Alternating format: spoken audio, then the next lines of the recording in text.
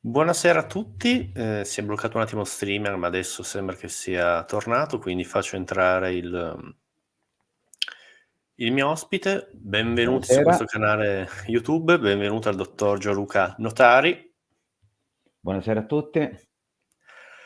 Bene, come vedrete dalla copertina, presento brevemente la serata, poi lascio completamente la parola a te, così ti puoi Ok. presentare. Parleremo della falange greca, in particolare il mondo politico classico. Cercheremo di entrare nei meandri della tattica, delle armi e perché no, parlare anche di chi erano questi, questi soldati, o meglio questi cittadini soldato che combattevano. Ma lascio la parola appunto a Gianluca per presentarsi. Vabbè, mi chiamo Gianluca Notari, laureato in storia e filosofia, sono appassionato e studioso di storia militare, non ho un interesse particolare per la storia militare antica, però mi occupo di storia militare dalle origini, che si perdono la notte dei tempi, fino più o meno alla seconda guerra mondiale.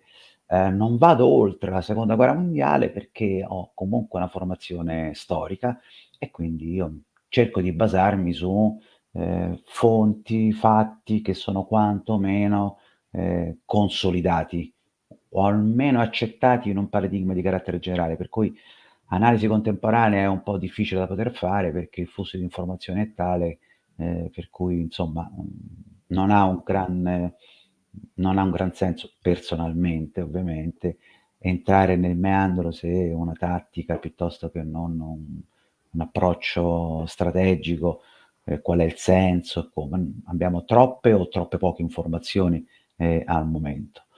Ho avuto la fortuna di, pubblicare qualche articolo su delle riviste specializzate e niente, mi piace ho fatto il militare. Questo è importante perché mi dà un vantaggio non indifferente e ho conosciuto la vita militare come ero ufficiale di cavalleria, prima parlavamo di cavalleria, come ufficiale di cavalleria e ho avuto la possibilità di poter vedere una organizzazione militare anche dall'interno e quindi conoscere un pochino i pregi e le debolezze che, devo dire, essendo gli esseri umani invariati sostanzialmente, sono gli stessi che poi mi capita di incontrare durante le letture o gli approfondimenti di storia militare. Basta, Bene, tra io l'altro ci siamo, scusami, dimmi, vai. ci siamo conosciuti tramite il canale di History di Parabellum, che tutti e Ah, due certo, siamo articolisti di Parabellum. Eravamo prima vero. quando si parlava di storia Tokura, adesso che l'approfondimento è prettamente sulla guerra in Ucraina, almeno io mi sono un attimo defilato perché appunto non ho gli strumenti per farlo, però ci tenevo a ricordare, salutare anche Mirko di Parabellum, Assolutamente. che ci siamo conosciuti grazie al suo Grazie a lui. piattaforma di History. Abbiamo appunto commentato, stiamo appunto commentato riguardo appunto alla falange greca e non, allora così è nata questa amicizia, questa curiosità e abbiamo detto ma Anzi, parliamone che... se ti ricordi cominciò perché o io o te, non mi ricordo, facemmo un'affermazione, io dissi: "Beh, dipende da quale falange stiamo parlando". Sì. E poi abbiamo cominciato ad approfondire e, diciamo così, ci siamo poi, ritrovati in questa occasione. Mi Esatto, quindi piace per cominciare, paradossalmente sembrerebbe essere che il vaso Chigi qua rappresentato, è un vaso molto, particolare, è un eccellente punto di partenza per parlare della falange, perché, diciamo così, è una delle prove considerata da alcuni della nascita della falange. Beh, poi lo affronteremo poi piano successivamente. Dai, possiamo Vai, cominciare, vediamo come la prima tolgo un slide. attimo così Vai. metto le slide, un secondo che okay. Abbia la pazienza perché io mi trovo sempre una leggera difficoltà a dire metti la slide 2 perché non mi piace questo approccio del, diciamo così, dell'indicatore. Vai Allora, tranquillo. dunque anticipo un pochino una cosa che però poi approfondirà sicuramente il mio omonimo, perché ormai siamo in Gianluca 1 e 2, quindi non è che abbiamo altri. Allora, noi abbiamo diviso il periodo della fanteria greca antica in 4 momenti, dall'800 avanti Cristo fino al 200 dopo Cristo, quindi dalla Grecia arcaica, Omero per intenderci, fino alle monarchie ellenistiche. Poi c'è un refuso, mi sono accorto adesso. In realtà stasera affrontiamo i primi 2 blocchi, quindi quello che riguarda la Grecia arcaica e la Grecia classica, perché, sembrerebbe essere è doveroso poter distinguere con la Grecia, macedone e quindi con la falange macedone che è una macchina o comunque è una formazione completamente diversa da quella che è la Grecia classica o la Grecia arcaica. Quindi accenneremo a Omero, Tucidide, Erodoto, Senofonte e tutta un'altra serie di piccoli, diciamo così, a attori della vita pratica, politica e militare greca, ma anche semplici scrittori.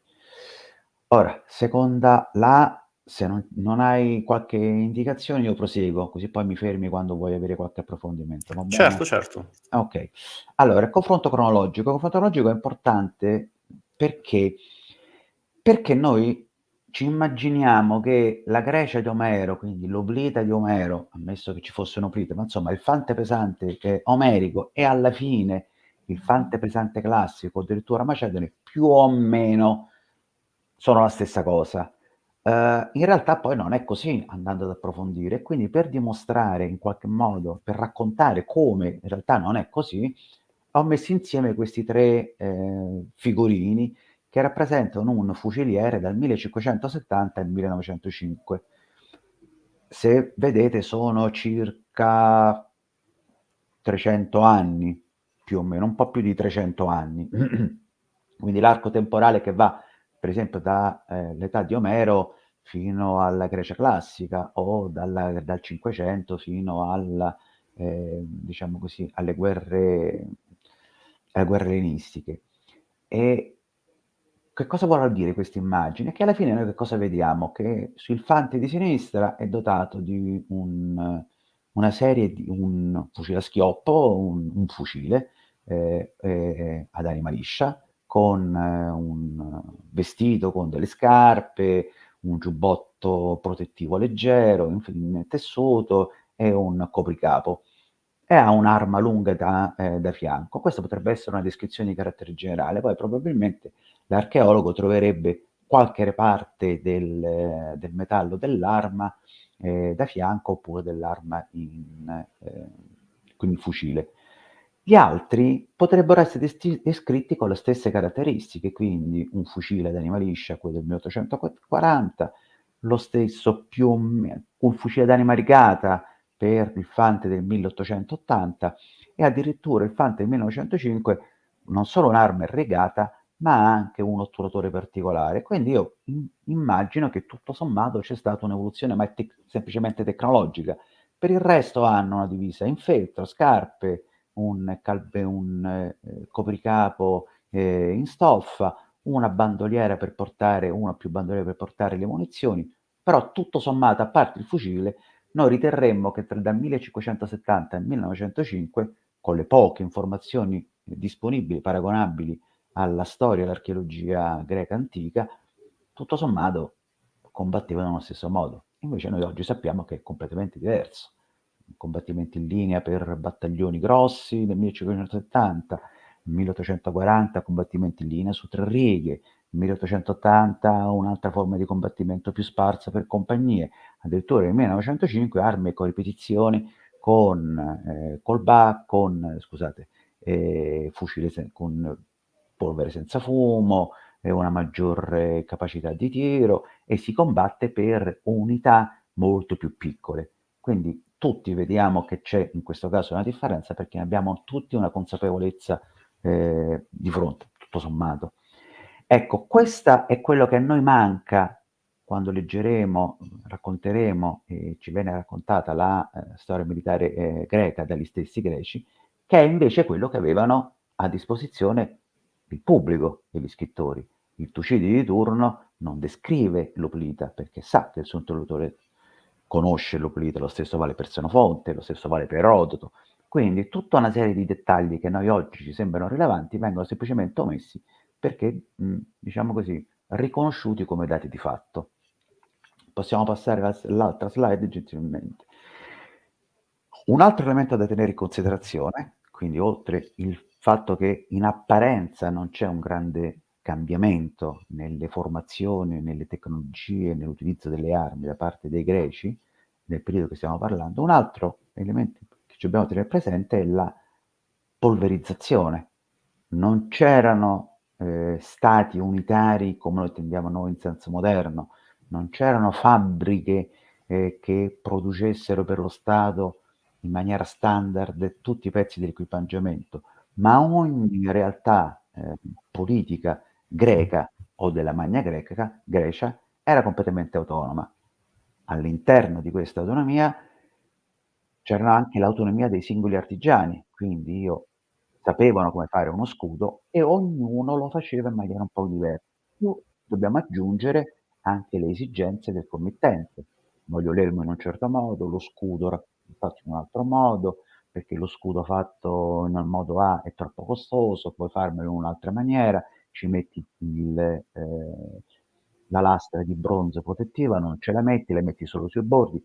Quindi quando noi poi andiamo a mettere insieme tutti questi elementi e di questi ne prendiamo soltanto alcuni, perché l'archeologia ci riporta 2, 3 scudi sulle centinaia di migliaia che sono stati prodotti, ci possiamo immaginare, noi da questi dobbiamo cercare di ricostruire un quadro generale. Lo stesso vale per l'arma, la lancia, piuttosto che non la spada, piuttosto che non il lembo, perdendo la specificità che sono invece caratteristiche di ogni singolo territorio.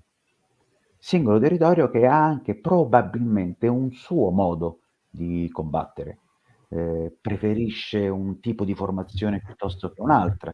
Quindi quando noi conosciamo bene Benin Atene, meglio Sparta, ma per esempio di come, quali fossero le reali istituzioni di Siracusa, piuttosto che non di Cefalonia, piuttosto che non di Tebe, beh là dobbiamo colmare con il buon senso le lacune storiche che ci sono state tramandate. Quindi 1000 città-stato, 1000 specificità e all'interno di queste 1000 specificità le singolarità dei gusti di ciascun combattente. Questo almeno fino alla seconda metà del IV secolo, quindi ben oltre le campagne di Alessandro Magno.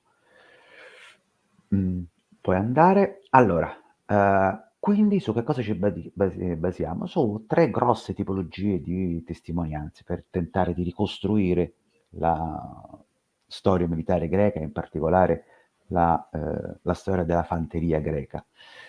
Testimonianze letterarie, quindi i classici, da Senofonte, poeti arcaici, Omero, Erodoto e pochi altri, contemporanei o semicontemporanei. Poi abbiamo una serie di autori che sono molto posteriori, quindi la storia di Alessandro ci viene descritta da un autore romano del secondo secolo, quindi ci possiamo immaginare che sono quasi 500 anni, 400 anni di distanza rispetto agli avvienti. Abbiamo le fonti, le testimonianze archeologiche, che però, come diceva un collega, che sono mute, nel senso che una spada è una spada, ma più che dirti che è una spada, non può dirti. Ti può raccontare la forma, ma non ti dice perché ha quella forma piuttosto che un'altra. Beh, se posso spezzare una lancia, che ho degli amici che sono anche tanto per archeologi, dire se lanci. no non vorrei Lo... essere io l'obiettivo della lancia. C'è, C'è anche, se vogliamo, l'archeologia sperimentale, ecco, che si ricerca di costruire, si cerca di vedere. Allora, sull'archeologia sperimentale sì, è vero, è stata allora, diciamo ce ne sono 2 grosse branche dell'archeologia sperimentale, quella, romana, soprattutto imperiale, che ha una lunga tradizione, quindi con il passare del tempo hanno raffinato molte cose. Quella greca già un po' più recente. Però il problema dell'archeologia sperimentale, secondo me, è che si basa sempre su assunzioni che noi non possiamo verificare. Lo vedremo poi quando affronteremo lo scontro reale tra le falangi, il famoso Tismos, spinta, non spinta. In realtà non c'è nessuna ricostruzione che è sufficiente, perché le poche che ci sono per la falange greca, mi pare che tu hai postato uno short su di un'associazione spagnola, mi pare? No, è il mio gruppo di rievocazione storica, Ah, dove sì, sì, sì, sì. veramente? Ah, Sì, infatti okay. per quello che, come dire, sono molto anche cauto Ah, in questo, okay. dove, per carità, spezziamo con la lancia adesso, per carità, Sì, ovviamente non fare evocazione, tentiamo, andiamo vicini, non sarà mai come effettivamente quelli che la vivevano, che di fatto non ci ammazziamo, quindi non possiamo mettere no, queste certo. difficoltà, però comunque secondo me ti può avvicinare nelle difficoltà in Ah, com'era, ecco. Può essere un come dire, non sarà mai sì, come la sta fatto loro, sì, però può aiutare, ecco, anche per capire difficoltà.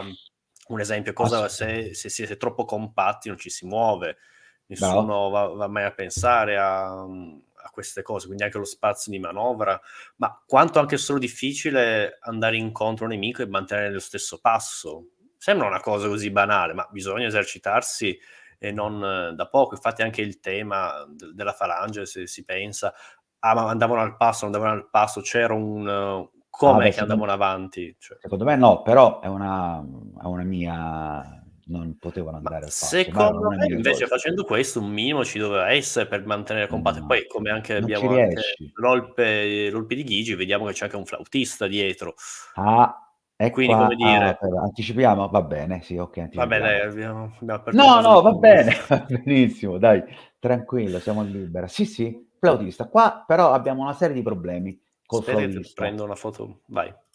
No, va bene quella, è bella grande, era quella lì. Perfetto. Allora, qua, diciamo così, questo dovrebbe essere la pietra angolare su cui si basano allora, ci sono 2 grosse teorie sulla nascita della falange. Una teoria dice, a un certo punto, diciamo così, si costituisce la falange perché si mettono insieme, alcuni pezzi fondamentali dell'equipaggiamento e quindi è lo scudo rotondo con una serie con 2 caratteristiche fondamentali, la corazza, l'elmo e ci si schiera questo avviene è collegato alla rivoluzione democratica, chiamiamola così, in Grecia, dove, il cui risultato è: i cittadini sono tutti uguali e quindi hanno doveri uguali e quindi combattono insieme. Oppure, in processo inverso, combattono insieme, quindi hanno diritti comuni e condivisi e quindi possono partecipare in maniera,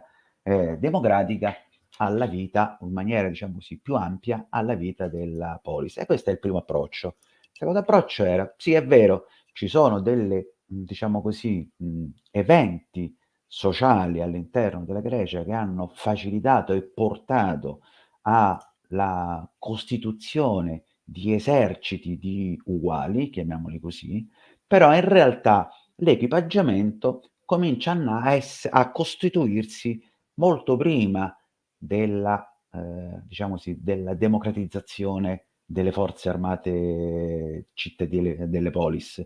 Per cui in un periodo si comincia a diffondere l'elmo, poi si diffonde la corazza, poi lo scudo, adesso poi con una sequenza diversa, ma insomma il senso è questo. Quindi da una parte l'equipaggiamento che porterà la falange si sviluppa indipendentemente dalla falange e poi trova una, ottimale utilizzo nella falange. Un altro approccio dice: "No, siccome sono tutti uguali, lo scudo è uguale e questo scudo ha il massimo dell'efficacia solo e soltanto se tutti sono schierati, quindi il presupposto della falange è la struttura sociale, Di conseguenza, diciamo così, nasce la falange. Questi due approcci in realtà però partono da un punto personalmente, da una debolezza di fondo, cioè che la falange è un qualcosa che a un certo punto, nella metà del VII secolo, trova una sua razionale, una diciamo, non arriva a un punto di, sostanziale compimento nei suoi elementi fondamentali, cioè truppe armate pesanti, armate alla stessa maniera, uguali quindi, schierate protetti dagli scudo, che avanzano compatti. Questa è l'immagine, cioè 2 rettangoli sostanzialmente di Euclidi. E la prova più, portata, a supporto di questa approccio è il punto l'Olpe di Chigi, che tra parentesi ha 2 particolarità. Una non l'abbiamo trovata in Grecia, ma l'abbiamo trovata in Etruria, quindi è un vaso greco donato a un etrusco, L'ho commissionato da un comprato. etrusco. Ne ho Guarda, trovato, sì, io grandi capolavori dell'arte, li abbiamo ritrovati in Etruria, anche perché gli Etruschi le tombe permettevano di sì, sai che conservarle. penso io? Poi sai che mi viene a me invece? Invece che sia stato, invece di essere acquistato, commissionato, secondo me è il frutto di un saccheggio. Può essere, voglio dire, Ispirata ai cioè turco, è una mia, proprio così, proprio semplicemente così, una banalità meno estemporanea. Comunque, al di là del fatto che però se posso, sia scusami, anche dall'archeologia qua ci viene aiuto, vediamo anche come gli Etruschi pian piano acquisiscono anche sì, l'armamento. E poi è anche interessante, sempre l'archeologia ci dimostra come, a differenza insomma in Grecia, che erano i medi e piccoli cittadini che facevano gli opliti, gli aristocratici facevano i cavalieri, si vede come nell'ambito dell'aristocrazia chi è che acquista il modello, diciamo, la panoplia greca sono gli aristocratici, che viene visto come modello vincente. Quindi a mio avviso anche qui l'archeologia ci aiuta a spiegare allora, in il questo flusso. caso ovvero, ma l'archeologia ci dice solo una cosa, ci dice che, alcune parti o comunque le componenti della, panoplia greca vengono adottate dagli Etruschi. Questo è quello che dice oggettivamente l'archeologia. Di più non può dire, cioè se io trovo, come è capitato, uno scudo oblitico, cioè rotondo di 90 centimetri, eccetera, in Etruria, perché c'era un utilizzatore dello scudo. E su questo non sono dubbio. Come lo utilizzasse, però questo è tutto un altro discorso. Allora, Olpe di Chigi. Abbiamo una serie di cose da mettere in evidenza. Allora, intanto noi sappiamo, abbiamo un'unica testimonianza che parla di flauti durante una battaglia. L'ho visto, è uno dei pochi ripeti. Salutiamo Ah, Zach già che si è creata questa ciao pausa. Zach, grazie. Ma il Museo di Villa Giulia è un, come posso dire, personalmente è la foresta amazzonica dell'archeologia per la quantità di vasi, e io ho avuto la fortuna di andare a vedere, per caso, anche cosa c'è sotto, quindi nei depositi, quindi il materiale non esposto è qualcosa che è, vabbè, comunque, quindi io quando mi capita passo ore e ore, ormai non capita spessissimo, ore e ore a fotografare ogni singolo centimetro di vaso. Lo stesso vale anche per il museo storico delle Terme di Diocleziano. Ha molta più roba nei depositi di quello che viene esposta, ma roba bellissima, quindi con altorilievi dove si intravedono ancora i colori. Vabbè, comunque, chiusa aperta e chiusa parentesi. Allora, noi sappiamo che l'unica testimonianza che ci riporta l'uso dei flauti in una battaglia, uno schieramento, la prima testimonianza è Tucidide, quando dice che gli Spartani utilizzavano i flauti per dare il passo e la cadenza, specificando, guardate che usano i flauti non per motivi di carattere religioso, ma perché ha un senso pratico. Quindi qui noi ci troviamo di fronte quindi a un vaso che è greco, che rappresenterebbe, da quello che sappiamo, la testimonianza di una falange o un gruppo di Opliti dovrebbero essere spartani, perché in teoria sono solo loro che utilizzano il flauto in una formazione. però non lo sappiamo in realtà. In base a Corinto non è, o meglio nello stile, è corinzio. Il flauto, fino a poco fa, il flauto era sempre stato considerato, diciamo così, uno strumento per dare le cadenze al passo, perché così dice Tucidide. Però recentemente, anche in considerazione delle ricostruzioni storiche, quindi appunto delle archeologie sperimentali sui flauti antichi, è venuto fuori che il suono emesso da questi flauti è molto più simile alle cornamuse che non al flauto come noi ci immaginiamo, leggiadro nei film anni 60, i famosi Peplum, dove c'erano queste ballerine che danzavano con una danza che non c'entra niente, quando in realtà sembrerebbe essere una danza molto più simile alla taranta che non alle danze, diciamo così, simili alla danza classica. E quindi si sta avanzando l'ipotesi che il flauto servisse per dare ordini, per trasmettere gli ordini, piuttosto che non la cadenza. Ovvero, quando io marcio, il suono del flauto è un suono molto abbastanza cupo, quindi non spicca come i flauti delle fanterie del 1700 che si sentono per il suo acuto, quindi facilmente al di fuori del borbottio, del rumore all'interno. Poi tu sei in un elmo ovattato, per cui senti in forma cacofonica. Quindi che si sta pensando, si sta valutando l'ipotesi, qualcuno ha valutato, ha presentato l'ipotesi che in realtà i flauti servissero per trasmettere gli ordini alle formazioni minori spartane, perché solo gli spartani, per quello che sappiamo, avevano una formazione che era al di sotto del livello, diciamo così, della compagnia. Quindi, e quindi consentiva agli spartani di regolare l'andamento, avanti, indietro, fermo, destra, sinistra. Questi sono ordini che consentono alla falange spartana di muoversi e fare quello che farà poi a Mantinea, quindi un cambio di fronte, spostamento a sinistra, cosa che gli altri eserciti non riusciranno mai a fare. Ora, se mettiamo insieme questo pezzo e quell'altro, verrebbe fuori che questo è un vaso, potrebbe rappresentare un vaso spartano. L'altra evidenza è che il flauto è tra due file di opliti. Però gli obliti dovrebbero essere tutti compatti, quantomeno su 4. Quindi si sta avanzando l'ipotesi che tutto sommato questo non rappresenti in realtà una falange nel senso classico, attenzione. Quindi 4-8 obliti schierati uno dietro l'altro in una formazione compatta, ma qualcosa di un po' più fluido. C'è dietro la prima linea c'è una seconda linea schierata e che quindi, diciamo così, che lo schieramento potrebbe essere da alcuni letto come una rappresentazione, una metafora del progressivo schieramento di una falange, i momenti successivi li rappresento con andamenti diversi. Altri, in una chiave un po' più restrittiva, dicono probabilmente la falange o questi gruppi di guerrieri, che non sappiamo se fossero dei falangiti o meno, combattevano in una maniera completamente diversa, con un approccio molto più flessibile, meno compatto di quello che ci immaginiamo. Siamo intorno al 640.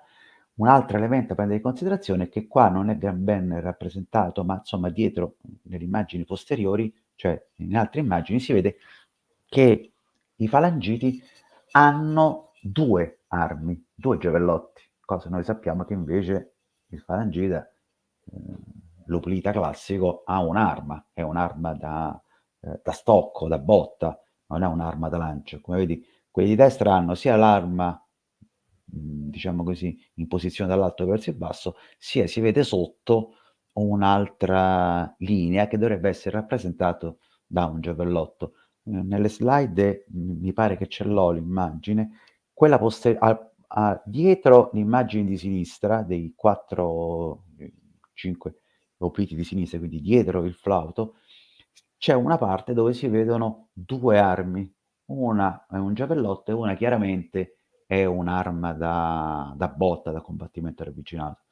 Quindi si comincia a pensare che in realtà questa potrebbe essere la falange che conoscono gli Etruschi, forse conoscono i Romani, forse, ma non è la falange classica descritta da Erodoto in poi. Ecco, in sostanza questo potrebbe essere. Per Quindi lei. una maestranza corinza che ha fatto per l'occasione una riproduzione di una falange etrusca, chiamiamola Perfetto. così.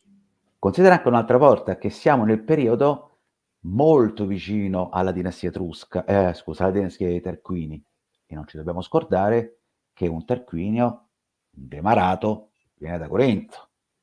Sì. E quindi, come dire, connessione culturale, eccetera, non è sbagliato. Oggi sta venendo fuori che effettivamente è un'altra storia che affronteremo in un altro momento quando parleremo dell'esercito romano.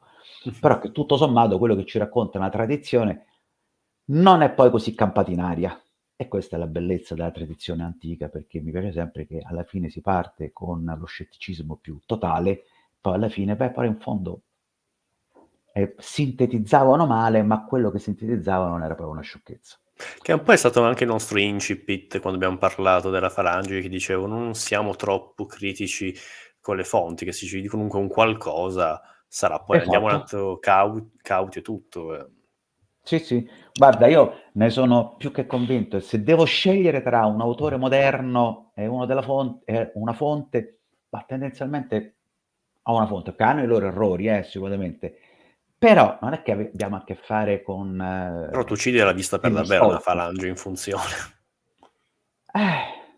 Anche là comincia a nascere qualche dubbio, nel senso, lui l'ha vista, ma in tutta la storiografia, la letteratura militare antica, greca, solo lui dice che la falange naturalmente si sposta verso destra. Allora qualcuno ha avanzato l'ipotesi che tutto sommato fosse una sua deduzione, perché non sapeva quello che stava vedendo o gli hanno raccontato. Ma questo poi lo vedremo quando arriveremo a Mantinea e come ci si muove la falange. Va bene, andiamo avanti con le Dai, andiamo slide? avanti. Sì, sì, vai. Ok, solo un secondo che chiudo. Oh, ma quanto mi piace questa tua immagine, sai? Non ho capito, scusami. La l'immagine che hai Ah, con, grazie.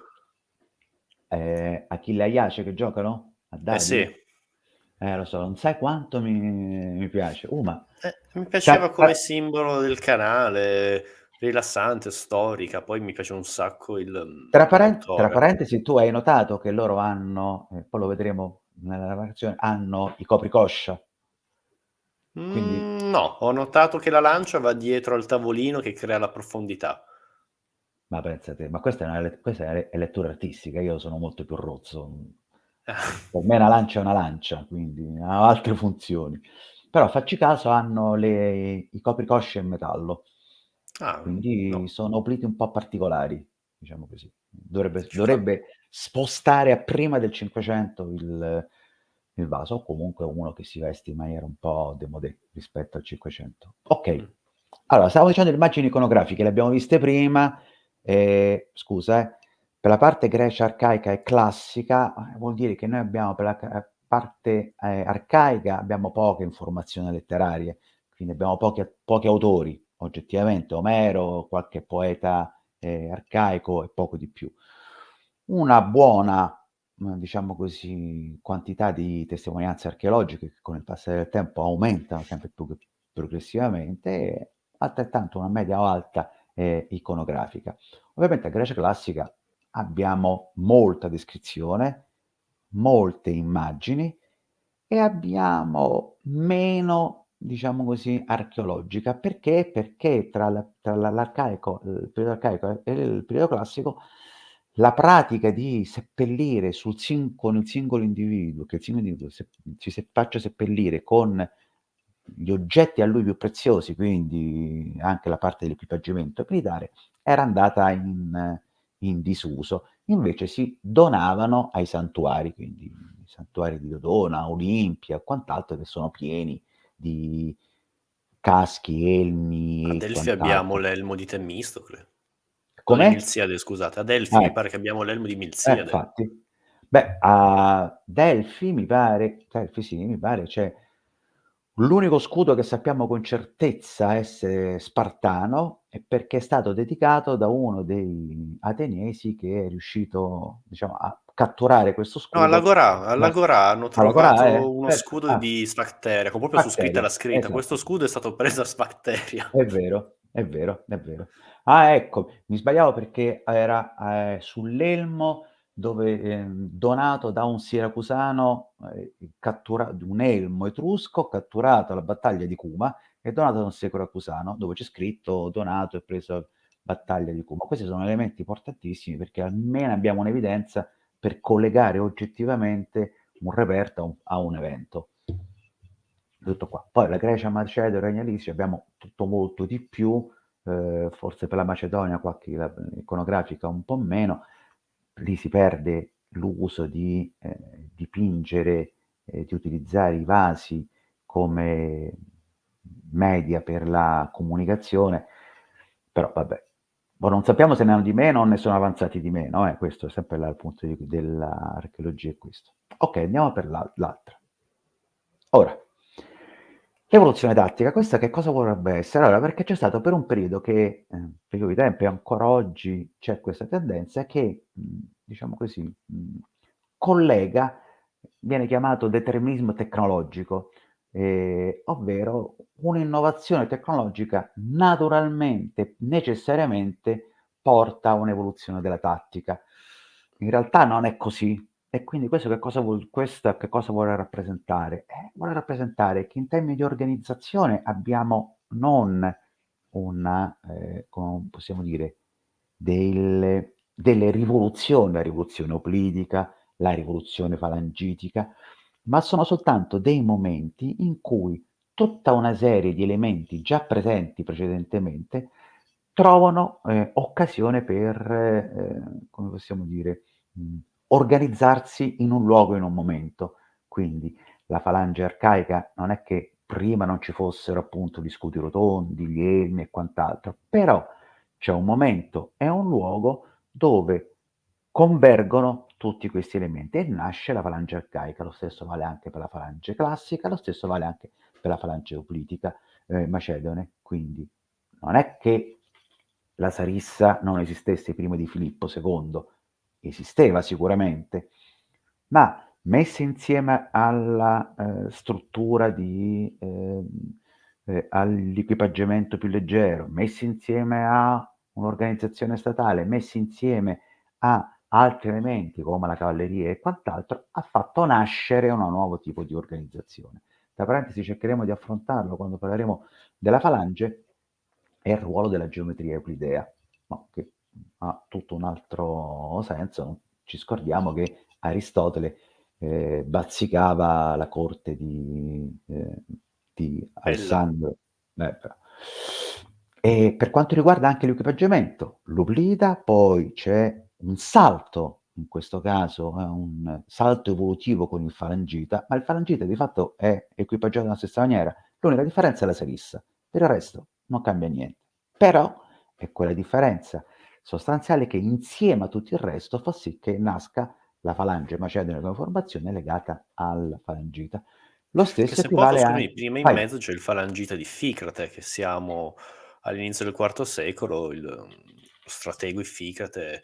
È molto interessante, se posso. Se nella, vai. come dire, nella falange classica, l'arma per l'eccellenza, se vogliamo, è lo scudo, quindi un'arma offensiva, con l'arrivo poi della falange abbiamo l'esatto opposto. L'arma, se vogliamo, principale diventa l'arma da danno, ovvero la lancia. Infatti aumenta le dimensioni e lo scudo ovviamente si deve rimpicciolire. Giocano su questi due, a mio avviso, parametri. O ti difendi o attacchi, e quindi lì si vede le Sicuramente. estensioni. Allora, sicuramente la falange ha uno spirito offensivo molto più spiccato della falange tipo classico, quello è sicuro. Il vantaggio nella falange macedone è che senza la cavalleria, la falange macedone è peggio della falange classica, perché tutta la differenza sta là. La falange macedone ha la capacità di muoversi lentamente, ma in maniera inesorabile, nei confronti dell'avversario, ma la sua rimane sempre sostanzialmente una posizione più difensiva, e che il ruolo offensivo è dato completamente alla cavalleria. La cavalleria che deve sfruttare la vittoria, la cavalleria che crea le condizioni della vittoria. Ovviamente la falange, come vedremo, nella falange classica non c'è grazie, non c'è cavalleria sostanzialmente, ce n'è Grazie Filippo. poca, molto, molto rilevante. Però questo era semplicemente per dire che ormai nella storia militare, nella storia militare non si parla più di rivoluzioni, perché rivoluzione è un cambio di paradigma completamente diverso, quindi un giro di 180 gradi. Per dire, nella guerra attuale in Ucraina non si può parlare di rivoluzione tecnologica perché ci sono i droni ci sono sempre stati. Quindi oggi leggerei l'evoluzione tattica che prende in considerazione anche i droni in maniera molto più preponderante come semplicemente un'evoluzione. Allora, personalmente io sono un amante, un cultore secondo me, del paradigma evoluzionistico darwiniano, ok? Quindi per me è tutta una serie di progressive evoluzioni. Ora, l'evoluzione vuol dire semplicemente che è un cambiamento, ma il cambiamento deve avere già in sé i semi per poter cambiare. L'ala non nasce dall'oggi al domani, ma ci sono parti del corpo che possono essere utilizzate anche come ala. Se ci sono le condizioni ambientali, questa parte del corpo naturalmente porterà un vantaggio a chi la trasforma, diciamo così, in ala. No, la sintesi è questa. Quindi la falange arcaica nella struttura fondamentale, la falange arcaica è esattamente uguale alla falange macedonica, chiamiamola così. Cioè, opliti pesantemente armati con una lancia. Nella falange classica rimangono lo stesso. Sono gli elementi di contorno che cambiano e che rendono la falange macedone molto più efficace. Una cosa particolare, non so se tu ci hai fatto mai caso, è che smentisce definitivamente il determinismo tecnologico e l'adozione di armi di equipaggiamento da parte eh, diciamo così, dai gruppi vincitori, quindi uno copia il meglio dell'altro, e che la Francia macedone, che tutto sommato nasce 330, in Grecia, ma Grecia, non trova applicazione, diciamo così, non viene copiata se non quasi 150 anni dopo, tanto per dire. Ehm, Annibale, che insomma non è proprio l'ultimo, non usa la falange macedone, chiedo scusa. Quindi questo mi pone il dubbio che evidentemente la falange macedone non è poi questo strumento così facile da poter copiare, e uno non copia generalmente, adatta. E questa è però un'altra cosa. Passiamo oltre, va? Se non c'hai altre quattro idee. Allora, qua abbiamo cercato di semplificare i tipi di fanteria, i tipi di unità o di truppe che si incontrano nella storia militare greca. Quindi abbiamo la fanteria pesante, che è l'oblita, combattimento ravvicinato, la fanteria leggera, armata di giavellotti con più o meno scudo per il combattimento a distanza. In particolare questa immagine è una delle tante versioni del peltasta di Ficrate al quale tu accennavi. O meglio, chi l'ha disegnato ha detto che è così e dovrebbe essere, diciamo così, caratterizzato dal fatto che porta questi stivaletti che gli storici antichi chiamavano i Ficratei, disegnati così dai Ficrati. Poi in realtà, se effettivamente è così un peltasta di Ficrati, questo non abbiamo nessuna rappresentazione. La seconda componente è data dalla cavalleria, e qui ne abbiamo due: cavalleria pesante per il combattimento ravvicinato e cavalleria leggera per il combattimento a distanza. La cavalleria leggera generalmente è equipaggiata con semplici giavellotti e fino almeno a terzo secolo, ma diciamo così, fine del IV secolo, terzo secolo, non è dotata di scudi, mentre la cavalleria pesante, oltre a quella che qui è quella rappresentata semplicemente, è quella che tutti quanti conosciamo, che è la cavalleria macedone, che è equipaggiata in una maniera completamente diversa. La cavalleria pesante del periodo arcaico sembrerebbe essere equipaggiata con scudo e schinieri e un'arma, una lancia. Poi in alcune rappresentazioni ci sono 2 giavellotti e una lancia, ma questo poi non lo sappiamo. In realtà non sappiamo neanche se è una cavalleria in senso stretto, cioè cavallo e cavaliere combattono insieme, che questo è quello che fa una cavalleria. Abbiamo alcune rappresentazioni, anche quelle di Corinto, dove rappresentano un oplita che smonta da cavallo, tipo i desultores latini.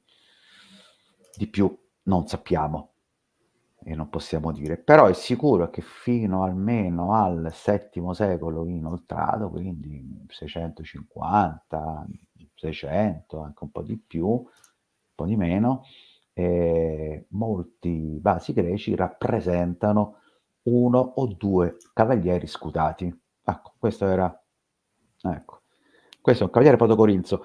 L'immagine a destra, quella che abbiamo visto, dovrebbe essere una sintice allo scudo con questa spirale. In questo caso il cavaliere, guardate, se vedete, si vede in alto la parte finale del crine dell'elmo ed è armato di 2 lance. Questo qui è armato invece soltanto di una lancia, quella che sembra una lancia vicino a uno scudo, in realtà è una spaccatura del vaso. E questo è un vaso protocorinzio. Quindi, come Se vedete, posso guarda, rispondere aspetta, alla domanda, faccio notare una cosa, aspetta, vai. vedi che questo vaso, questo cavaliere, ha i 2 piedi che sono sul fianco del cavallo. Sì.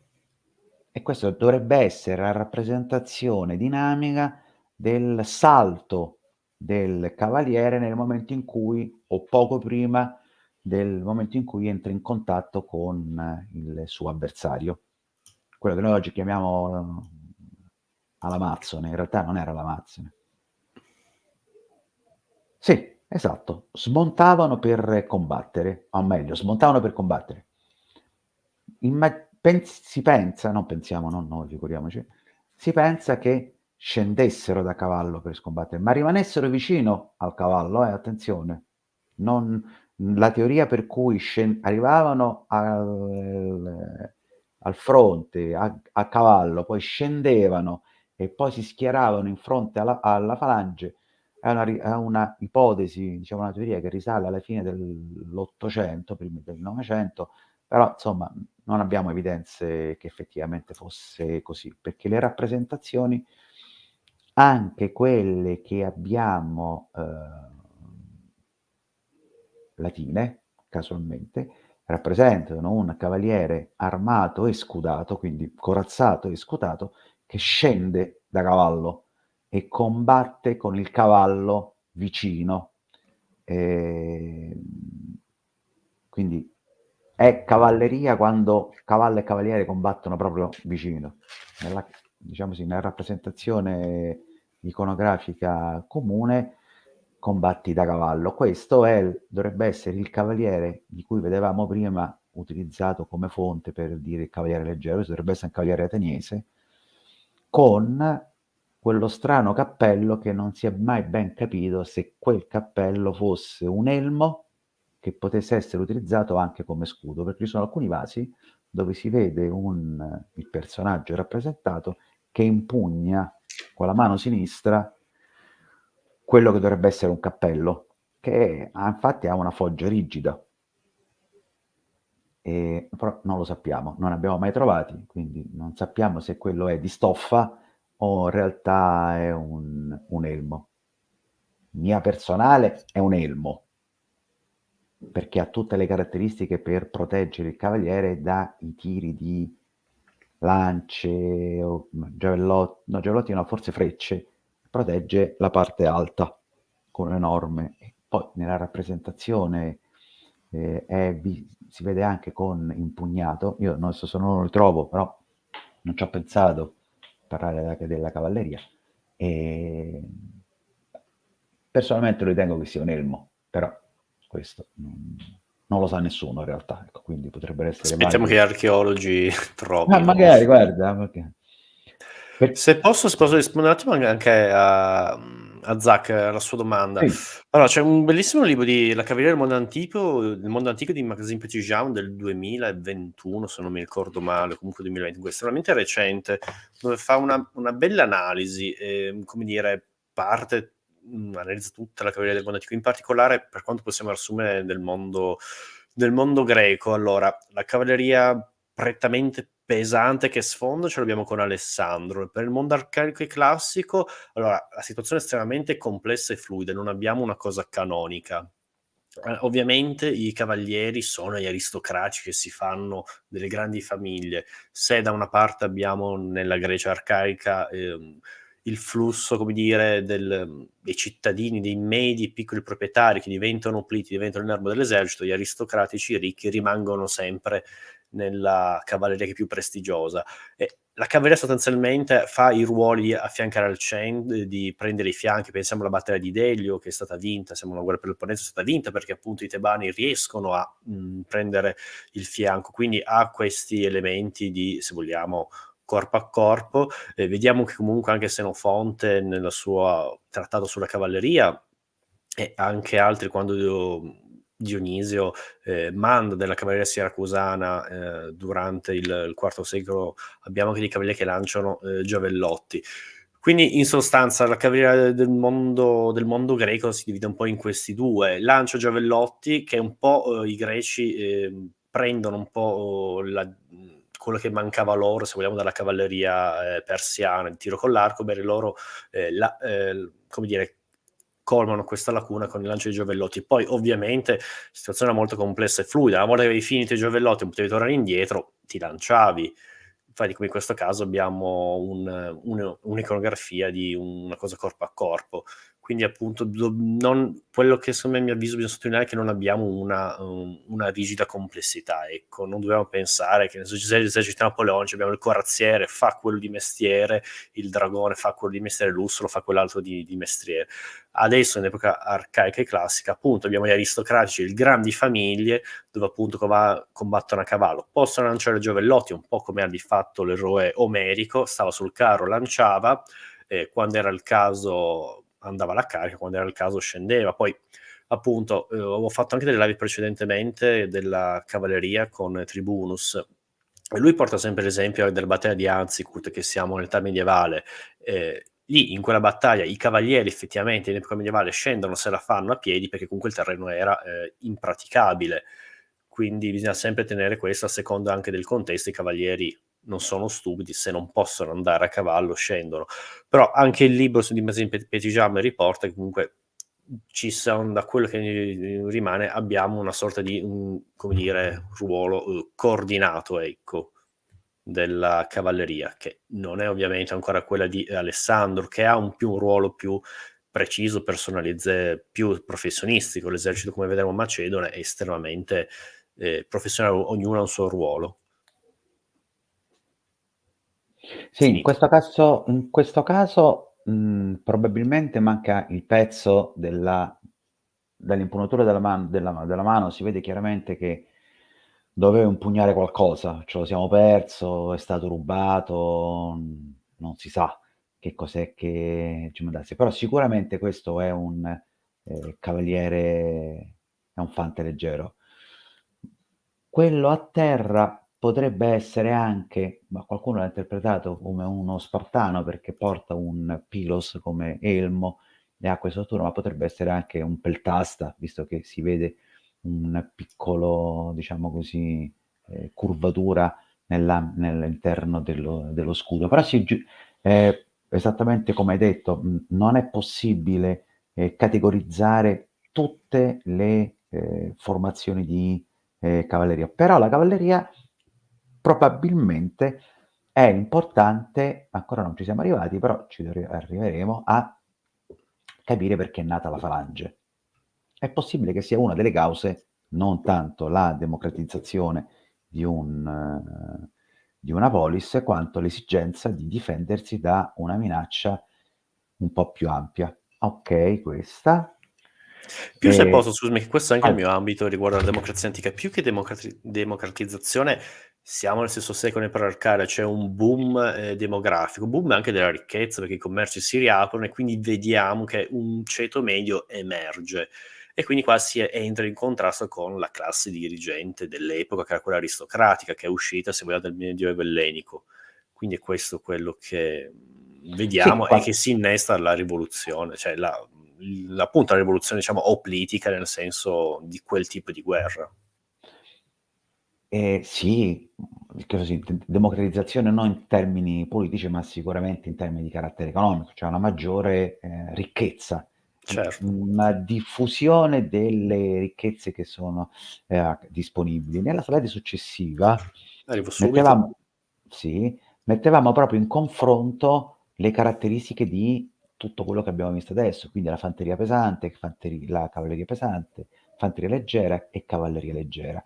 Queste sono diciamo così, i parametri che ci troveremo di fronte nella nostra pezzetto di storia e che, ci troveremo di fronte, in maniera così, che si scontreranno nella storia che porteremo, che, racconteremo. E queste erano le pedine che il generale, lo stratega, greco poteva avere a disposizione, se era fortunato, tutte e 4, o soltanto 1 o 2 di quelle che sono disponibili. Vedremo che nella realtà, arcaica sostanzialmente ce ne sono 2 e mezzo. In quella classica sostanzialmente 2 e dovremo aspettare quella di Macedone per averle tutte e 4 le, unità. Allora, questa che cosa vuol dire? Brevemente, ma si legge, ma quindi non è mentre parlo potete leggere con calma, che quindi che in caso di, combattimento è la fanteria pesante attacca diciamo così, è in difficoltà con la fanteria leggera, mentre si difende molto bene con la cavalleria pesante, che ovviamente cerca il contatto fisico. La cavalleria pesante è molto efficace contro la fanteria leggera, perché non ha possibilità di difendersi, è altrettanto, efficace contro la, fanteria e la cavalleria leggera, che però è la cavalleria leggera è molto più efficace contro la fanteria. Quindi che cosa succede? Vuol dire che il il generale, quando ha a disposizione le pedine, deve poterle sapere non soltanto coordinare, cioè utilizzarle nel momento giusto per massimizzare l'effetto generato da quel, chiamiamola sistema d'arma, oggi si dice, ma insomma da quel tipo di unità, ma deve combinarle, cioè fare in modo che la minaccia di un tipo di unità porti l'avversario a adottare uno schieramento che lo rende però vulnerabile a un altro tipo di unità. In pratica, se io minaccio un reparto di fanteria con la cavalleria pesante, la fanteria tenderà ad accorparsi. Se si accorpa potrebbe essere diventa un bersaglio appagante per la fanteria leggera o dotata di armi da jet o della cavalleria leggera e viceversa. Ecco, quindi la combinazione di tutti questi 4 elementi nella maniera adeguata e più efficace, è, diciamo così, la chiave di volta per il successo sul campo di battaglia. I macedoni lo raggiungeranno, i greci no, perché mancava ancora qualcosa, sostanzialmente la cavalleria pesante, cioè l'urto, travolgente. Okay, vai. Sì. Descrizione breve, qua la lancia in greco diurò, se correggimi, non lo so bene in greco, anzi male. Durò. Ehm, la thorakas, Thorax. thorax, la corazza, Cnemides gli schienieri, la spada Xifos, lo scudo Aspis e l'elmo Kranos. Allora, qua la prima cosa importante è che lo scudo si chiama Aspis e non Oplon, come spesso si è detto. Per cui perché si chiamava Oplita? Perché era Allora armato. bravo, esatto, è armato, semplicemente armato. Sì, poi con il passare del tempo Oplon è venuto anche a indicare lo scudo, ma probabilmente più per derivazione da Oplita che non Ma sì, che appunto, se dall'inverso. posso, appunto, nel mondo delle polis greche era colui che si poteva Sì, sì, acquistare l'armamento da solo sì, sì. e Ma quindi acquista anche Oplita lo è statuto di l'insieme proprio, cittadino. esattamente. L'Oplita è proprio quello che riesce a, diciamo così, equipaggiarsi. Oplita è quello, Oplon è proprio l'equipaggiamento, è tutto l'insieme. È un po' come nella Roma, diciamo così, arcaica, si diceva qui arma ferre possent, Ma anche che quella è in grado di repubblicana, per esempio i portare. triari, i principes e gli astati, erano quelli che comunque si riuscivano ad acquistare l'armamento. Le ultime classi di censo non ne fanno mai parte. Ad Atene, ad esempio, la terza, la seconda classe di censo, soprattutto la terza, sono gli opliti. Sì, infatti, vabbè, ognuno ha le sue caratterizzazioni, vabbè, però per rendersi conto è quelli che in qualche modo non c'erano. Allora, noi non ci risulta che l'Oplita è, diciamo così, se l'Oplita è l'equivalente del legionario, per intenderci, romano, noi sappiamo che c'è una gradazione da chi ha qualcosa a chi ha molto meno. Nell'Oplita non viene L'oplita è il distinto. medio piccolo proprietario, è comunque un proprietario terriero, uno che... No, sì, volevo dire la differenza nell'armamento, sai che io so' fissato in storia militare. Ah sì, ma se Là ci posso, sono 3 penso l'esercito dei livelli o cittadini, più quindi in base livelli, a qua quanto eri no. ricco potevi acquistarne di più. Sì, Ovviamente era infatti non indispensabile lo era. scudo. Bravo. Infatti la domanda è che mentre si può riuscire a ricostruire del motivo per cui i romani sono organizzati in un certo modo e hanno diversi gradi di, equipaggiamento, da 5 a 3 a secondo di come si vogliono leggere le diverse presunte riforme, per la Grecia non abbiamo testimonianze, cioè un medio proprietario si può comprare l'elmo, la corazza, gli schienieri e lo scudo, giusto? Okay. Uno che ha un po' di meno, magari non si compra la corazza. Uno che ha proprio poco poco, magari si compra soltanto lo scudo e l'elmo e magari ora queste 3 componenti, ma come le organizzi all'interno? Metti tutti indifferenziati? Questo non lo sappiamo. Ma Noi non che io sappiamo se i sappia, più anche lì si protetti. mettevano per demi, cioè da dove venivano in città. Poi è molto Oh, complicata, ci sono alcuni, certo. non si capisce, che fanno le liste. Infatti, mi pare in una commedia di Aristofane c'è Certo, la critica che c'è anche la corruzione da Atene, corrompeva questo qui dove ti metteva, i potevi, catalogos, no, cioè proprio i esatto. cataloghi con nome e cognome. Sì, sì, però in base a come la corruzione potevi stare in prima fila o nelle seconde, e lì era anche il problema. Ovviamente le prime file nel mondo politico erano quelle più vulnerabili. Infatti, se non erro, a Sparta chi stava nelle prime file, chi aveva già un figlio. Gli altri invece se ne stavano nelle seconde, dove più o meno erano più tranquille. E qua introduciamo uno dei tanti paradossi della interpretazione, diciamo così, attuale. Allora, diciamo così, una fetta della tradizione, storiografica, attuale dice che,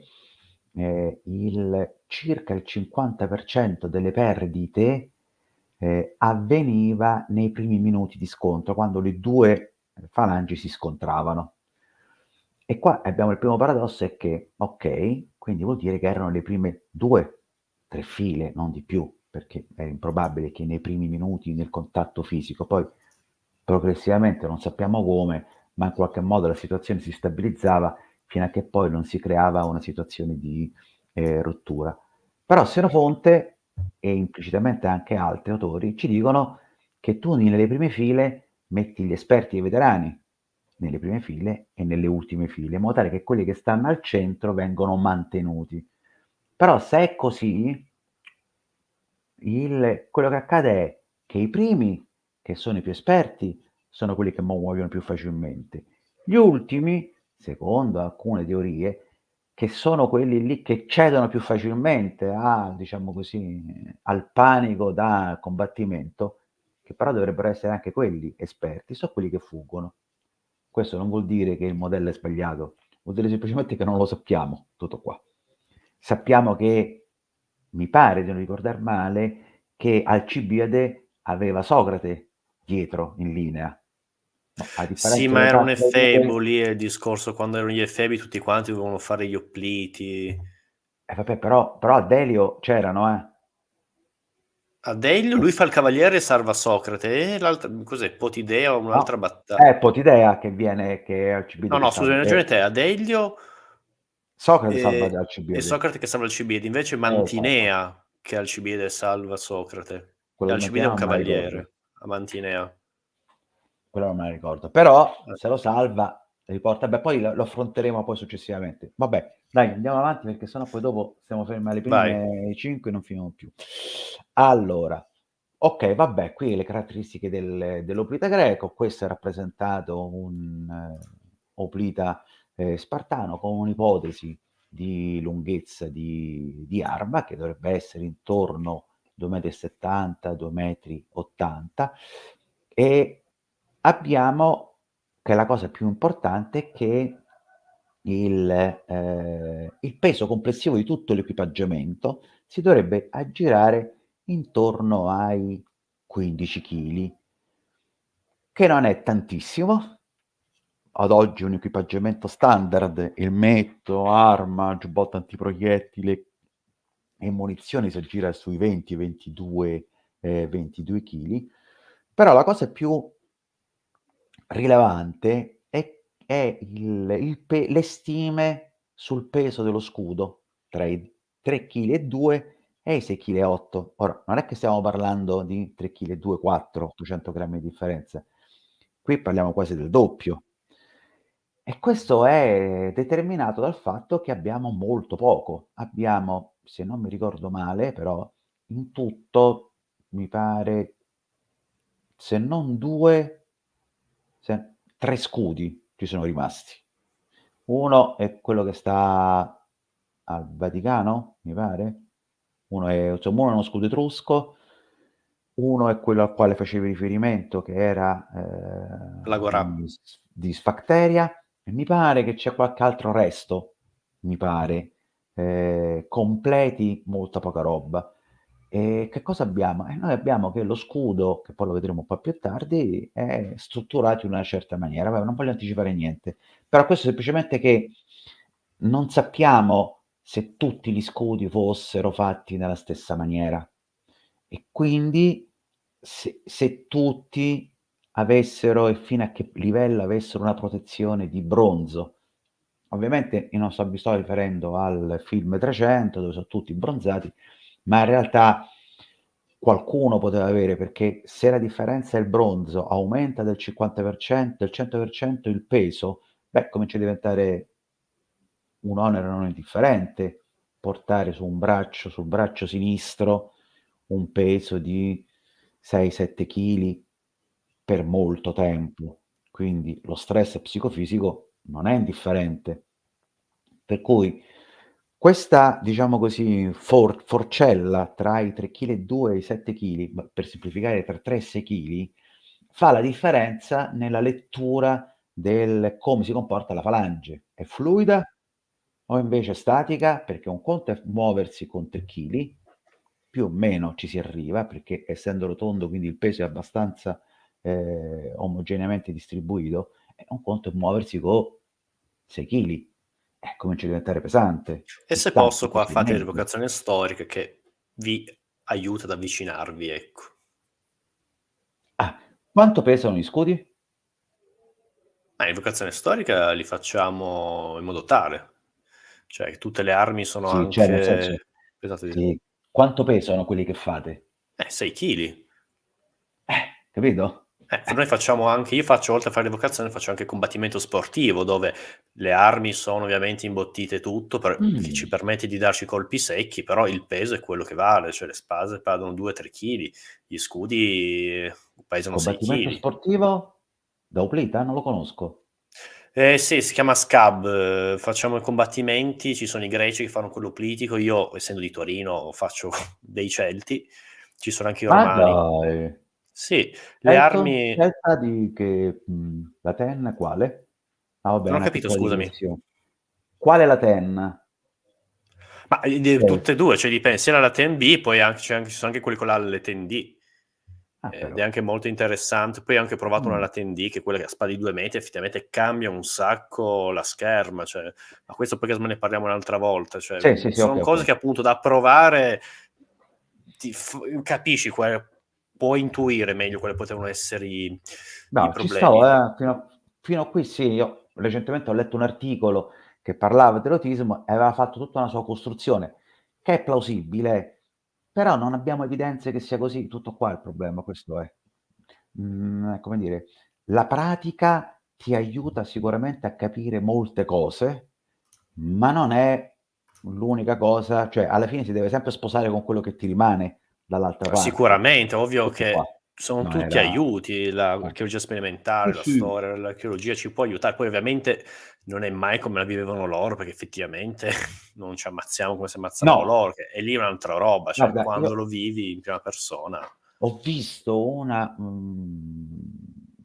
se lo ritrovo, vabbè, poi mi dovrei sganciare un attimo per me, comunque ho visto una ricostruzione che pensavo fosse appunto, l'organizzazione di una, associazione spagnola, e faceva vedere questi qui erano schierati in 2 di profondità, quindi non era niente di che 2, 3 di profondità. Però già faceva vedere quanto era difficile poter, capire cosa succedeva in una situazione reale, e e che quindi i modelli attuali personalmente io non ne trovo nessuno convincente. Lo dico sinceramente, non c'è, specialmente poi quando andiamo un po' più avanti ci renderemo conto che non è, ma tu hai qualche video a portata di mano che magari lo possiamo vedere mentre Ma raccontiamo no, perché principalmente sull'autismo? quelle che ho sono riguardo la scherma dei Celti, ecco, quindi adesso non fa il caso nostro. Va bene, okay, vai avanti, io cerco, vedo se riesco a trovare mentre parliamo. Vediamo, scusa, Però ho paura che i video non possiamo metterli perché se hanno il copyright poi ci Ah, buttano giù ah il okay, video. va bene, vabbè. Va Eh. bene, qua velocemente lo stesso, l'unica differenza è che, lo scudo si chiama Pelta invece che Aspis, per il resto il termine, i termini sono esattamente, gli stessi. Andiamo. Allora, qua abbiamo un poco di rappresentazioni, diverse dei fanti leggeri. In alto abbiamo i peltasti traci, che vediamo anche in una rappresentazione, a destra. Quelle in bianco e nero sono tratte da vasi greci ovviamente, e la cosa divertente è che fante leggero, che in realtà dovrebbe essere uno psiloi, ovvero, come lo possiamo definire, un portatore, un paggio o qualcuno che non ha un ruolo preciso all'interno dello schieramento, falangino, ma sta, ai lati, e sotto ne vediamo in e a colore ne vediamo una rappresentazione, che è armato di pietre. Hanno questa caratteristica, quindi sono proprio delle pietre, vanno in giro con questa specie di mantello pesante che li aiuta a proteggerli da lanci di giavellotti, probabilmente di altre, unità, o comunque di peltasti, ehm, traci, arcadi o quelle che possono essere, comunque di zone generalmente montagnose. E quello che vediamo invece centrale, che sembra un persiano, compare frequentemente, quasi esclusivamente su, correggimi se sbaglio, Gianluca, su, i vasi ateniesi, e dovrebbe rappresentare la forza di polizia o comunque una forza di sicurezza, dei confini, e interna ateniese, No, se posso probabilmente. questa raffigura proprio Vai. le guerre persiane. Quello che dici te che gli ateniesi avevano una forza di polizia chiamate 200 arcieri, erano mercenari,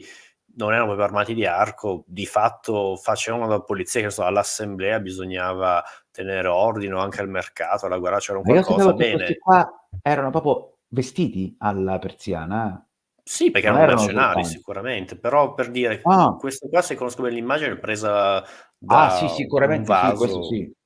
Guarda, io queste immagini le ho prese da, oddio, l'autore, vi ricordo il titolo, l'altro Plita, ehm l'ho citato ma non me lo ricordo il titolo, e che narra, ehm, cioè oltre all'Oblide che cosa c'era, appunto c'erano i peltasti e quant'altro. Questo. Questo sicuramente sarà, anche se il casco sembrerebbe essere più tragico, però per me non è che vuol dire di per sé. Nella rappresentazione, magari questo è persiano, è un vaso persiano, rappresenta effettivamente un persiano come dici tu, però insomma l'idea era rendere, diciamo così, far vedere che cos'è che uno si immaginava. Ovviamente sono anche di periodi diversi tra di loro, quindi, però sostanzialmente questa è la fanteria leggera che bazzicava intorno ai lati della falange, che contribuiva efficacemente, non è che non esistessero. Se non esistevano, la colpa è dei nostri autori, che dopo l'exploit e, diciamo così, propagandistico di Maratona e Platea, tutto quello che raccontano è in funzione degli obliti. Gli obliti, gli obliti, gli obliti, gli obliti, gli obliti. Intorno è come se ci fosse il deserto. In realtà non era così. C'erano poca o tanta c'era cavalleria, poche o tanti c'erano fanteria leggera. Sempre. Anzi, con il passare del tempo la fanteria aumenta sia in numerosità che in specialità. Quindi ci saranno montanari piuttosto che non arcieri cretesi, piuttosto che non frombolieri, piuttosto che non peltasti, appunto, dicevi tu, di Ficrate, piuttosto che non eh, traci, arcadi e così via. Ok, va bene, questo è un breve accenno alla cavalleria, l'abbiamo già vista. Questo qua anche a destra dovrebbe essere un cavaliere trace, eh, mentre quello a sinistra dovrebbe essere un cavaliere ateniese, anche questo armato di 2 giavellotti con un chitone. Quello dietro dovrebbe essere, anche quello dovrebbe essere, non si è mai ben capito se è eh,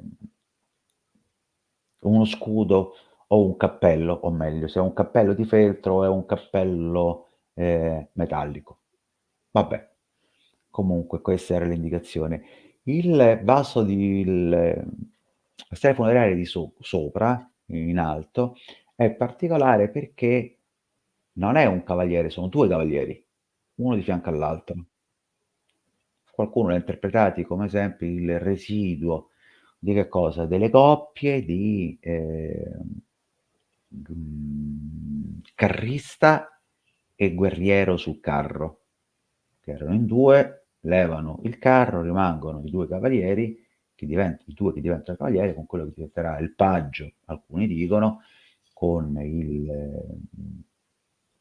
che era il vecchio Auriga, e il guerriero che rimane a cavallo. Però, anche qua, noi in realtà non lo sappiamo. L'unica cosa che sappiamo per certo, insomma, con ragionevole certezza, è che le formazioni di fanteria pesante, diciamo così, statale, quindi di professionisti, si aggira sempre intorno ai 300 uomini, che dovrebbe essere come i 300 Spartani, i 300 Ippei Spartani, che si chiamano cavalieri non a caso, i 300 del battaglione sacro, un battaglione di Argivo, anche questo era di 300, e qualcuno ha ipotizzato che questi qui fossero, diciamo così, 150 carri che sono poi diventati 300 cavalieri. Però anche qua non abbiamo niente, sono tutte ipotesi che ogni generazione di storici porta per trovare corrispondenza tra quello che viene narrato, quindi la testimonianza scritta, con la testimonianza archeologica o iconografiche. Va, vediamo? Se posso solo, scusami, Vai. ovviamente mi fa strano perché io che sappia da Atene i numeri bene o male si aggirano tra il quinto e il quarto, 9.000 oppliti e più o meno 1.000 cavalieri, e più o meno la media delle varie battaglie che riescono a mettere in cambio, appunto, è uno spaccato della società. Questo dobbiamo riportarlo alle classi di censo della società. E poi anche curiosi, 300 cavalieri in Sparta si chiamavano cavalieri ma tengono il nome, ma di fatto se ne stavano a piedi, perché a Sparta con la riforma bisogna essere oppliti. E poi con la guerra del Peloponneso non capiamo bene come Portucide ci riporta che come dire, per Faceva un po' evitare le schifo. scorrerie e tutto quanto, reintroducono una cavalleria, ecco, ma non si capisce esattamente chi sono, dove li pigliano. Sì, infatti, non è neanche molto soddisfatto Tucidide del risultato, però poi questo non sappiamo se lui Tucidi scusa, Senofonte. Poi Senofonte ha una visione di Sparta come se, diciamo così, un filo russo oggi raccontasse la Russia.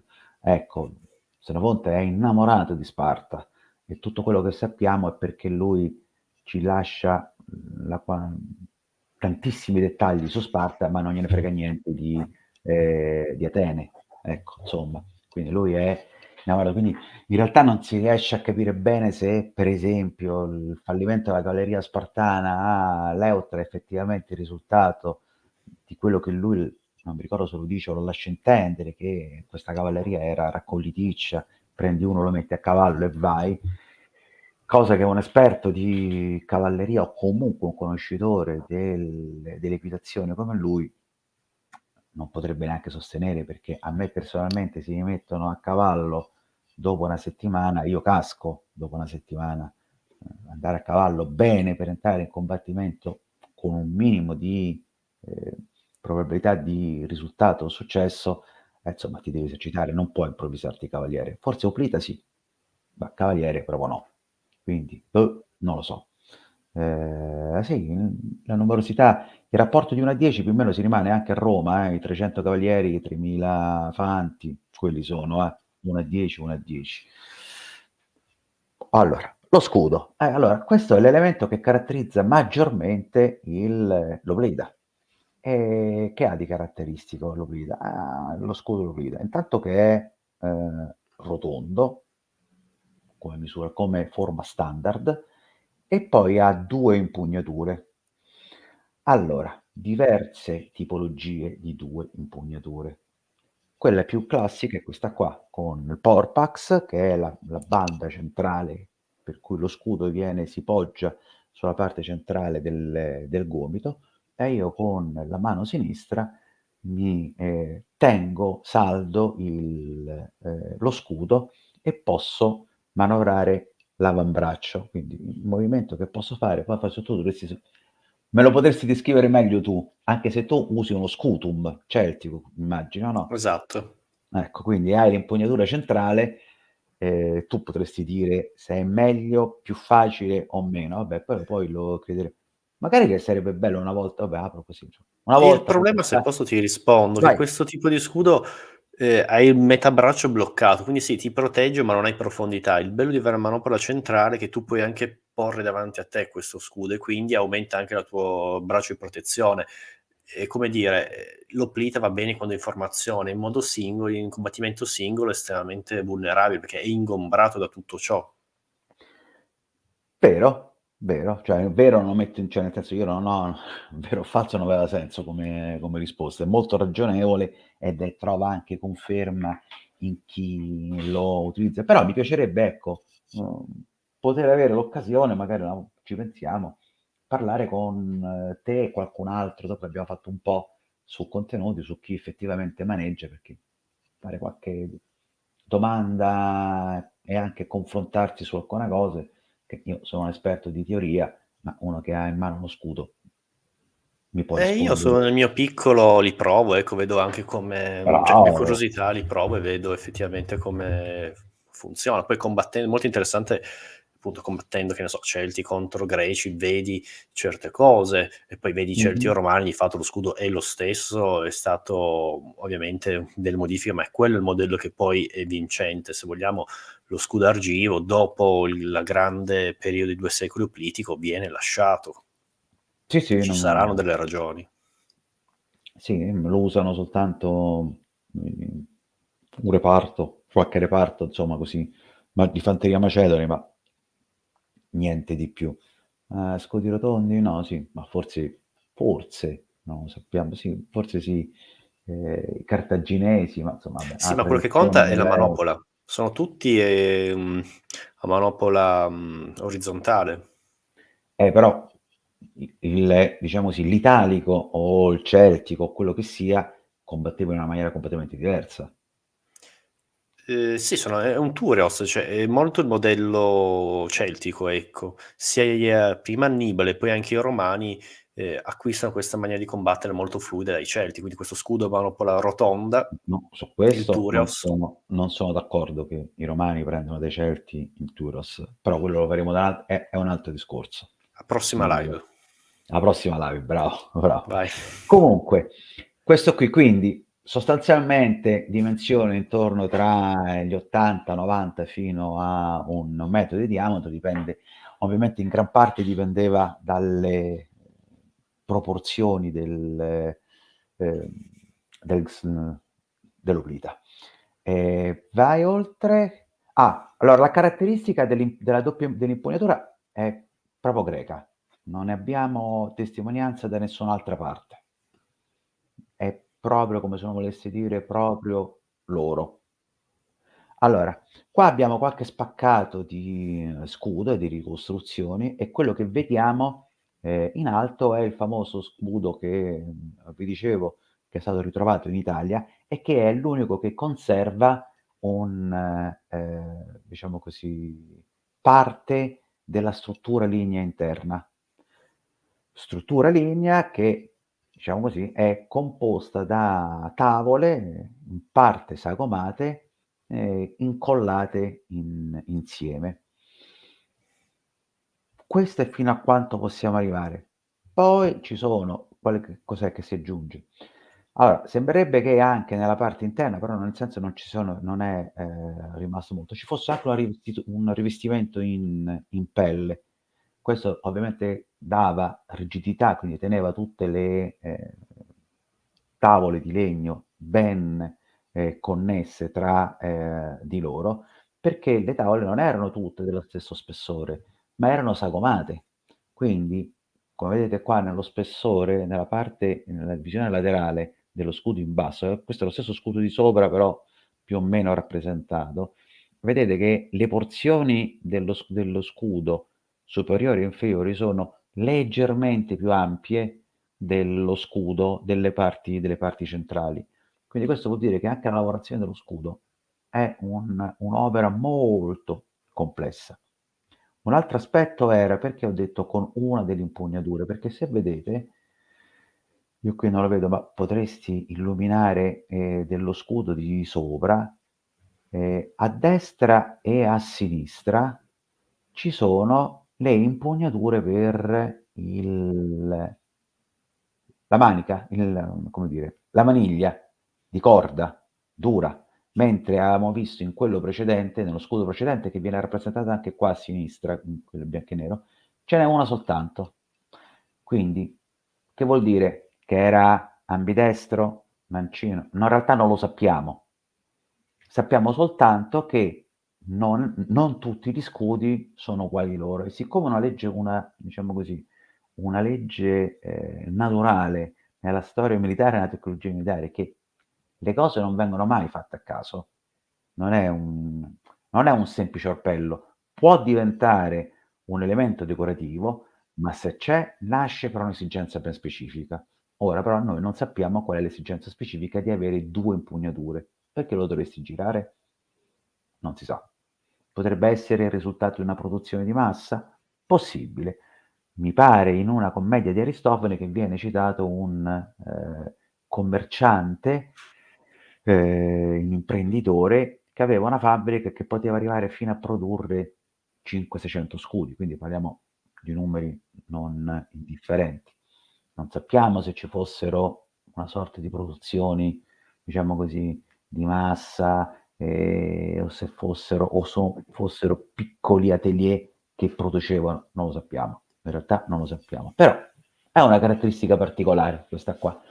Come una caratteristica particolare è il cordame che sta intorno, che alcuni interpretano essere destinato a poter, imbracare lo scudo posteriormente come se fosse uno zaino.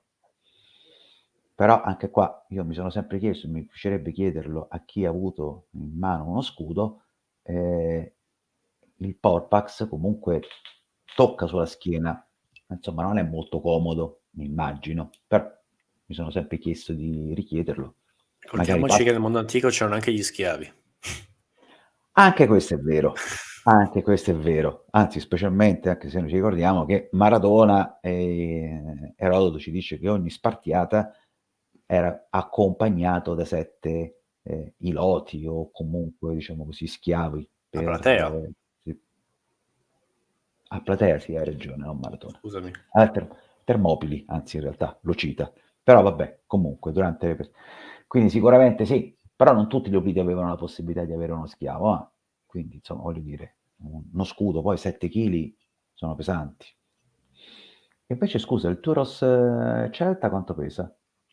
Il noi che usiamo noi sono più leggeri, ecco, sui 3 più o meno.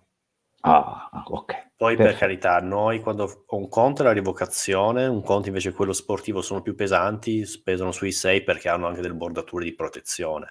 Perché ovviamente lo Fanno molto scab, la i colpi bordatura, li vero? diamo a impatto e ovviamente per fare ciò che è anche il bello di questo sport, che possiamo vedere com'erano, per esempio quando fai revocazione molti che usiamo le armi in ferro non si coprono tanto le gambe, se dai colpi sulle gambe non glieli dai forti ovviamente, invece facendo con lo scab che è uno sport di impatto tutto ciò lo si può fare. Ovviamente ci sono delle protezioni e quindi anche lo scudo per dirti quando diamo i colpi con lo scudo per fare delle parate, per togliere la guardia, bene, sono comunque protetti, quindi il nostro peso di quando facciamo appunto combattimento è sui 6 ed è a manopola. Poi ci sono anche i modi di come abbracciarlo, devi tenerlo su 3 punti, la tibia, la mano e il braccio e la spalla, così scarichi bene il peso, se no 6 chili solo su Mm. una mano non ce la fai dopo un po'. Insomma, infatti, vabbè, non ce la fai neanche proprio, io avrei proprio difficoltà a tirare su 6 kg, vabbè, bisogna essere, diciamo così, quantomeno preparati. Ah, ecco, tra parentesi, una cosa che non abbiamo, che era opportuno, è vero che, diciamo così, gli obliti che sono rappresentati sono molto, come dire, molto trendy nelle loro forme, quindi sono molto affusolati. In realtà sappiamo che, diciamo così, dai ritrovamenti erano abbastanza tragagnotti, oltretutto massicci, perché la loro vita quotidiana era comunque la lavorazione, quindi il lavoro che veniva fatto era tutto lavoro a mano, le mani so callose, quindi impugnano bene. Ecco, immaginiamoci un 35enne manovale che lavora da quando aveva 20 anni, insomma la struttura fisica è notevole, non è la mia, io sono mingherlino, ho le mani da tastierista di computer, al massimo tastiere di una pianola, certo non ho la stessa capacità per tenere un'arma o uno scudo come può avere chi è abituato a maneggiare cose e oggetti, che è notevole. Alla fine ha ragione Vegez, i soldati migliori si trovano in campagna. Sì, sì. Beh sì, sì, insomma i cittadini so' tutti fighetti, vabbè. Eh. Andiamo oltre. Quindi questa era la cosa. Vabbè, l'arma offensiva è una lancia, di tra i 2,50, 2,70, poi le ricostruzioni allora, per la ricostruzione della lancia in realtà non lo sappiamo, perché non è rimasta, perché o venivano, sepolte spezzate, quindi e quindi ci rimangono soltanto le parti metalliche. Per il resto abbiamo poche informazioni, quindi anche là tutto quello che riguarda la lancia è soltanto un'indicazione di carattere, generale e sommario. Era composta appunto da una punta a forma di foglia, più o meno. Allora, a noi anche qua, a noi queste 4 è una sintesi, una rappresentazione qualsiasi, ci sembrano più o meno tutte uguali. In realtà stanno cominciando a fare degli studi anche sulla capacità di penetrazione delle punte, per cui, come dire, perché io devo poter fare ho tante fogge, ma io generalizzo, è tutto uguale. No, probabilmente ogni foggia ha un suo senso specifico e quindi una punta più affusolata ha una capacità di penetrazione per raggiungere velocemente le parti, diciamo così, vitali, quindi deve arrivare a fondo, ma fa una ferita piccola. Una punta che ha invece che è più larga ha l'obiettivo di proprio aprire la pelle, quindi di fare maggior danno superficiale con un maggior gettito di sangue. Ma queste sono tutte cose che emergono da studi, diciamo così, alcuni seri, altri un po' meno, ma insomma però tutti quanti contribuiscono. E poi un'altra componente caratteristica era la parte finale della lancia chiamata Sauroter, che se non mi ricordo male vuol dire schiaccia lucertola, una cosa del genere, o appiglia lucertola, e che poteva essere utilizzata per, diciamo così, colpire eventuali soldati feriti semplicemente con un colpo dall'alto verso il basso.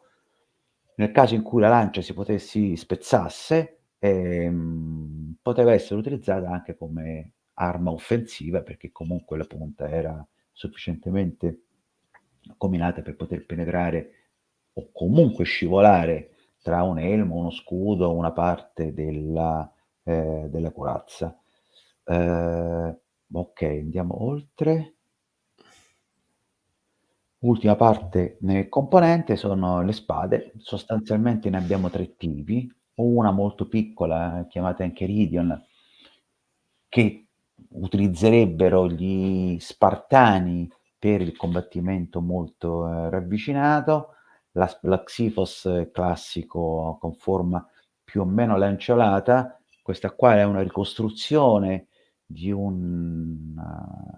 di un'arma, mi pare anche questa trovata in Italia, mentre nell'immagine a destra si vede, e ha una forma con la parte finale un po' più larga, alcune hanno anche, è anche ancora più pronunciata questa differenza tra la parte iniziale della lama e la parte finale, mentre per esempio questo Oplita sembra avere a tutti gli effetti uno spiedo, cioè dritta, dritta, dritta, dritta. Sembra più un'arma medievale, che dovessi dire, che non un'arma greco-antica. E poi abbiamo in quella in mezzo che è la Copis, o Macaira, a secondo della fonte, e pensiamo che sia più o meno la stessa, è possibile che sia di origine o ispanica o italica, non lo sappiamo bene Sapevo con balcanica. balcanica, oddio, potrebbe pure essere, però le Eh, abbiamo trovate, se ne sono trovate tante in Italia, in Spagna, proprio tante in Spagna. Allora, o sono spade simili, per cui casualmente hanno la stessa forma, però diciamo così, evoluzioni parallele, convergenze parallele, è un po' evolutivo, è un po' difficile. Oppure balcanica? Bah, non lo so, insomma io allora oggettivamente non saprei dire. Alcuni dicono che sono stati dai primi confronti con i cartaginesi che hanno portato i mercenari spagnoli contro i greci, con Dionigi e quant'altro, altri che i greci li hanno presi dagli italici, insomma non si è ben capito. A un certo punto, cioè, compare questa forma, questa spada che particolare, che ha la caratteristica di avere la forma, la parte finale leggermente ricurva, con la parte finale ovviamente questa ha una lama sola, mentre lo Xyphos ha doppia lama, questa ha soltanto una lama sopra. Per come è costruita, il colpo principale sembrerebbe essere, cioè i moderni immaginano che sia dato dal sferrare con la punta, quindi dovrebbe riuscire a no, aspetta, tranciare scusami, meglio. la Copis è un fendente, tagli di taglio, invece Sì, lo Skyphos di punta, però è una affondi. doppia lama, eh. Cioè Sì, mentre lo ovvio che schifo c'ha la doppia hai una lama, spada, fai la lama su tutte Copis è le parti, soltanto però una. come è costruita anche lì maneggiandola, sembrerebbe che sia più comodo quello, ecco, a differenza Ah, sì, della sì, sì, sì. Latten B celtica dove va bene sia di punta che di taglio.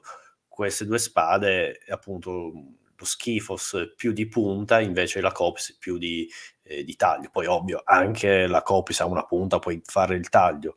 No, Però no, no, no, no, no, concordo, no, no, questa qua di punta non ci fa niente, la Copis è costruita male per essere di punta.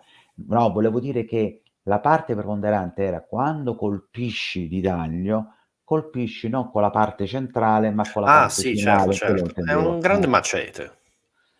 Sì, è un grande macete, però io non sono così convinto di questa cosa qua, però non lo so, non è una cosa che mi appartiene. Sicuramente se vado a vedere la Xifos rappresentato nell'oblita di destra, conferma al 100% quello che stavi dicendo. E anche che Lungo e se stretto. posso, scusami, Vai. la Copilot è stata poi pian piano usata soprattutto in cavalleria, dove lì ti permette di avere fendenti. Se sei in formazione, ne approfitti più per fendenti, scusami, per affondi. Sì, sì, ma no, va bene per i fendenti, dall'alto in basso sarebbe l'arma ideale dall'alto in basso. Però non lo so. Il problema è questo, che quello che ti volevo dire è sempre là. Sì, è possibile, però perché devo aver fatto una spada così con la lama la lama è affilata anche nella curvatura vicino all'impugnatura, eh.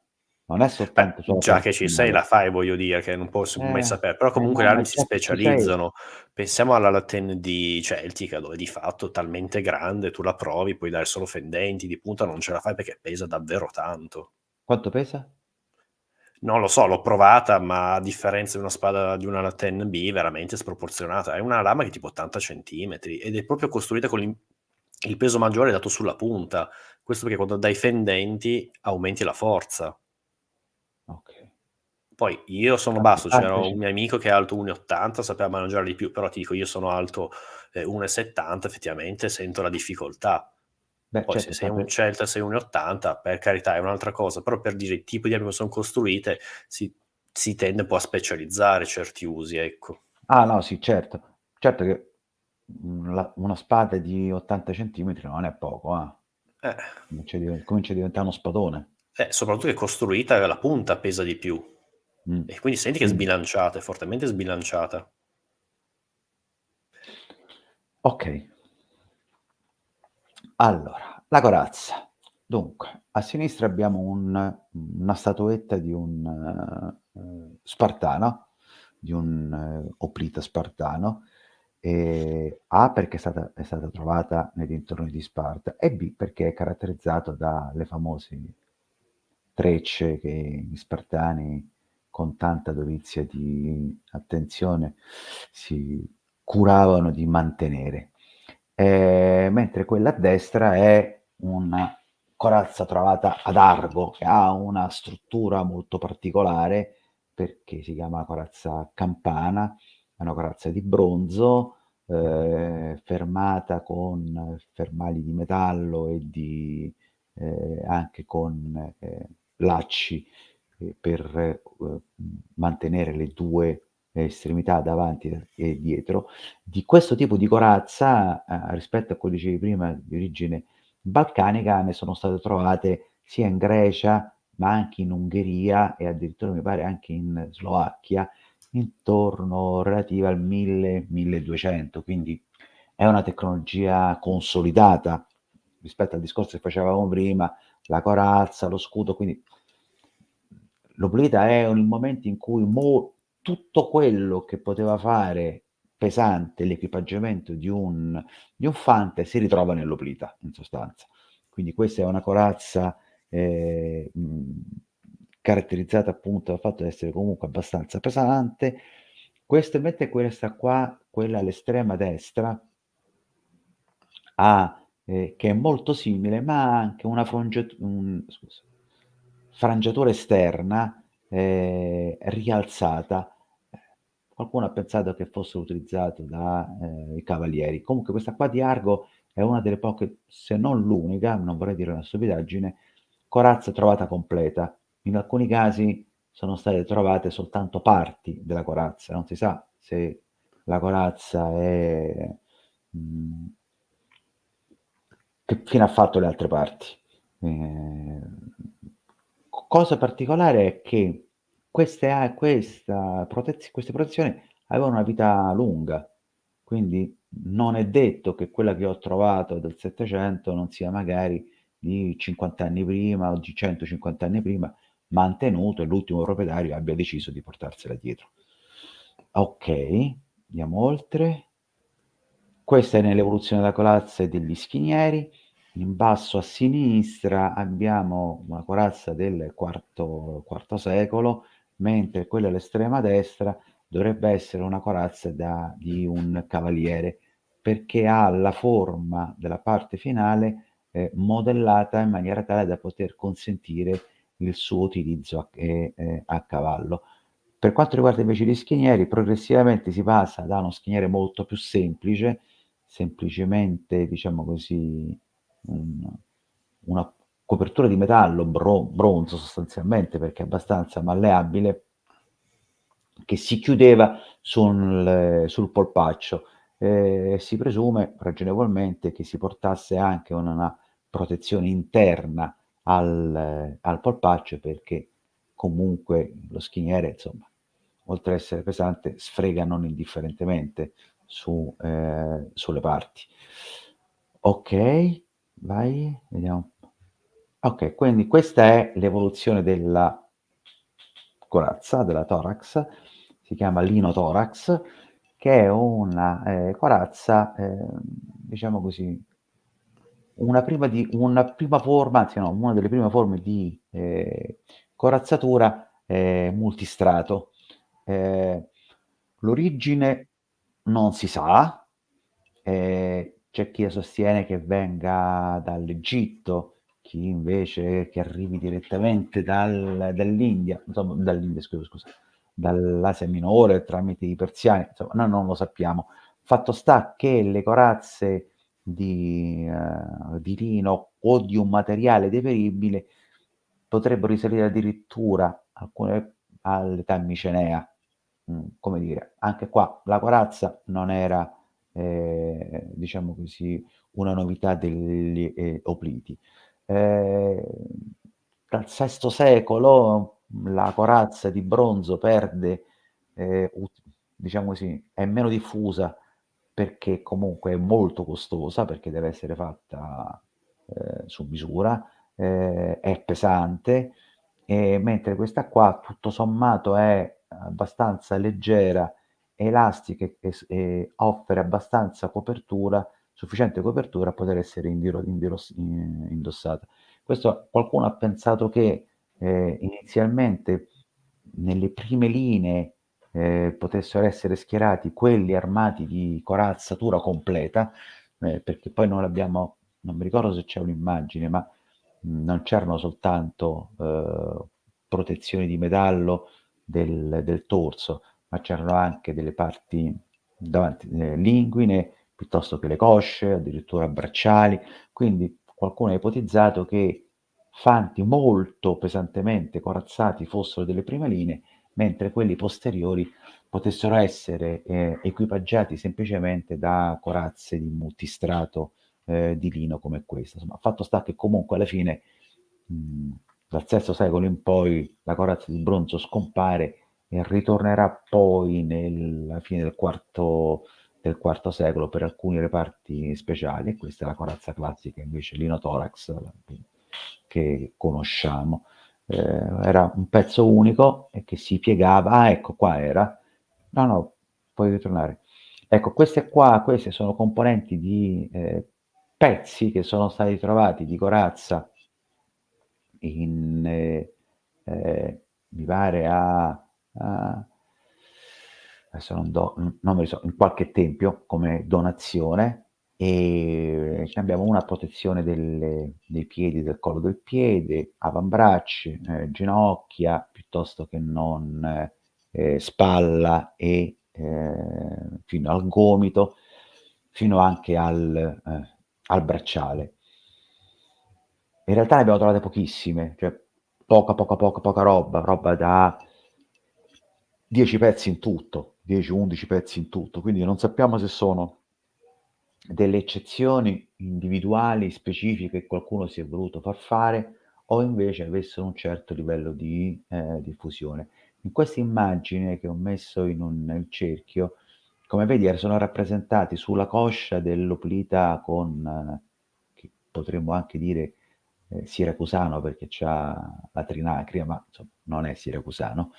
E sopra vedi disegnati questi ghirigori che dovrebbero rappresentare i copricoscia in metallo e i tuoi due, come si dice, opliti che giocano a scacchi, i due eroi che giocano a scacchi hanno i copricoscia rappresentati nella stessa maniera. Oh, questa rivoluzione è interessante perché c'è un'altra tipologia di scudo che è in qualche modo antagonista e coevo nella iconografia, però solo nell'iconografia del classico dell'Aspis, ed è lo scudo beotico, questa figura qua, che in qualche modo sembrerebbe essere, non se ne capisce bene il senso, non si sa perché viene rappresentato fino a un certo punto viene rappresentato sulle monete della Confederazione Beotica, quindi si chiama per convenzione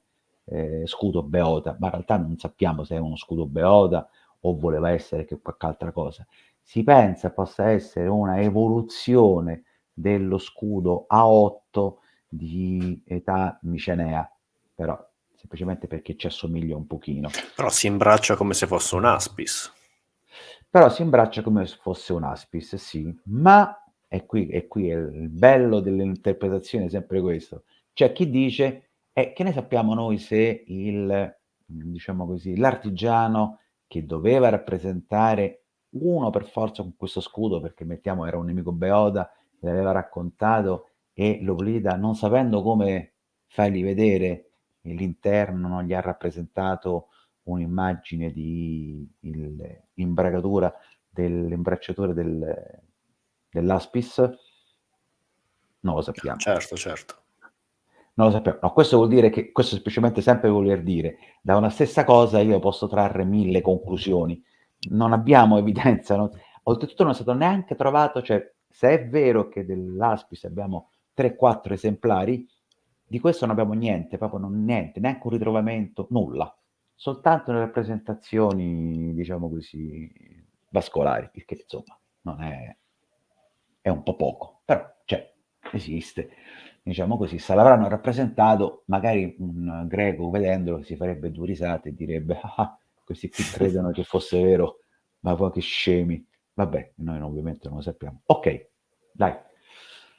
Gli elmi, qui cerco di essere un pochino anche questo un po' veloce, questa è la rappresentazione dell'evoluzione degli elmi a partire da quello chiamato Kega, che è uno dei più antichi, fatto in 5 pezzi, che è quello lassù in alto, attorno al 700, 5 pezzi che proprio sono combinati insieme, tipo un po' uno Spanengelm Sassanide o comunque tardo imperiale, pezzi costruiti insieme, però contestualmente comincia a avanzare quelli che sono la prima parte del, diciamo così, un proto-elmo,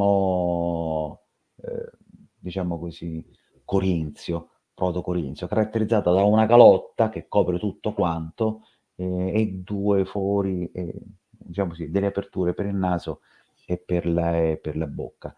L'evoluzione dell'elmo corinzio, che sarà l'elmo più diffuso nel mondo greco e magno greco e anche oltre, lo vediamo fino appunto a diventare uno degli ultimi tre, una struttura, la lettera è particolarmente raffinato, quindi con la calotta cranica ben rappresentato, con il puntale a protezione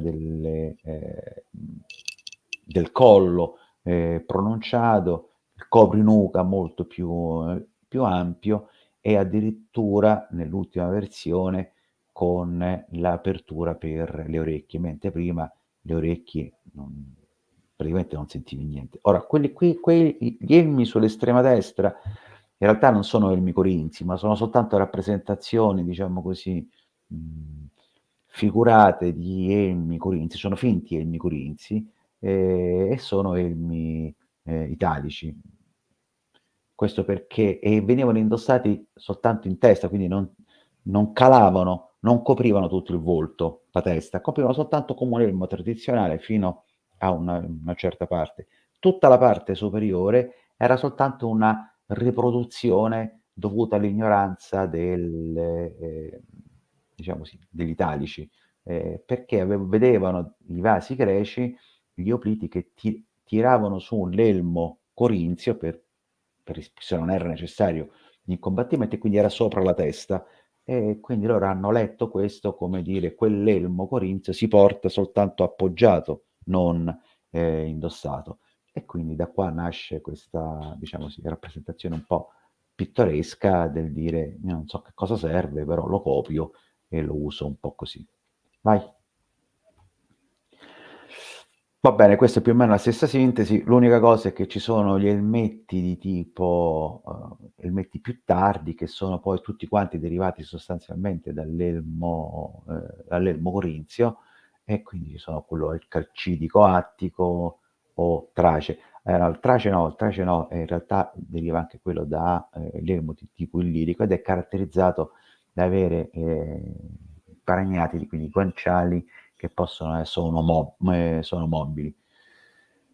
Però tutti quanti sono quindi, come dire, fino al IV secolo, quelli che sono alla sinistra sono tutti senza fori per le orecchie, quelli dal IV secolo in poi sono tutti, diciamo così, elmi che prendono in considerazione la necessità di ascoltare.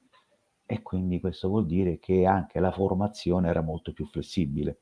Io devo poter ascoltare e capire gli ordini, che siano per coi flauti, piuttosto che non a voce, piuttosto che non con la tromba, ho necessità di ascoltare, e quindi cambia anche, diciamo così, il come possiamo dire, il perimetro tattico del combattimento. Ok.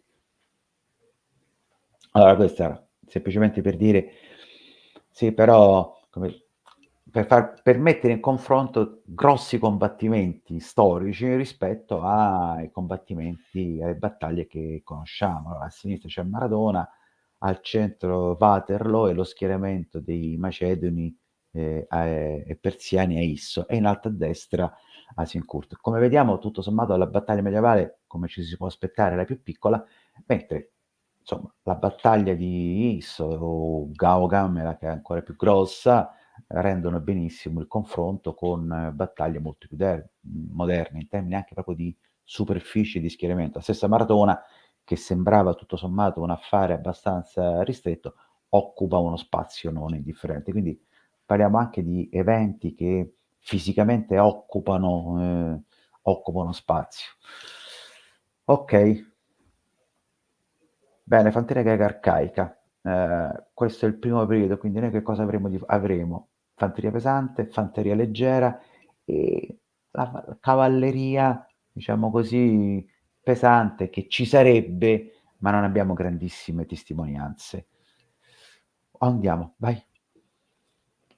Allora, questo è un vaso 750 che rappresenta che cosa? La presa di Troia, e quindi questo è il cavallo di Troia, con una serie di rappresentazioni di soldati scutati, che però sono separati tra di loro, tranne i difensori, che dovrebbero essere che si è pensato siano i troiani, che vediamo nel secondo registro, che avanzano con la lancia. Ma di più di questo non possiamo dire. Questo a rappresentare semplicemente che già dal 700, come dicevamo prima, lo scudo quantomeno con i blasoni è diciamo così, un pezzo di equipaggiamento ben consolidato, conosciuto e utilizzato. Allora, vai. Allora, questa è la rappresentazione. Allora, le rappresentazioni che vedremo, i disegni, sono nel 90% dei casi il risultato della combinazione di una serie di reperti archeologici. Qua era, diciamo così, la volontà di rappresentare i guerrieri omerici, come ci li immaginiamo, ci sono immaginati. Allora, dunque, intanto qua c'è un errore che io non me ne sono accorto, ho lasciato la citazione di un testo in spagnolo invece di tradurlo in italiano. Mi dispiace di questo mio, non me ne sono proprio accorto, quindi mi dispiace.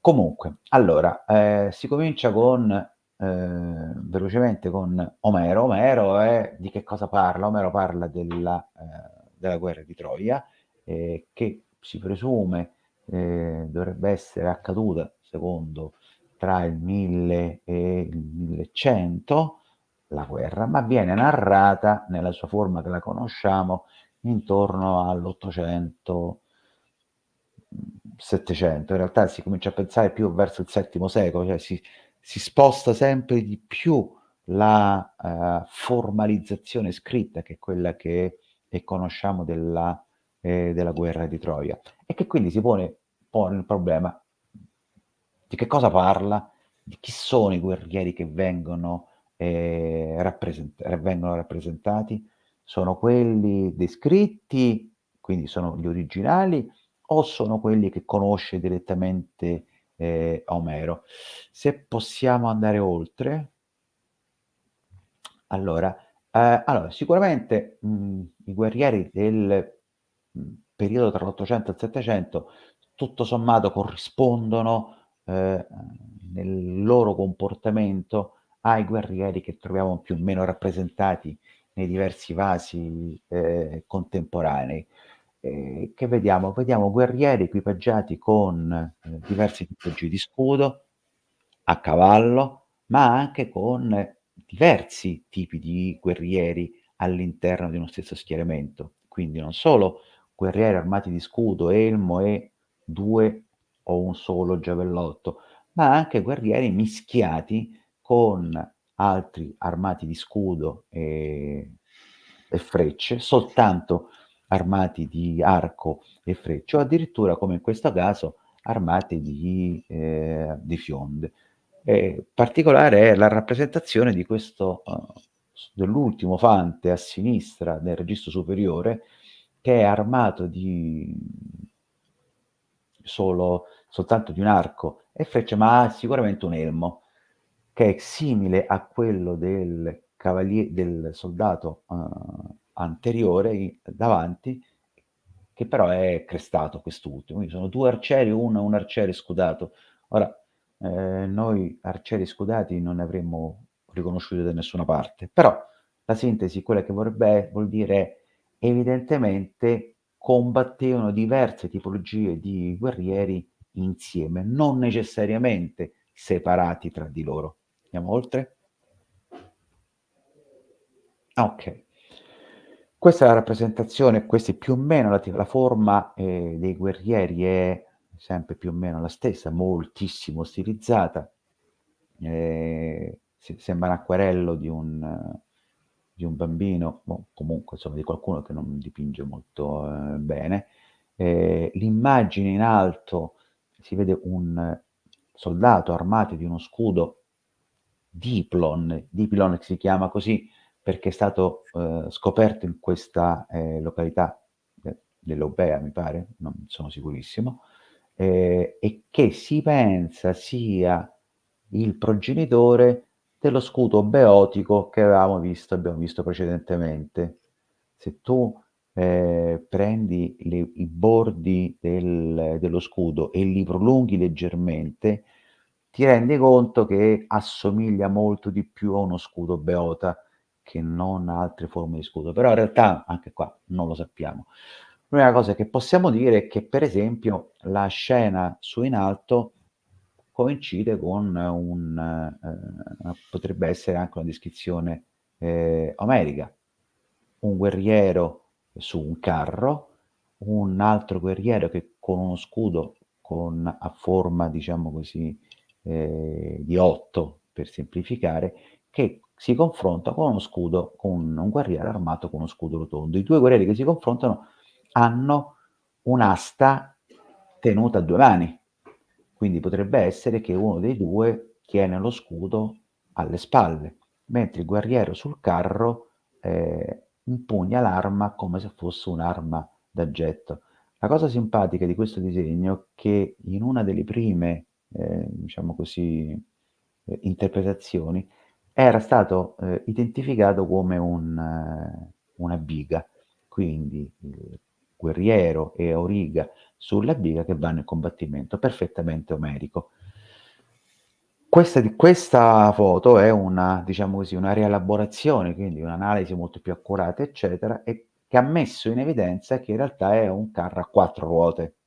Quindi è vero che è un carro, ma è una piattaforma molto più ampia, molto più stabile e certo uno ha qualche difficoltà a immaginarsi i carri a 4 ruote che girano e scorazzano per la pianura.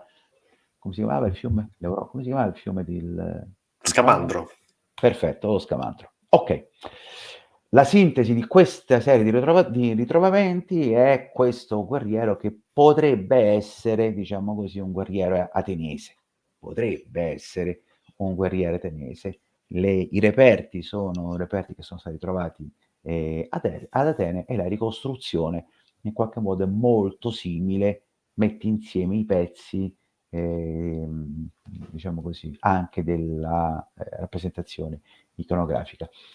Si nota non benissimo, ma il guerriero è dotato di una di una cintura a protezione del ventre, molto simile a quelle proto-vilanoviane, però in realtà è molto più grossa di quelle proto-vilanoviane, ma era soltanto una nota così.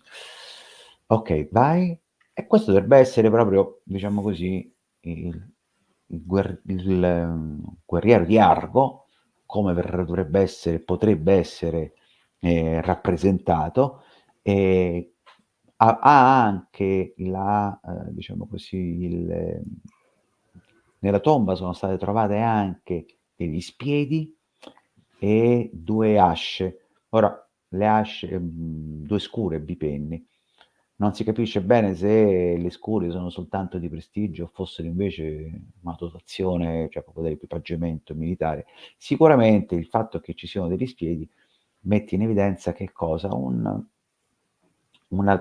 disponibilità o comunque una struttura sociale che enfatizza il il banchetto, il mangiare insieme, il condividere il cibo, il vino e quant'altro, che è molto simile alla descrizione delle occasioni di relax che Omero porta nella sua opera. Quindi in qualche modo tutto sembra confluire su l'ipotesi che Omero racconta un periodo passato e diciamo così, ha la versione che conosciamo, e il che vuol dire figuriamoci quante versioni ne circolavano, peccato non averne tutte, conosciamo solo quella di Omero, ma la versione che è stata messa per iscritto è sicuramente stata inquinata da elementi di contemporaneità, oltre portarsi dietro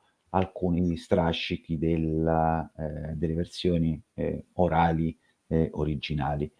Tutto sommato è molto più simile a quello che immaginiamo all'Eneide, che racconta eventi di secoli indietro, con aspetti aggiornati che dovevano essere più vicini alla realtà anche sociale romana. Lo stesso più o meno si immagina di Omero in questa versione scritta. Ripeto, peccato che non conosciamo altre versioni scritte. Ok, qua progressivamente, quindi a un certo punto che cosa vediamo? Vediamo che allora in qualche modo la descrizione omerica corrisponde a una parte di realtà aggiornata e che ci descrivono qualcosa che in qualche modo coincide con le rappresentazioni. Quindi se questi per esempio sono degli obliti del VI secolo, in realtà vediamo che sono obliti dotati di 2 giavellotti da una parte, mentre dall'altra abbiamo soltanto un giavellotto e che quindi probabilmente vedi qua il poliziotto qua a sinistra in fondo a destra? Sì, Facciamo riferimento poliziotto, vabbè io lo chiamo poliziotto ma sto scherzando, vuol dire non mi ricordo come si chiamassero, ma insomma, che è equipaggiata alla persiana, chiamiamola così, concordo con te che erano sicuramente mercenari, o comunque erano i primi soldati pagati dallo Stato. E questi qua quindi sono, quindi a un certo momento si comincia a caratterizzare l'Oblida come uno degli esponenti principali, quindi il Fante armato pesantemente, come uno degli esponenti principali del combattimento. Ha un ruolo rilevante, comincia a avere un ruolo rilevante, adesso io non so oggettivamente se socialmente o anche soltanto in combattimento, però di fatto emerge come una figura rilevante. Possiamo andare oltre? Ok, andiamo oltre. Questo facciamo. Allora, ehm, quindi qua ritorniamo un pochino intorno al 700. Allora, intanto dobbiamo dire che falange, che cosa si intende? Allora, falange in realtà ha una storia sua, come tutti i termini, e inizialmente è un termine che è utilizzato come un aggettivo, vuol dire semplicemente ordinato, ok? Messo in ordine, quindi ben disposto. Con il passare del tempo assume una connotazione molto tecnica per diventare formazione militare e, come poi vedremo, anticipo un pochino, chi dà questo è, diciamo così, un teorico militare socratico che è Senofonte. È Senofonte che comincia a utilizzare falange sia al singolare che al plurale, a distinguere le due falangi che si confrontano. Prima di lui il termine ha una connotazione di carattere generale, sono gli schieramenti, non descrivono niente di questo. Data questa premessa, quindi, possiamo dire che la falange omerica esiste, ma non come falange di tipo tradizionale che noi conosciamo, cioè compatta, ma probabilmente come semplice schieramento. Omero usa anche il termine taxis taxeis e i derivati di taxos, che vuol dire anche quello ordine o unità, ma sicuramente non con l'intenzione di Senofonte. Comunque, a un certo punto oltre a Omero, i poeti arcaici come Archiloco, Tirteo, Alceo cominciano a parlare nelle descrizioni del combattimento del ruolo dell'Oblida.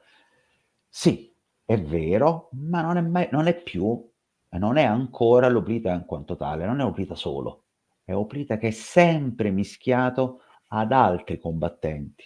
È vero che Tirteo in particolare fa riferimento alla capacità dell'Oblida di tener fermo, di mantenere la posizione e di proteggere, però parla anche al fante leggero, tu che ti proteggi dietro lo scudo, tu che, diciamo così, colpisci a distanza, e nel fare questo ci dice due cose. Uno, che probabilmente ancora allora, quindi parliamo del 700, VIII secolo, no, VII secolo, scusami, la falange non è ancora formata esclusivamente di oblidi, ma ci sono anche altri combattenti.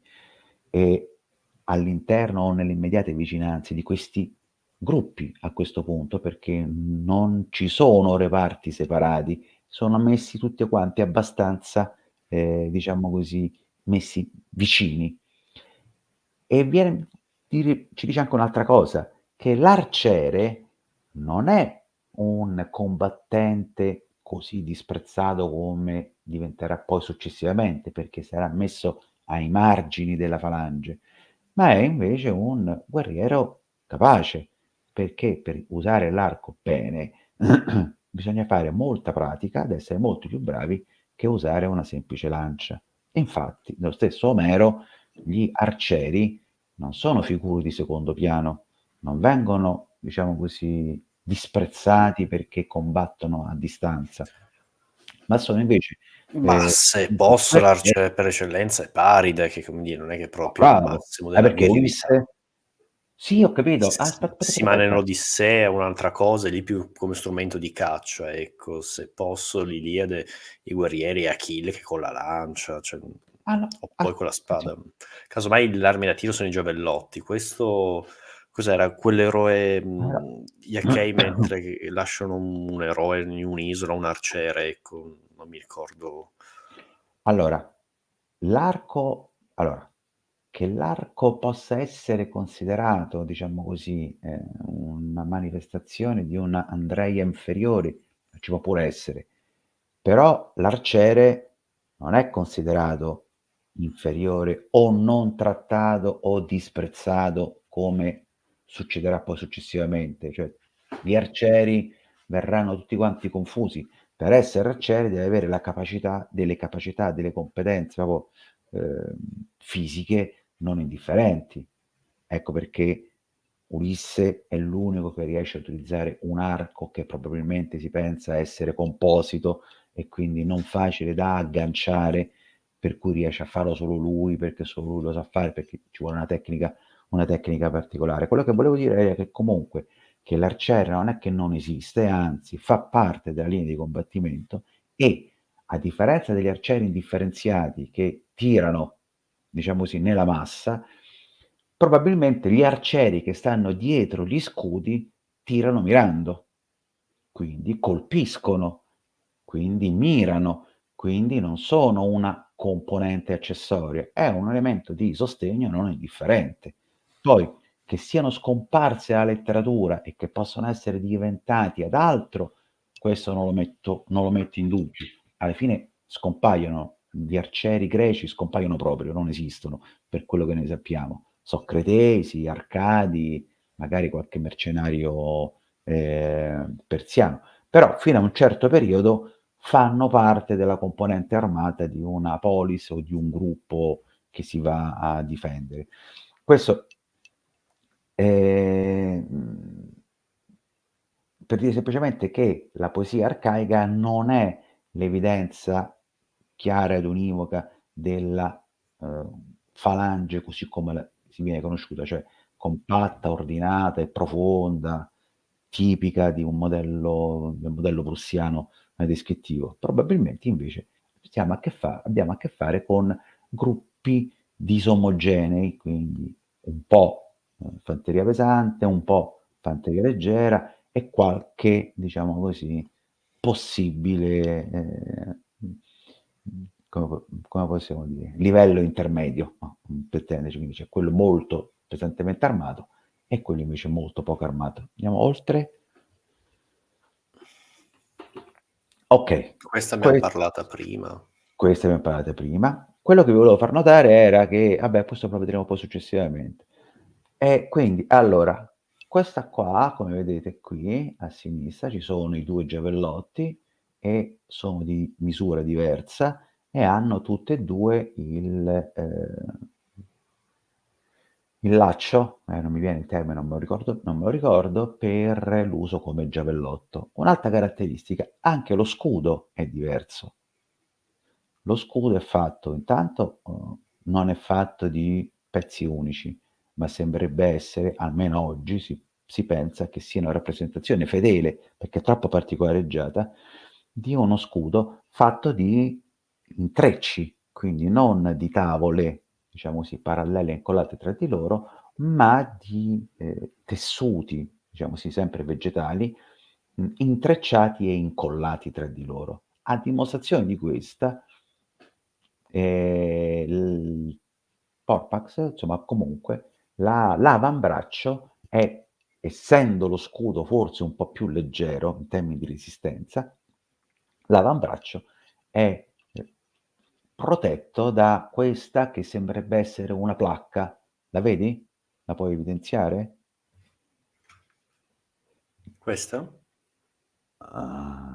Dov'è? Non la vedo. Nello Mi scudo sa di quello che si sta oh, mettendo l'elmo scusate. in testa. L'elmo Sì. in testa. Ah, eccola qua, qua. Vedi? Questa qua, c'è una placca qui, sotto le 2 lance. Sì?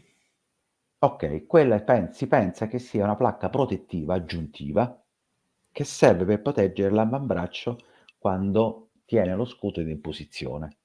C'è soltanto un'altra rappresentazione di uno scudo del genere. Ora, quindi si è ipotizzato che la combinazione di questa, diciamo così, pezzo di equipaggiamento, che è diverso dall'antilabe Porpax che normalmente conosciamo, su una superficie così disegnata bene che potrebbe rappresentare una struttura, diciamo così, di legni sovrapposti, leggeri, potrebbe dire questo è un altro tipo di scudo che non è. Noi conosciamo solo quello appunto etrusco, ma in realtà questo potrebbe essere un altro tipo di scudo e magari questo è uno scudo greco e quello che conosciamo è uno scudo etrusco e quindi gli etruschi combattevano in un modo e forse i greci ne combattevano un altro. Vabbè, comunque, questo era un'altra caratteristica. Questo qua tra il 640 e il 630, insomma nel 600, ci sono una serie di rappresentazioni, questo è quello del vaso Chigi, vedi, vai anche oltre.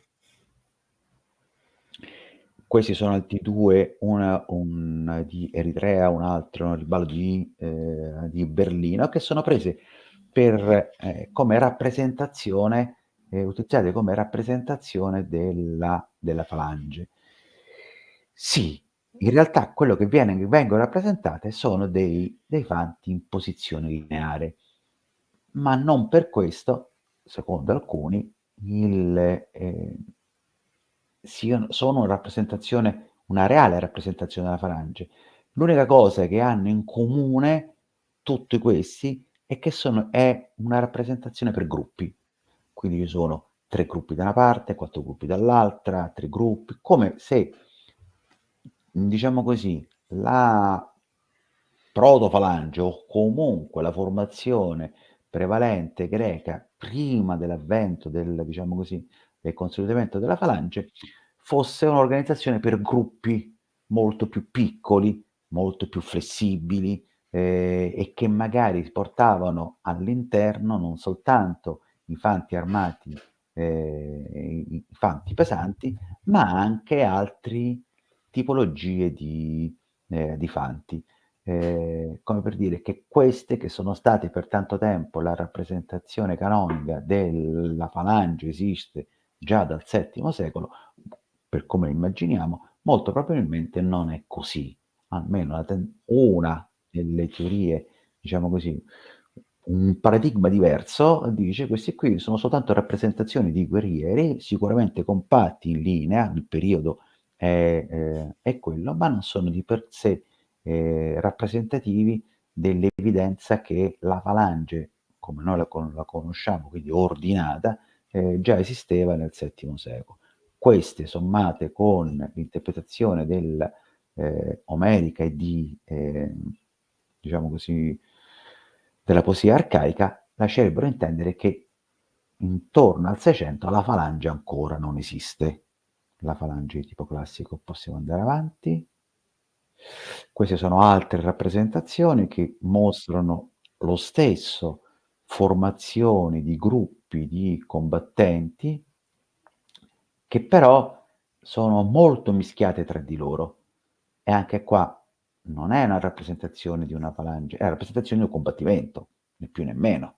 Quindi i guerrieri sono armati ancora in modo eterogeneo, c'è chi ha 2 giavellotti, chi ce n'ha 1 soltanto, e in quello nel riballo di questo vaso di Peracora ci sono ancora degli arcieri all'interno, però tutto sommato sembrerebbero essere ancora dei gruppi che sono, diciamo così, combattono in maniera ravvicinata, molto più simili, diciamo così, ai manipoli, se mi perdoni l'anacronismo.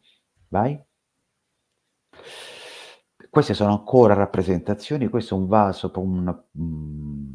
protocorinzio del 630, dove ancora nel 630 chiaramente abbiamo le 2 lance come prima, però mentre prima nel vaso di Chigi, nell'Olpi di Chigi, erano tutte e 2, avevano l'equipaggiamento da fante leggere, quindi con il Lamentum, ecco, non mi ricordo come si chiamava.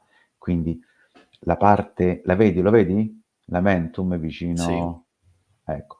Quella di sinistra, quindi una è dotata un giavellotto e l'altra è quella di sinistra, sembrerebbe essere un'arma da botta. Un pochino come dicevi tu, dici io ho un giavellotto e l'arma da botta, tiro il giavellotto, poi entro in contatto diretto. Questa rispetto a quella nella, diciamo così, ehm, cronologia, se è la cronologia accurata dell'Olpe di Chigi, è un'evoluzione, quindi invece di avere due giavellotti che hanno peso, caratteristiche e resistenze diverse, qui abbiamo due armi, però una da getto e una da botto. Questi qui invece sono altri, diciamo così, obliti, chiamiamoli così, comunque guerrieri armati di scudo, che vengono da una serie di statuine spartane che spariscono intorno al VI secolo, primi anni, sì. No, intorno alla fine del VII secolo, primi del VI. Si pensa che questo, la sparizione di queste statuette o comunque ehm, sia dovuta anche al fatto che forse Sparta è il primo stato centralizzato a nascere ed è quello che per primo, l'unico che effettivamente metterà in piedi una reale milizia, piuttosto che non dei professionisti, poi lo vedremo un pochino dopo.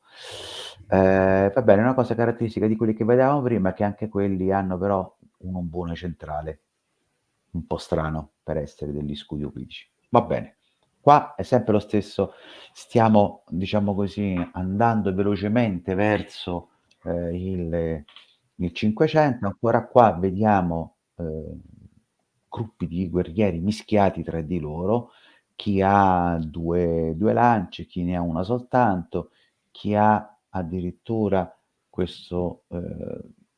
allora, una cosa interessante è, questo qui è quello di destra, è una rappresentazione di uno scudo siciliano, scusate, un piatto siciliano. Allora, l'ultimo piede a sinistra ha uno scudo, diciamo così, intrecciato nella parte interna e dovresti notare, però non si sa bene se è così, un, un altro oplita dotato di uno scutum. Lo vedi? Sì, Strano, eh? abbastanza. Sembrerebbe. Io direi sembrerebbe, però io non l'ho visto, nessuno ha detto niente su questa stranezza. Concordi? Sì, È vero, l'otto mi eh? cade anche molto sull'altro guerriero che sembra che abbia una pietra in mano, non capisco, sto cercando di decifrare cosa possa Dove? essere. Il guerriero di destra, quello che c'è anche lo zoom. Ah, no, quello è un fromboliere. Ah, un fromboliero, ok, non Sì, capivo. sì, sì. Ok. Io sono rimasto colpito da questa cosa qua, da questo scudo, che addirittura mi sembra di ricordare assomigli a uno scutum, o meglio, la copertura di una tomba, mi pare, di uno scutum trovato nel Lazio. Mm. Però, non voglio dire niente, assolutamente. Però è una cosa molto particolare. Però, ripeto, non è Grecia vera e propria, siamo in Magna Grecia, gela. Chissà che cosa rappresentava, poteva rappresentare. Poi, non lo so. Consideriamo anche un'altra cosa, che molti sono disegni fatti verso la fine dell'Ottocento, primi del Novecento, e molti spesso si aveva la tendenza a colmare la lacuna con un'interpretazione, quindi magari era semplicemente uno scudo beota che non gli è venuto bene e il disegnatore l'ha rappresentato così, però non lo so, perché rappresentare una cosa completamente diversa dalla realtà non ne avrei idea. Ok, andiamo. Anche qua conferma ulteriore di, come vediamo, arcieri armati che stanno all'interno, scudi, diciamo così, come dicevi prima, tu, armati, scudi beoti, però, quindi lo scudo a 8 con impugnatura, diciamo, da oplita, e comunque di fatto gruppi di opliti che sono mischiati tra di loro. La distanza è questa. La sintesi, alla sintesi quale vorrebbe essere che da una parte questi qui rappresentano sicuramente un momento reale, vogliono raccontare un pezzo di qualcosa di reale, però c'è una componente, diciamo così, mitologica, eroica, che può inquinare questa rappresentazione, però non sappiamo fino a che punto e quindi quanto possono essere affidabili o quanto invece devono essere messi da parte. Una cosa strana, per esempio, è che gli scudi molto piccoli degli opliti che vengono rappresentati a Vulci. Attenzione, è uno scudo calcidico trovato a Vulci. Scudi piccolissimi, che se guardiamo con quelli di sopra, hanno una rappresentazione e una dimensione completamente diversa. Una cosa particolare, una stranezza, però probabilmente è dovuta al fatto di saperlo rappresentare, è che quando fanno rappresentano uno scudo Plita di profilo, lo rappresentano molto grande. Quando devono rappresentare uno scudo vista laterale, quindi tu alla fine vedi nelle sue dimensioni, hanno la tendenza a rimpicciolire lo scudo. Questo è stato rappresentato non come dire gli scudi sono più piccoli, semplicemente che se avessero fatto delle giuste proporzioni lo scudo visto di fronte veniva così grosso che non si vedeva niente. Questa è l'interpretazione che danno attualmente, mi sembra anche abbastanza ragionevole. Andiamo oltre, vai. Questa qua, quindi, anche questa è una rappresentazione dell'inizio del del VI secolo e quindi in realtà è probabile che la falange in quanto tale cominci a evolvere, quindi cominci a prendere composizione in un periodo antecedente le guerre persiane, ma che quando arriveremo alle guerre persiane, diciamo così, l'unica cosa che ha ottenuto è che, almeno da quello che ci dice Tirteo, abbiamo separato l'oplita dal resto della formazione. Quindi la falange come formazione, quindi come spiegamento, è un insieme ancora indefinito, ma all'interno di questi si comincia a fare una differenziazione tra i fanti armati pesantemente e i fanti armati un pochino più alla leggera. Possiamo andare oltre? E questo è un bronzo di Corinto del V nel 500, quindi proprio E bello, questo è uno scudo beotico. bravo, infatti.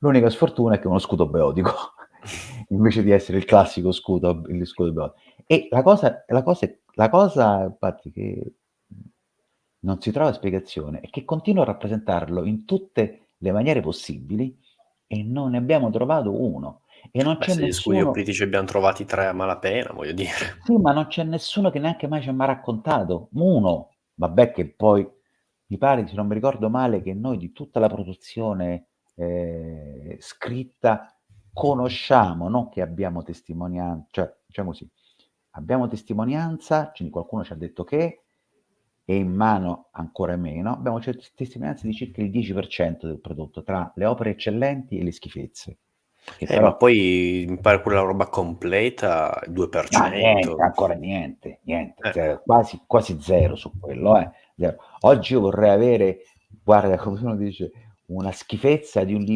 libro ma bruttissimo sulla guerra persiana che magari avrà scritto uno di Platea, ti immagini? Ma anche se l'ha scritto brutto e tutti, ma a noi oggi sarebbe la cosa più bella che uno potesse avere. Noi quindi di Platea abbiamo soltanto Erodoto, che è lo storico più vicino a livello di basta, non abbiamo altro, tutto il resto viene dopo. Quindi, insomma, conosciamo veramente niente. La biblioteca d'Alessandria è sempre stata una cosa. Ok, andiamo oltre, va? Allora, quindi, se abbiamo visto che gli obliti sono organizzati, non è sicuro che ci siano che ci sia questa formazione, che la struttura potrebbe essere anche composta da diverse componenti e quindi come si organizzavano, com'era l'organizzazione. Allora, ehm, quello che potrò rappresentare sono 2, modi di essere, quello che ci immaginiamo noi che possono essere il la realtà, militare tra fino alla nascita, diciamo così, delle polis come le conosciamo noi, periodo classico. Sostanzialmente imprese privatistiche, quindi pirati e commercianti, pirati, commercianti e anche mercenari. I mercenari greci sono famosi, nel bacino del Mediterraneo. Uomini di bronzo, sanno combattere, sono capaci di insomma, di resistere agli attacchi non indifferenti di altre formazioni, però sono anche pirati. E noi qua vediamo 2 pentecontere che sono, un 50 remi, e che quindi vuol dire, i 22, 25, 25 sì, 25 rematori per parte e che 25 rappresenta anche rappresenterà poi nel contempo la Pentecostia è un'unità, una sottounità di combattimento. Come dire, quindi i gruppi di guerrieri probabilmente erano considera che su una trireme che era abbastanza grossa ci stavano tra i 30 e i 40, opliti come No, tanti. gli Pitebai erano 10. No, mi pare che a Salamina arriviamo fino a imbarcatina trentina, ne vengono imbarcati. Magari imbarcano di più, però che io sappia in Atene Ah, ateniese dell'impero, 200 rematori, 10 marinai e 10 però Epitebai che erano armati opliti, probabilmente erano Teti, l'ultima può classe di censo, darsi. ma armati dallo Stato, cioè Okay, a okay, in quel periodo sicuramente, sicuramente. Però sì, poi insomma, magari Salamina era mhmm, un'occasione, era una cosa molto importante, hanno aumentato il numero. può darsi, Però sicuramente. che io sappia, Okay. nell'Atene periclea abbiamo queste cifre. No, non mi ricordavo del numero di 10 combattenti, però ci immaginiamo che se 10 combattenti su 200, ma neanche il 5%? Ma insomma, cominciano a essere pochini.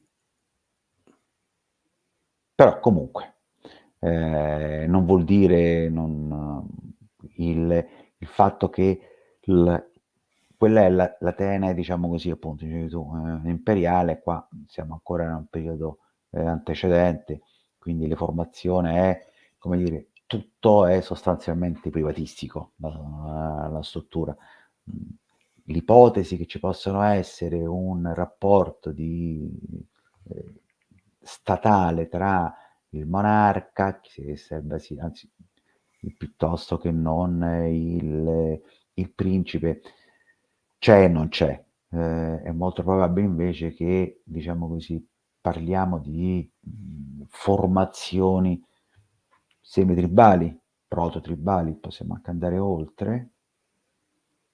Vediamo la so persa. Okay, e quindi, da questa insieme dove, diciamo così, la componente privatistica è quella che è la più rilevante probabilmente, anche le stesse lo so, recupero bene domani, okay. Ciao, grazie. Ehm componente primaristica è la componente principale, che quindi molto probabilmente le prime, formazioni, i primi gruppi di combattimento fossero in realtà dei gruppi molto più piccoli, molto più, diciamo così, meno definiti e non composti e non organizzati in strutture molto più ampie. Okay, questo è Van Weiss che è il primo che ha messo in evidenza le la possibilità che ci possa essere un combattimento molto più fluido e che quindi i guerrieri si muovevano nell'ambito dello schieramento con una maggior, mobilità rispetto a quello che ci si poteva pensare inizialmente. Okay, andiamo oltre.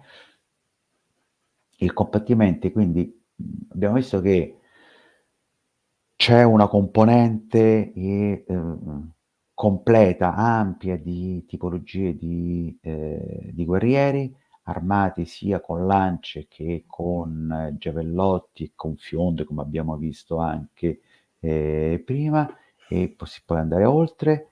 E però, diciamo così, al momento rimane sempre il fatto che intorno il, all'inizio, alla parte, diciamo così, dalla seconda metà del 600, eh, ancora la falange non è una struttura ben definita. Progressivamente si muove verso questa tendenza e quindi si rafforzerà il ruolo del singolo fante oplita e che troverà la sua espressione, diciamo così, gloriosa prima a Maratona con a Platea. Ora, sull'origine della falange, sul motivo per cui nasce la falange, in realtà non si sa bene perché i punti in bianco si è sentita la necessità di portare verso l'esterno, diciamo così, i fanti non pesantemente armati. Allora, una delle possibili ipotesi e che segue la linea indicata inizialmente da Erodoto è che venga dall'Asia Minore. Se non mi ricordo male, Erodoto dice che lo scudo greco fu inventato, o i primi a utilizzarlo furono i Lidi, mi pare. Ed è possibile che diciamo così, la falange, cioè la formazione compatta, sia una simulazione greca, quindi ionica, di formazioni analoghe viste negli eserciti orientali, nel momento in cui hanno cominciato a muoversi i greci per il Mediterraneo come mercenari, e abbiano visto che è la forma migliore e più resistente per poter dare forza a una linea di combattimento. Quindi tutti quelli che non erano in grado di dare lo stesso impeto, diciamo così, la stessa capacità di combattimento, vengono portati verso l'esterno, a protezione della falange, perché la falange funziona bene frontalmente, ma lateralmente è veramente debole, che rimarrà sempre il suo punto debole. Ok, possiamo anche andare un pochino un po' più veloce. Ok, niente,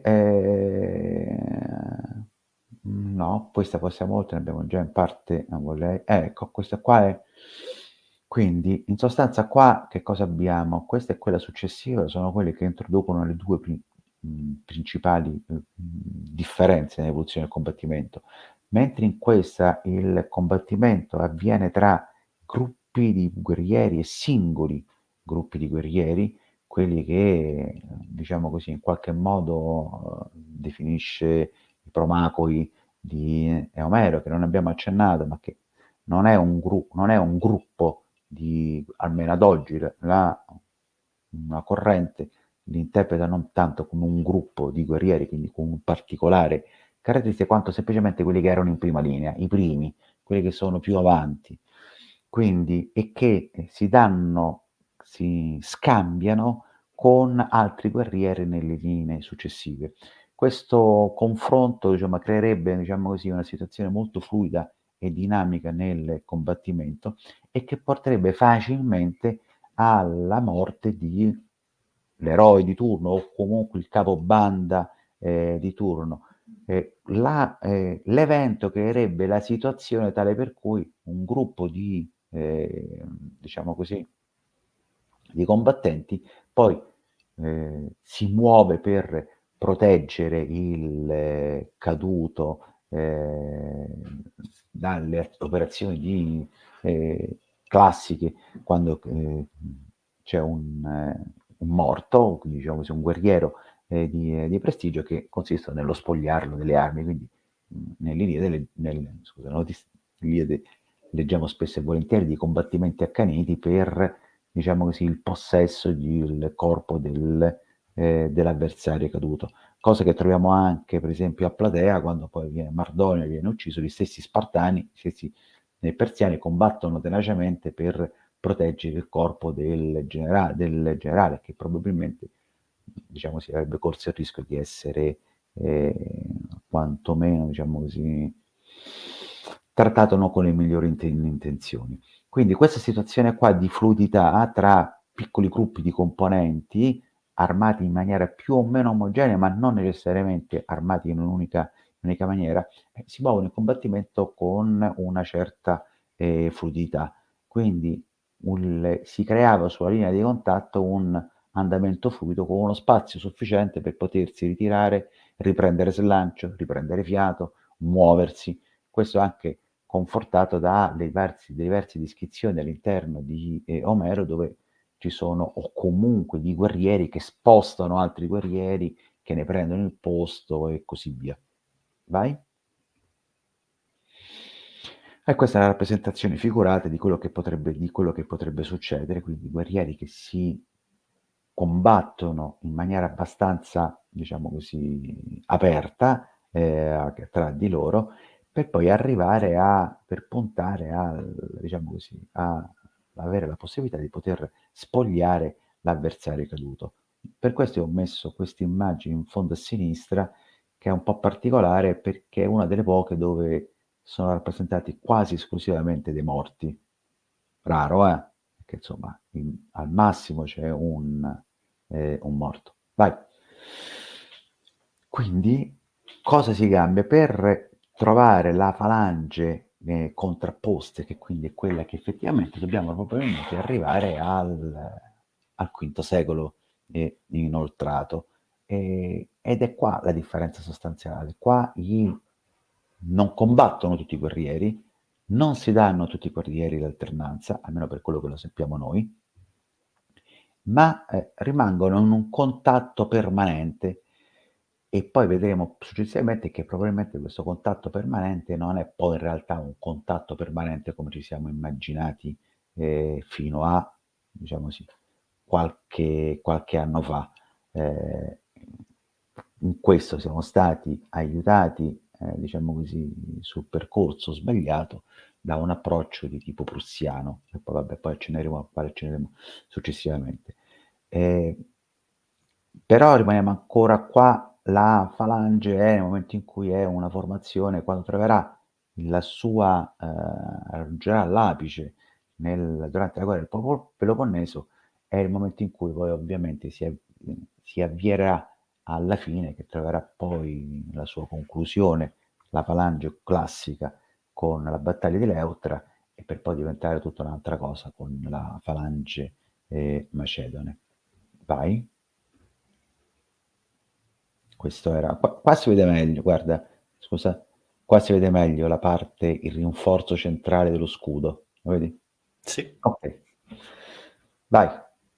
Questa è la battaglia, qui siamo in Grecia classica, dove non c'è cavalleria pesante, c'è soltanto cavalleria leggera, poi fanteria pesante e fanteria leggera. Adesso vedremo poi qualche differenza. È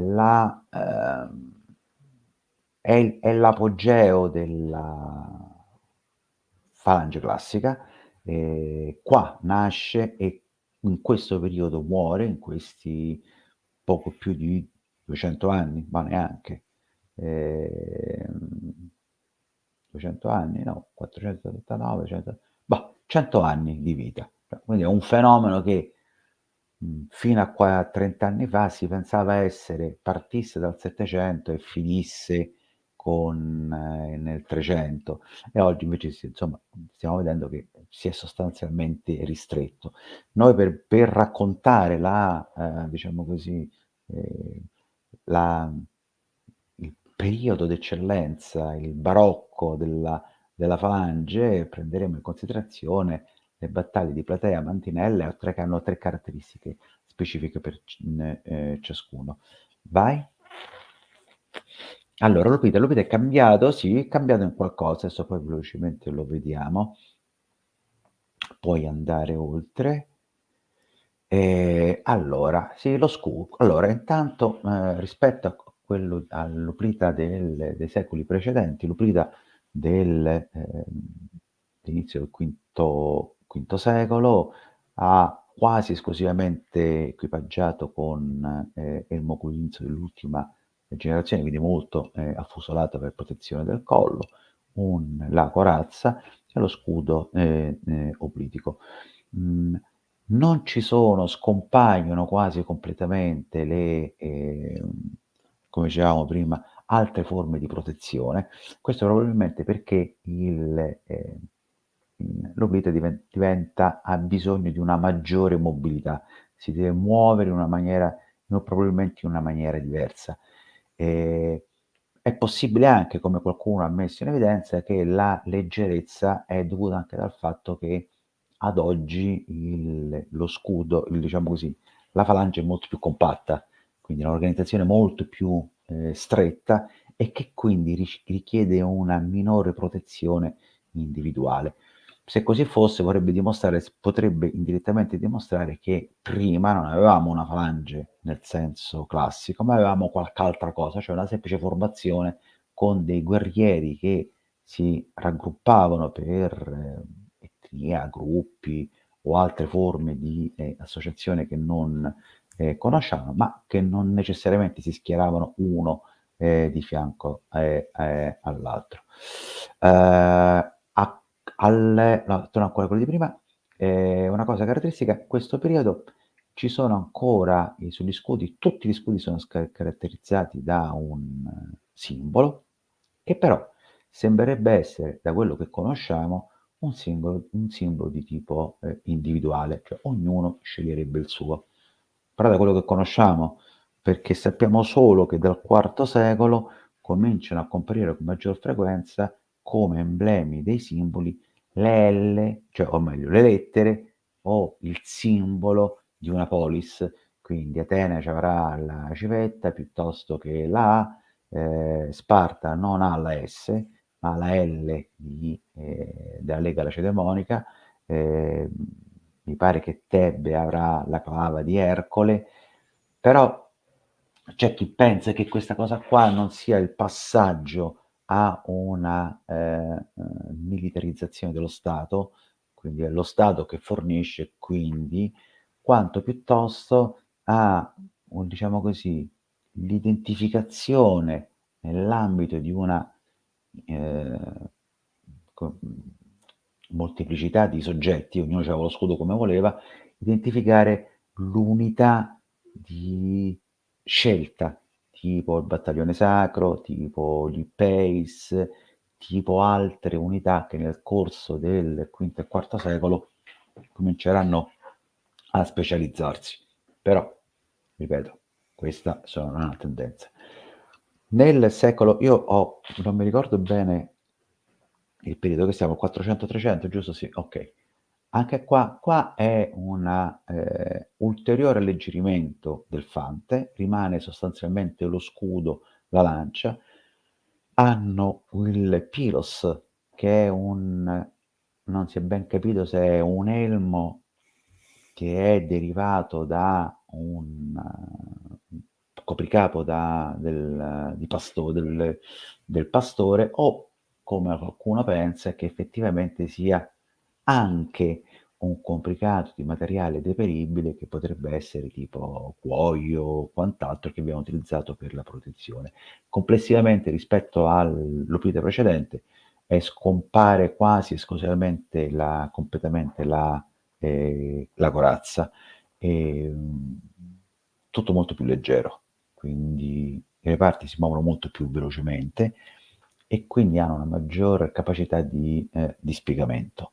Ok? E questo è poco prima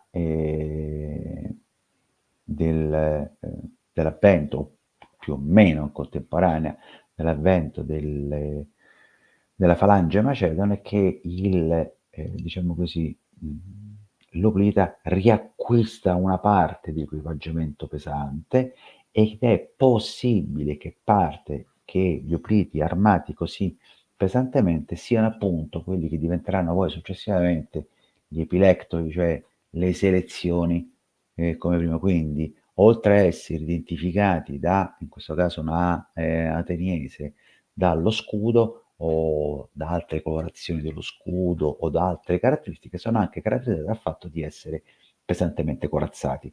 Quindi come se avessi due, diciamo così, livelli, diciamo così, la fanteria di linea di tipo tradizionale, armata di scudo e qualcuno con la corazza, ma non necessariamente, è un gruppo di soldati scelti, preparati e armati, equipaggiati dallo Stato, per cui dà titolo di mettere sullo scudo l'emblema o la lettera rappresentante dello Stato, che hanno caratteristiche di unità d'élite vero e proprio, quindi battaglione sacro, piuttosto che non, come dicevamo prima, il Pace per gli Spartani o i 1000 Opliti e Argivi e qualche altra formazione che cominciamo a conoscere perché si leggono forse in maniera un pochino diversa le testimonianze letterarie. Ok, andiamo oltre. Per tasta rimangono più o meno questi. L'unica differenza è che forse dobbiamo andare un pochino, fammi vedere l'immagine successiva che non me la ricordo. Ok, e qua introduciamo il peltasti. I peltasti cominciano a diventare uno degli elementi caratterizzanti, quelli più uno schieramento. Noi conosciamo i peltasti che vengono da Tracia e sono quelli anche più rappresentati, ma in realtà non ci sono soltanto i peltasti traci, vengono anche dalle montagne del Peloponneso, dall'Epiro, da tutte le zone, diciamo così, intorno al perimetro del cuore greco e sono tutti caratterizzati dallo stesso armamento, quindi uno scudo abbastanza leggero e armati di uno o più giavellotti. Ora, questo qua che viene rappresentato dovrebbero essere degli ekdromoi, ovvero delle truppe scelte che avrebbero dovuto avere la capacità di poter contrastare i peltasti traci, o ekdromoi o i neodamoi, che sarebbero anche là i giovani all'interno delle more spartane. No, a rappresentazione vorrebbe dire semplicemente che a un certo punto io comincio a sviluppare, a prendere i più giovani all'interno delle formazioni oplitiche per utilizzarli come una sorta di fanteria media, cioè armati di scudo ma sufficientemente veloci e leggeri per poter confrontarsi con un peltasta che fa della velocità e dell'agilità il punto di forza. Ora, prima tu avevi fatto accenno anche ai Ficrate. Allora, questa è una delle tante rappresentazioni di Ficrate, perché in realtà Ficrate viene la riforma di Ficrate. Ficrate è un generale, pare che è un generale ateniese e famoso reclutatore di peltasti. E, a lui viene attribuita, diciamo così, una serie di innovazioni, però l'unico autore che ne parla, che è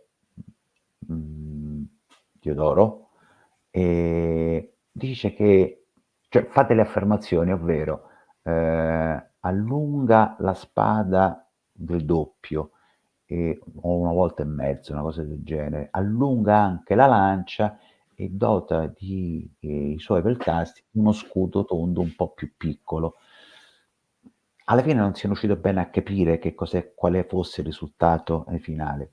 È possibile che sia un peltasto un poco più pesantemente armato e corazzato, ma è anche possibile, come qualcuno ha ipotizzato, che potesse essere soltanto una, diciamo così, una nota didascalica relativa a un episodio di Ficrate in Egitto che invece è stato portato dalla letteratura tradizionale come se fosse un'effettiva riforma. In realtà la citazione è poco, perché per il resto Ficrate viene semplicemente citato come, diciamo così, un bravo comandante di mercenari, soprattutto per tasti, ma niente di più.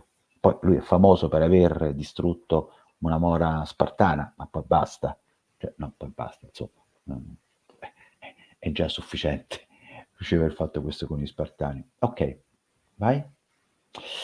Cavalleria, anche per la cavalleria nessun mutamento rilevante. Come vedi qua ci sono le due rappresentazioni di quell'elmo o quel copricapo che abbiamo visto prima. Una è fatta in metallo, l'altro sembrerebbe essere una rappresentazione di un capricapo molto più leggero. In realtà anche qua non sappiamo, molto particolari queste rappresentazioni, ma rimangono di fatto una cavalleria leggera armata soltanto di giovellotti, niente di più. Vai. Gli scudi. Gli scudi, anche questo, rimangono sostanzialmente gli stessi. L'unica differenza, come abbiamo detto, è che cominciano a comparire delle immagini. Dammi quella dopo, che forse mi interessa di più, ci interessa di più. Ah, ecco, quello che vi stavo dicendo. Ecco, questo è lo scudo, questo qua a sinistra è un frammento effettivo dell'Orpe di Chigi, ok? Questo qua in basso a sinistra invece è un altro frammento che viene da, mi pare, sai che non me lo ricordo bene, dovrebbe essere una rappresentazione etrusca, però non sono sicurissimo, dove viene, è qualcosa di molto simile a quello, allo scudo del Chigi, ma non è completamente identico. È simile perché c'è un rinforzo che copre il gomito e l'avambraccio, ma non è questa, non è quel colpe perché l'antilabe è perfettamente rappresentato, mentre sopra abbiamo visto che non è proprio rappresentato, nel senso sembrerebbe essere soltanto un, diciamo così, un sostegno. Però oltretutto qui la parte interna è rappresentata uniforme, quindi come se fosse uno scudo di tipo tradizionale. Però, ripeto, come dicevamo prima, non abbiamo reperti o residui che rimangono, quindi non sappiamo se sono una cattiva rappresentazione di qualcosa di reale o è effettivamente una rappresentazione reale. Ok. Qua niente di particolarmente rilevante, qua è un modo di rappresentare le corde che sono utilizzate, vedi anche qua ci sono le due maniglie, la corda che va da una parte e dall'altra dovrebbe essere la rappresentazione di come poteva essere portato uno scudo, ma niente di più. Allora, dunque, allora, per quanto riguarda il tipo di organizzazione, oramai nel V secolo, diciamo così che le polis sono diventate a tutti gli effetti degli stati, quindi sono in grado di organizzare, mantenere e quindi foraggiare formazioni di opliti numerose, mettere in piedi spedizioni ardite come quelle in Sicilia di Atene o comunque mantenere in grado due città come Sparta e Atene per farsi una guerra di 418 30 anni, la guerra del Peloponneso, sai, non mi ricordo. 27. 27, perfetto, ho sbagliato di 3 anni. E quindi vuol dire che non siamo più di fronte a polis o comunque realtà territoriali in formazione e che quindi avevano come espressione militare gruppi di combattenti più o meno omogenei o resi omogenei sul campo di battaglia in unità di qualsiasi numero possibile. Quindi ricordiamoci sempre che il riferimento è il catalogo delle navi di Omero, navi contingenti di 50 fino a contingenti 2000, ma ancora oggi nelle battaglie di Opliti troviamo contingenti infimi di 500 Opliti e contingenti di 10.000, quindi le proporzioni rimangono sempre le stesse, variissime, molto varie, niente di regolare, e questo rende anche difficile capire come cacchio scusa l'espressione, come diavolo si spiegassero, si disponessero in battaglia in maniera quantomeno uniforme. ancora non è ben chiaro. Ricordiamo sempre che ogni contingente aveva il suo comandante, quindi anche se i Pletesi mandano 800 a Maradona, sono Pletesi che si seguono gli ateniesi, però ognuno sa per conto suo. Non è detto che questi 800 come cacchio vengono, come si distribuiscono per 8, per 8, per 4 e così via. Questo poi lo vedremo poi. Insomma, comunque, complessivamente, anche se le, gli stati diventano più grossi, stiamo intorno alle decine, 12-15 mila uomini, non molto di più. Queste sono le ordini di grandezza. Possiamo andare avanti? Sì, certo. Ok. Scusa. No, di che, figurati. Allora, questa è una falange di 3-4 mila uomini, quindi la struttura di falange è... allora, anche questi qua, quello che stiamo rappresentando è proprio una rappresentazione ideale che è basata in realtà sulla struttura spartana, perché chi ci parla di questo, in queste caratteristiche, sono soltanto due autori, Senofonte e Tucidide. Tucidide lo racconta, diciamo così, con ne fa una descrizione en passant, non è specifico e poi lo riporta soltanto una volta. Senofonte lo racconta in diverse occasioni e tende a rappresentare che è una specificità tutta spartana, quindi in qualche modo, diciamo così, che se questi sono 4 livelli, potremmo essere ragionevolmente certi che dal il primo al secondo livello, cioè la falange e poi le more, fossero comune più o meno a tutti. Da quel livello in giù è probabile che non ci fosse tutta questa organizzazione. Allora, l'unità più piccola, diciamo, è un gruppo di 4 per 8, qui abbiamo messo, si è ipotizzata una profondità di 8 pliti per 4, 32, che è un'enomotia. 30 uomini. Due enomotive facevano una Pentecontest, Pentacostera, che sono 50, in realtà dovrebbero essere 64, ma non è quello, sono nomi standard. Pentacostera vuol dire 50, quindi è probabile che fosse l'equivalente di quello che una volta era imbarcato su una nave, diciamo così, pirata, chiamiamola così, per capirci. 52 Pentacostere fanno una compagnia in Logos. Pare che più o meno i Logos, la divisione in Logos, ce l'hanno un po' tutti. Quindi la prima differenza sostanziale è che, per esempio, per quello che sappiamo, sotto il Logos gli Atenesi non hanno niente. Quindi il generale comanda un logos che deve muovere 100 uomini, mentre gli Spartani hanno la possibilità di far muovere o gruppi di 50, una pentacostera, o gruppi di 30, che è una motia. Più loco, a secondo dell'occasione, andava a formare un gruppo più ampio che chiamavano una formazione più ampia, un'unità più ampia che gli ateniesi chiamavano taxis o filè, mi pare, e gli spartani chiamavano mora.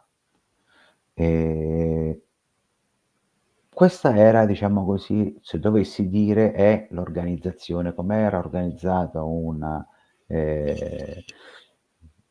falange, quindi com'era schierata una falange argiva, possiamo arrivare con certezza fino alla Taxis, al massimo a un Logos o comunque un gruppo di 100 uomini.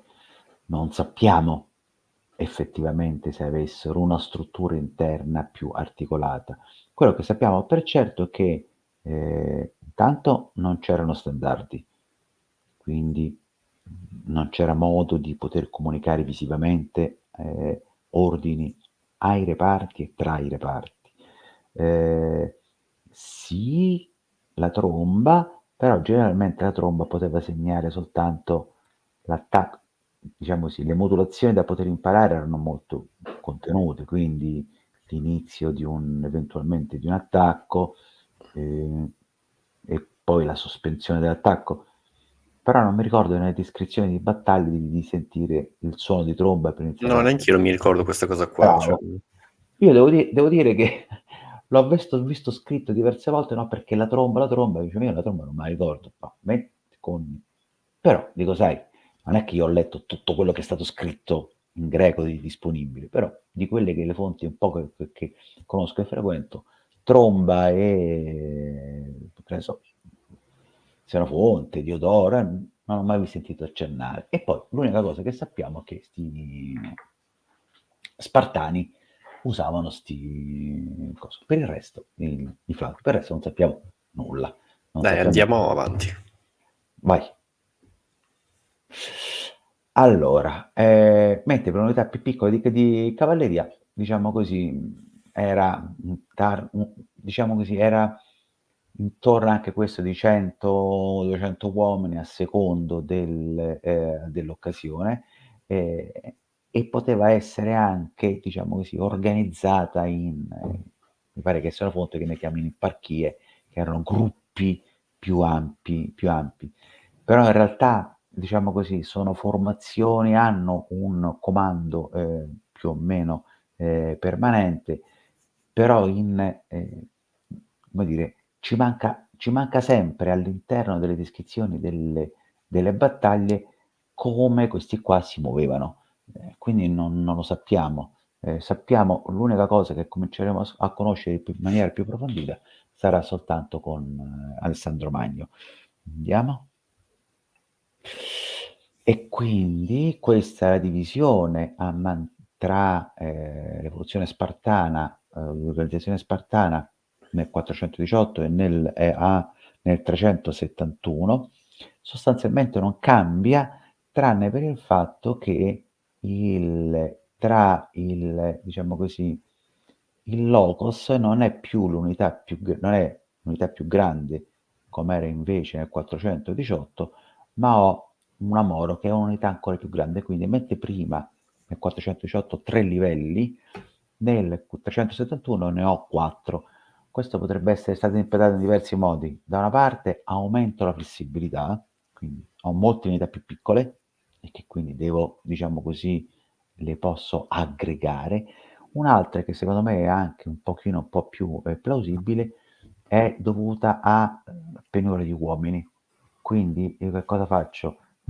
Aggrego unità diverse, quindi costruisco alla base che sono i mattoni più piccoli e poi aggrego i mattoni più piccoli in unità più grandi, a seconda di quelle che possa essere l'esigenza.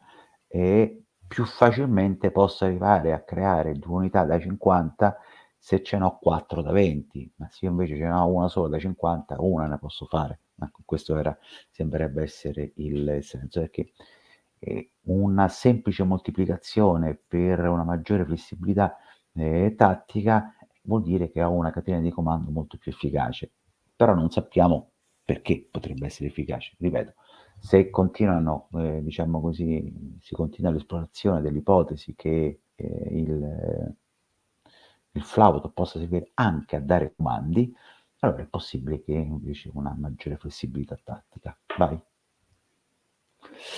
Ok, andiamo. Questa siamo nella guerra del Peloponneso, questa è la rappresentazione dell'ampiezza della guerra del Peloponneso.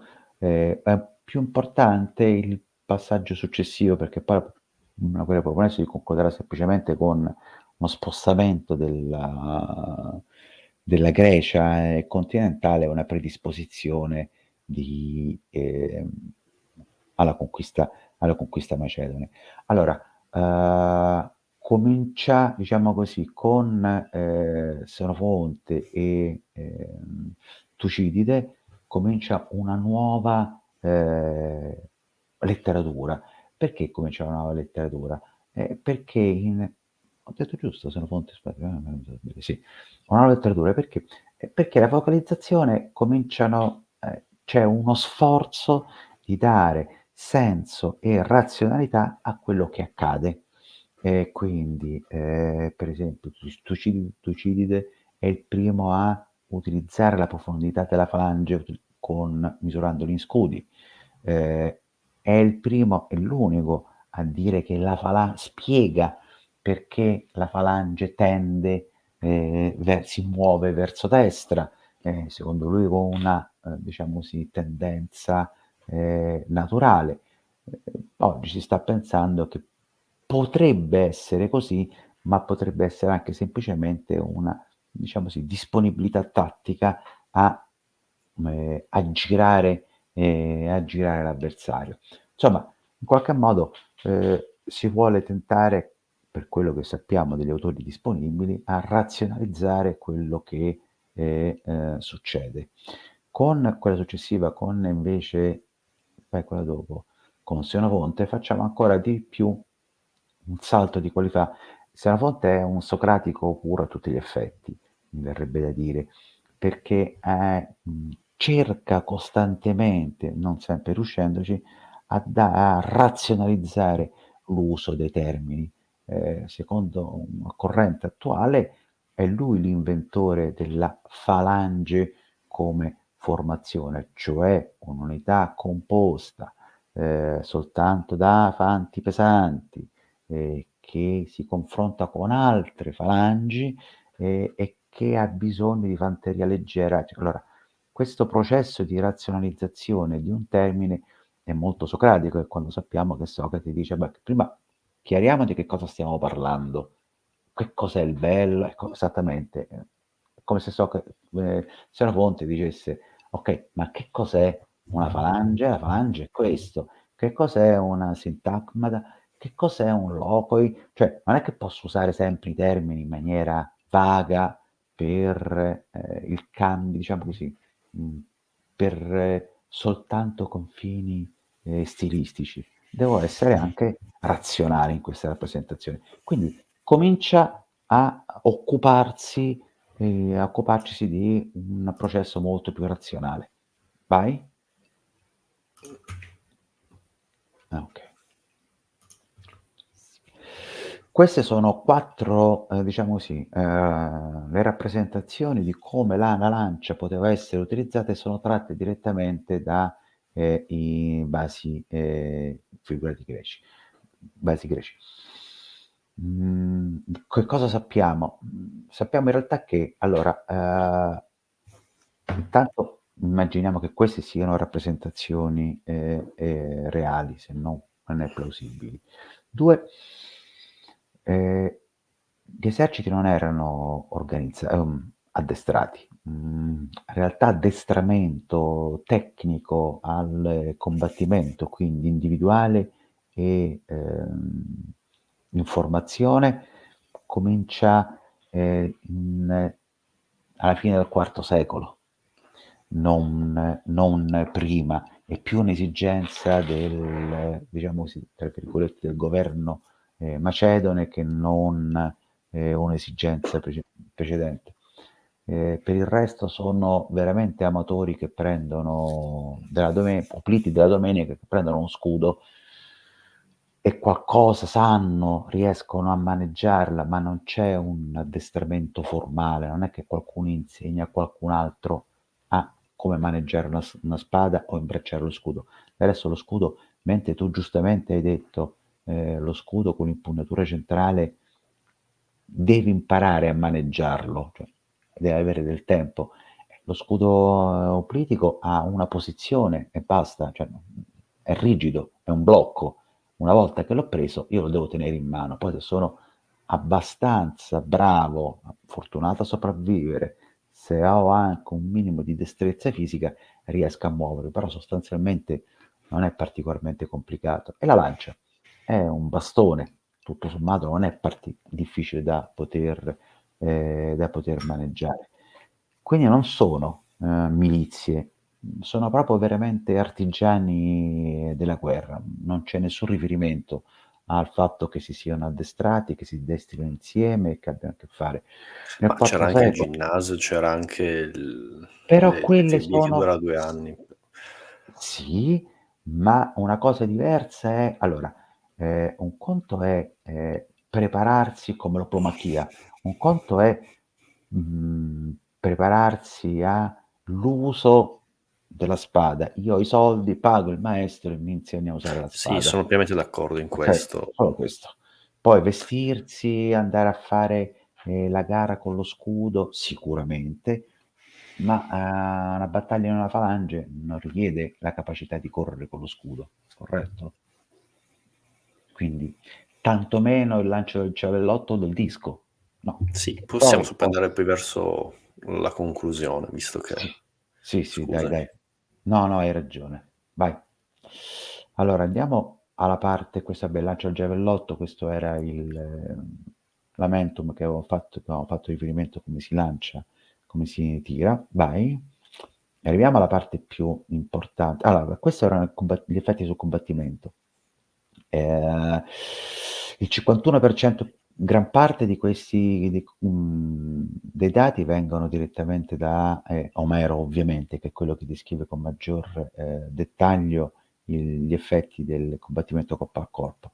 Il 30% dei colpi arrivano alla testa, il 50% sulla zona del corpo, 8 e 9% rispettivamente sulle gambe o linguine e sul braccio. Il 74% dei colpi efficaci sono dall'alto verso il basso. Quindi tutto sommato la parte frontale, diciamo così, il torso, sì, pur dovendo essere protetto dallo scudo, sembrerebbe non essere così protetto. Però, diciamo così, non è indicativo. Questo però dimostrerebbe che l'urto frontale della prima, all'inizio dello scontro, che era quello che mostra la maggior violenza e la maggiore numero di morti. Sembrerebbe che il 40% del totale dei morti di una falange in un combattimento avverrebbe sostanzialmente nei primi minuti di combattimento. Vai oltre?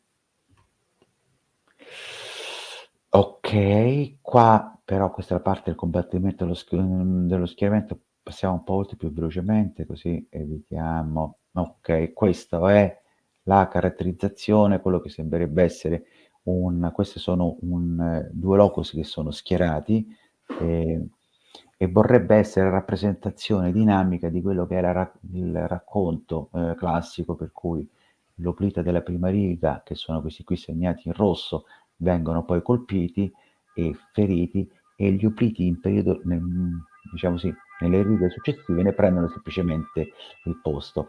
Raccontato così ha una sua efficacia, quindi c'è una semplice sostituzione.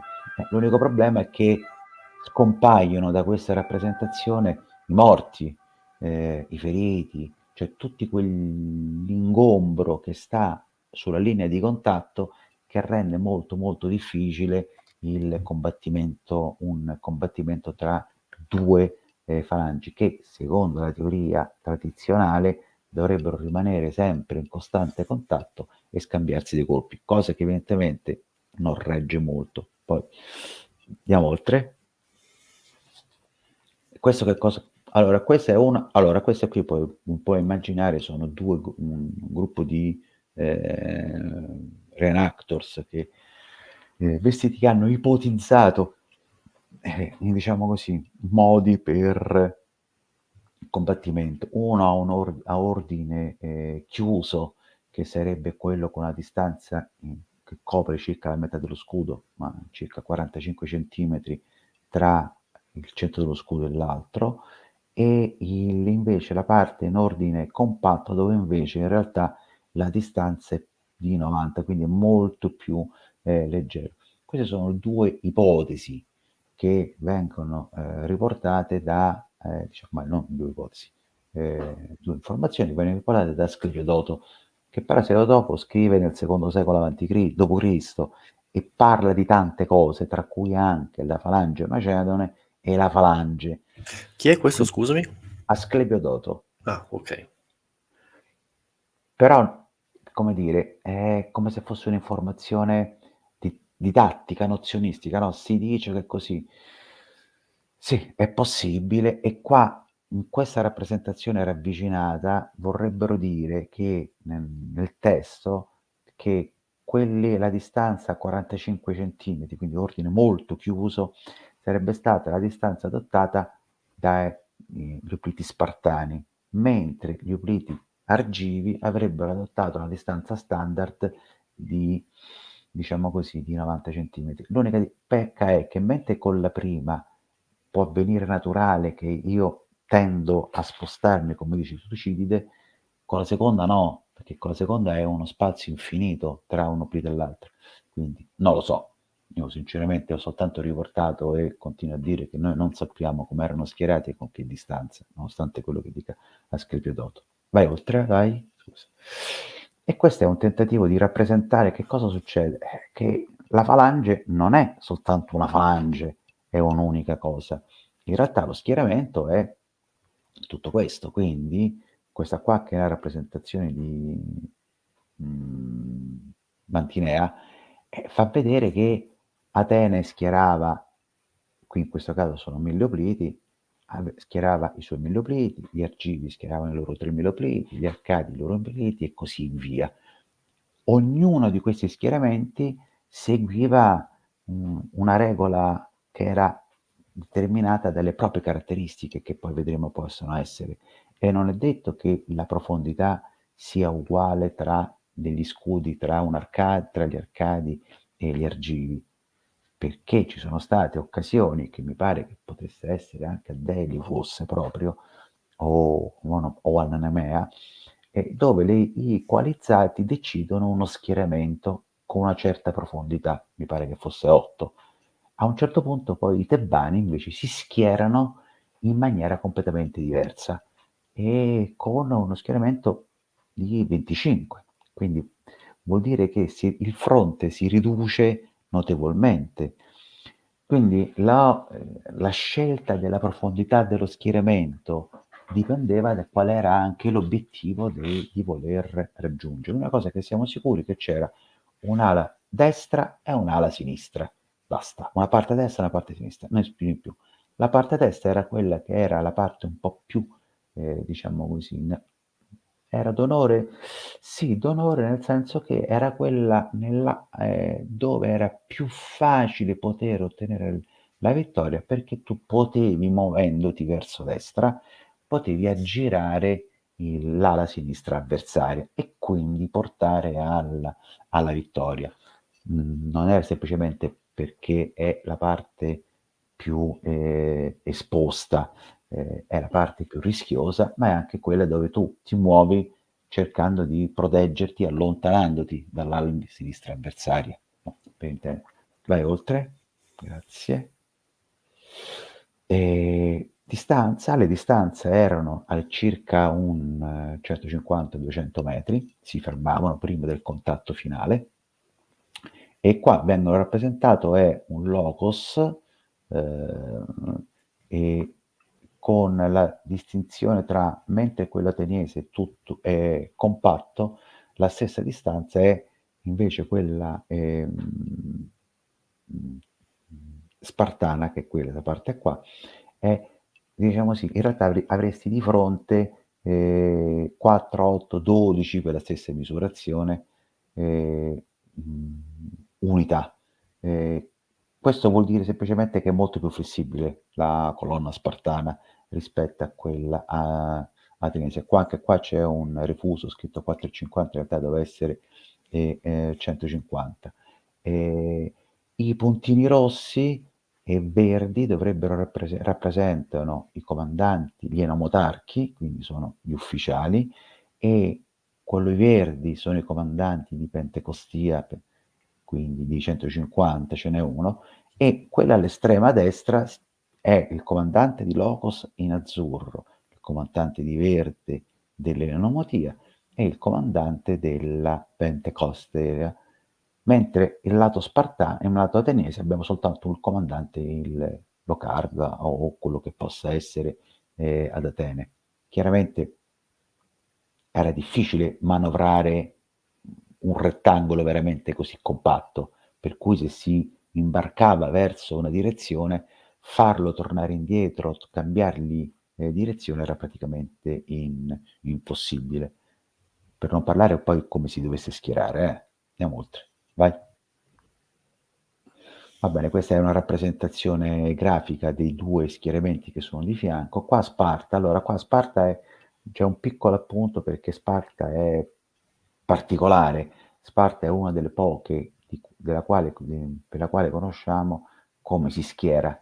Si schiera per enomotie, per cui si muove per questi piccoli plotoni di 30 uomini e riesce a schierarsi in maniera abbastanza fluida. Ovviamente per schierarsi non vuol dire che marciano, ma vuol dire che vanno a un trotto sostenuto, perché se devo prendere uno schieramento in marcia, per schierarci ci vorrebbero ore, come non so, 5 more, con 6.000 uomini ci vogliono delle ore prima che si possa schierare senza avere gli strumenti di comando e controllo che avevano per esempio un esercito del 700. Quindi molto probabilmente si muovevano a un passo sostenuto e quindi si spostavano molto più facilmente e fluidamente nella loro posizione di combattimento. Ora, fatto così, come vedi, questa rappresentazione è molto chiara, anche logica, ogni pezzettino si muove. Ecco,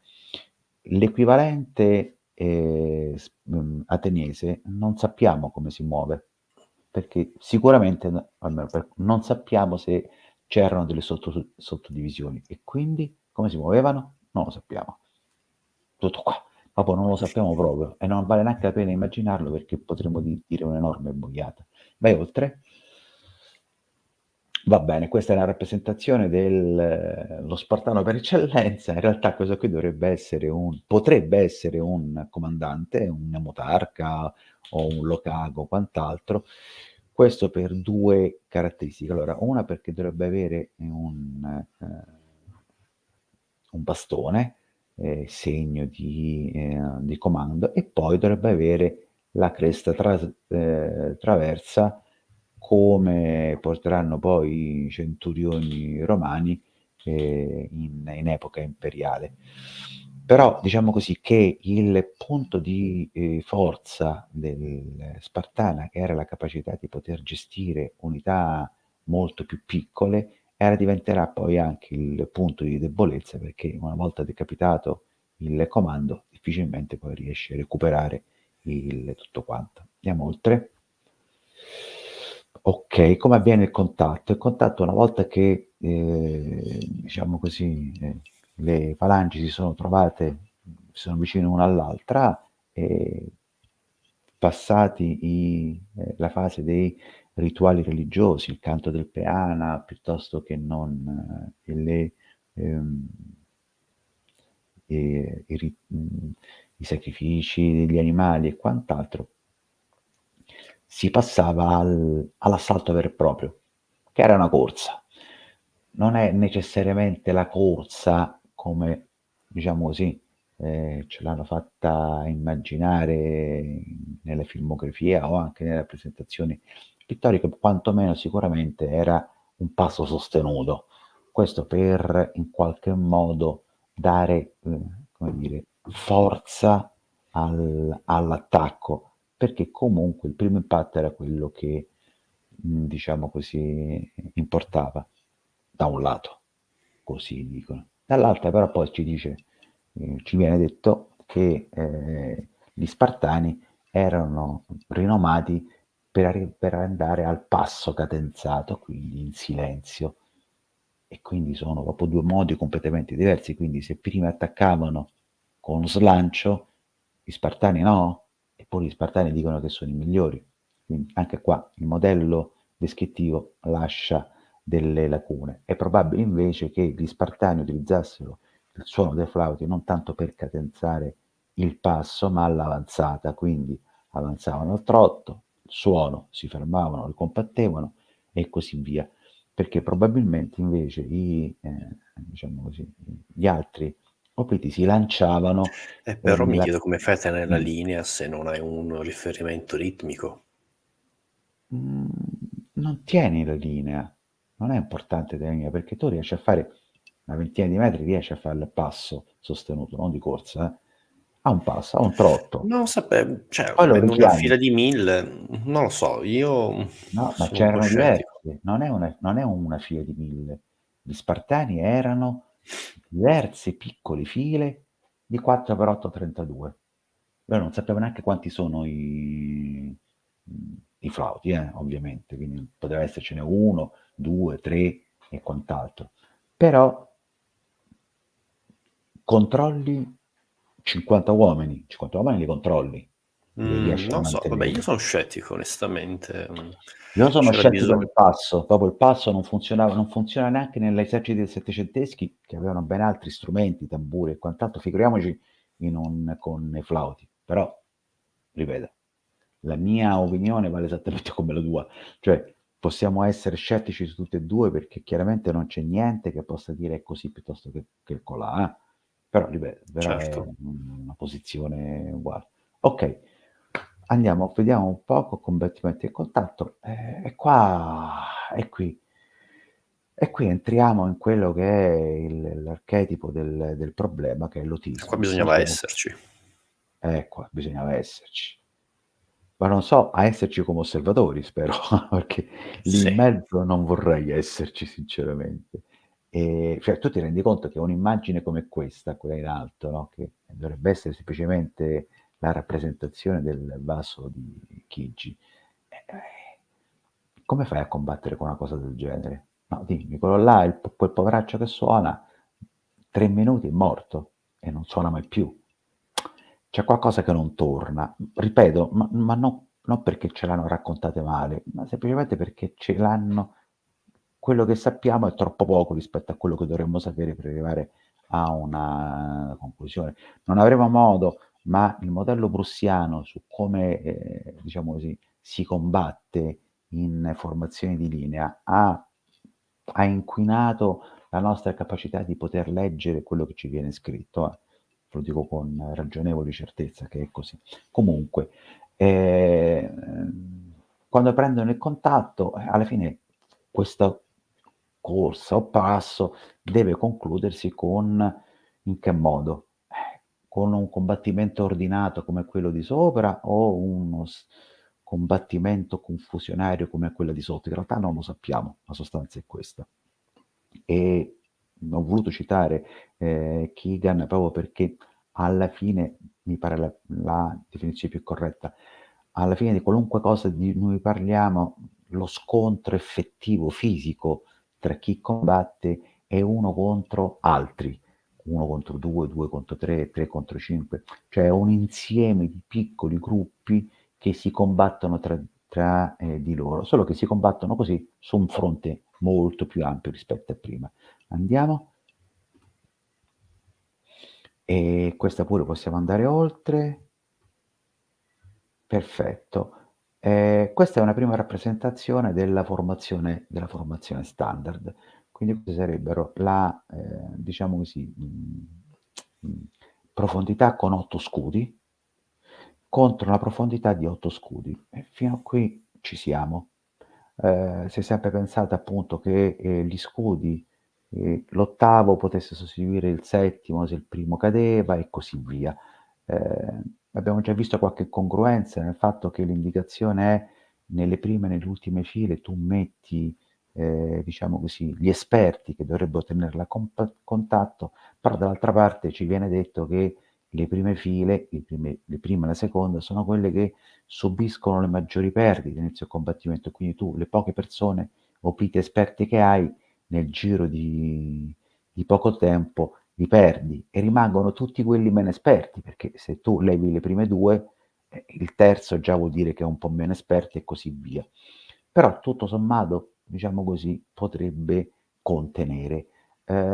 Ovviamente la distinzione principale è io che cosa scelgo? Perché scelgo 8 scudi piuttosto che 4 scudi? E questo dipendeva da 2 fattori principali. Uno, la disponibilità di truppe, quindi se il mio obiettivo avevo un sufficiente numero di truppe per poter schierare tanto lateralmente, io lo facevo, quindi, perché così facendo potevo avvolgere una delle ali, generalmente alla destra e quant'altro, e quindi l'avversario si trovava in una posizione svantaggiata. Per colmare la mia superiorità numerica avrebbe dovuto assottigliare, quindi levare opliti dalla profondità. E quindi ci possiamo immaginare che dal loro punto di vista forse una falange di 4 opliti di profondità che dovesse affrontare una falange di 8 opliti trovava qualche difficoltà psicologica a dover resistere. Andiamo oltre. Questa è la stessa scala, sarebbe in teoria la falange tebana di 48 scudi contro la falange spartana di 12. Chiaramente, vista così, ci rendiamo conto che c'è qualcosa che non torna nel modello che noi adottiamo. Non ho proprio commenti da fare. Secondo me proprio non esiste proprio. È inguardabile. Concordi? Non c'è, non, non c'è razionalità in nulla, perché fino a Sì, 12 quelli in però sono mezzo che torri. fanno? Non lo so, ma perché quelli in fondo? Sì, Ma sì. poi anche se cioè, c'è qualcosa in questa cosa qua, tipicamente tebana, che non torna. Però, ripeto, ad oggi ci dicono così, perché fino a 25 posso stare, non posso stare, ci posso sforzare, ma 48, cioè 48 scudi o 50 che possono essere, proprio diventa illogico. Più che altro la forza di compressione, cioè questi quando vanno a cozzare hanno talmente la forza di spingere che si preme e si sfonda. Ma sì, ma poi questi qua che spingono, che spingono, alla fine compattare in un punto non avrebbe senso. C'è qualcosa nel racconto che ci sfugge, Mm. sicuramente. No, come, non so, le cavallerie napoleoniche andavano comunque no, tutti al trotto, bisogna stare compatti, la forza d'urto di Sì, trascinare. però non lo so. Guarda, no, sinceramente non lo so. Sto provando a Non, darmi una spiegazione sì. Io, plausibile. l'unica spiegazione che ho cercato di confrontare con un altro studioso è che in realtà si avanzasse come dire, per ondate. Mm. Allora, sai, la prima, la seconda, la terza, se tu hai, diciamo così, una profondità che ti permette di poter muoversi con fare più ondate in sostanza, potrebbe avere un senso. 48, 12 o un multiplo, dici ok, sono 4 volte, quindi ogni volta, diciamo così, levo una parte della tua capacità di resistenza. Però così, è come dire, mi invento una soluzione. Al momento non c'è reale soluzione, Sì, però perché poi si formano montagne di sì, corpi, perché cioè. cioè bravo, cioè tu ti immagini qualche cosa c'era qua nella parte centrale dal punto di contatto dopo mezz'ora di combattimento, una quantità, tu dove vai? C'è qualcosa non funziona, cioè proprio non regge proprio il modello, anche se poi come lo raccontiamo è molto semplice. Andiamo oltre. E niente, quindi Sì, questo vabbè, che abbiamo detto prima, che poi il combattimento l'autismo. diventa tra singoli, o comunque se andavano a cozzare tornavano indietro, si ricozzavano, poi Bravo, c'era esatto. questo gioco tra squadre e singolo, ecco, che quello che contava era di fatto la prima slancio. Poi anche Sì, Tucidi sì. dice che in casi poi quando non si, in caso di stallo si cercava di spingere con lo scudo. Eh sì, eh sì, Forse questo gioco continuo. sì, infatti, Ma però infatti se questo posso anche nella rievocazione, quando lo facciamo anche noi, ci si spinge e poi comunque quando soprattutto facciamo scherma sportiva che va a punti, casomai all'inizio ti spinge e poi stai a guardare, vedi, diventa molto un gioco sul singolo, devi guardare in modo orizzontale perché casomai ti possono colpire. Si gioca su queste cose, poi casomai se vedi che si apre una frattura puoi provare a spingere, però okay, diventa più sicuramente, però come abbiamo sì. detto prima, quindi Sì, alla però non è fine una spinta continua, cioè non è come il no, rugby che fai esatto. questa. Beh, eppure inizialmente fino a qualche anno fa, il paradigma di riferimento era esattamente immaginarsi il rugby come il parametro di riferimento, che quindi il combattimento Però il fosse problema è che anche una le armi, cioè spinta. il fatto che quando fai anche l'evocazione della lancia, cioè devi fare anche attenzione a quelli dietro, quindi non puoi Certo, essere neanche così pressato. Come abbiamo visto le armi avevano anche il tallone fa dietro, male, fa. quindi Sì, cioè quindi infatti anche noi stiamo attenti, come dire, noi il fuoco amico va, se colpisci uno dei Al tuoi, fuoco amico. quello va giù, no, per dare una maggior, come dire, tra virgolette, "realismo". Quindi a maggior ragione, e questo, a mio avviso, questo gioco ci si spinge, poi diventa individuale, poi a seconda dei momenti, scaramucce, quando vedi si apre una falla, provi a entrare. Esatto, perché E poi, se probabilmente vogliamo, proprio comunque anche la guerra politica non causa così tanti morti, non è questa guerra di sterminio.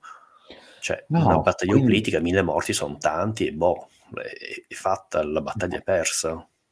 Non è esatto. Carre, per dirti che Carre No, veramente ne rimangono ma sul terreno. manco canne o qualunque altra o il Sì, cremera o quello che sia. Infatti, insomma, c'è un'altra tradizione, andiamo oltre. E quindi per quindi dire è anche una guerra molto agonistica, quindi non è che punta a fare tanti morti. Anche lì le prime file si muore, quindi boh, effettivamente complicato. E anche lì quello che dicevo, archeologia sperimentale, anche rievocazione, potrebbe aiutare a capire, ecco. sì, ma ripeto, guarda, concordo con te, perché fino a 4 di profondità ci sta, 8 ci arrivi, 12 ti sforzi, ma insomma riesci a trovarlo. Ma quando superi il numero di 12 con fanteria o critica di tipo classico, entri nel mondo, non lo sai. Cioè io ho visto i pochi filmati che ho visto di una ricostruzione e non aveva neanche la profondità di 4, in pochi secondi chi scivolava, chi invece, veniva spintonato, ma nella simulazione per quanto possa essere, non è mai reale, si creava già una fila di confusione, per cui ci doveva essere qualcosa di doveva essere completamente diverso. Poi perché chiamassero autismos, non lo so. Infatti c'è chi ritiene che la spinta sia invece una, diciamo così, metafora per dire spingo indietro l'avversario, quindi questo spingersi era Rincuolare.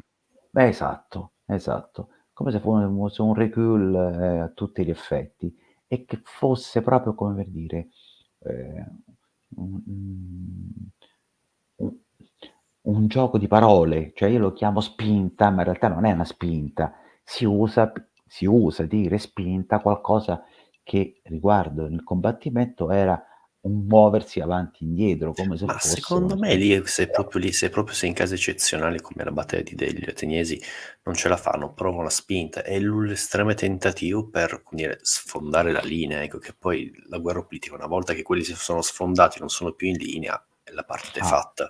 sì, sì, certo, certo.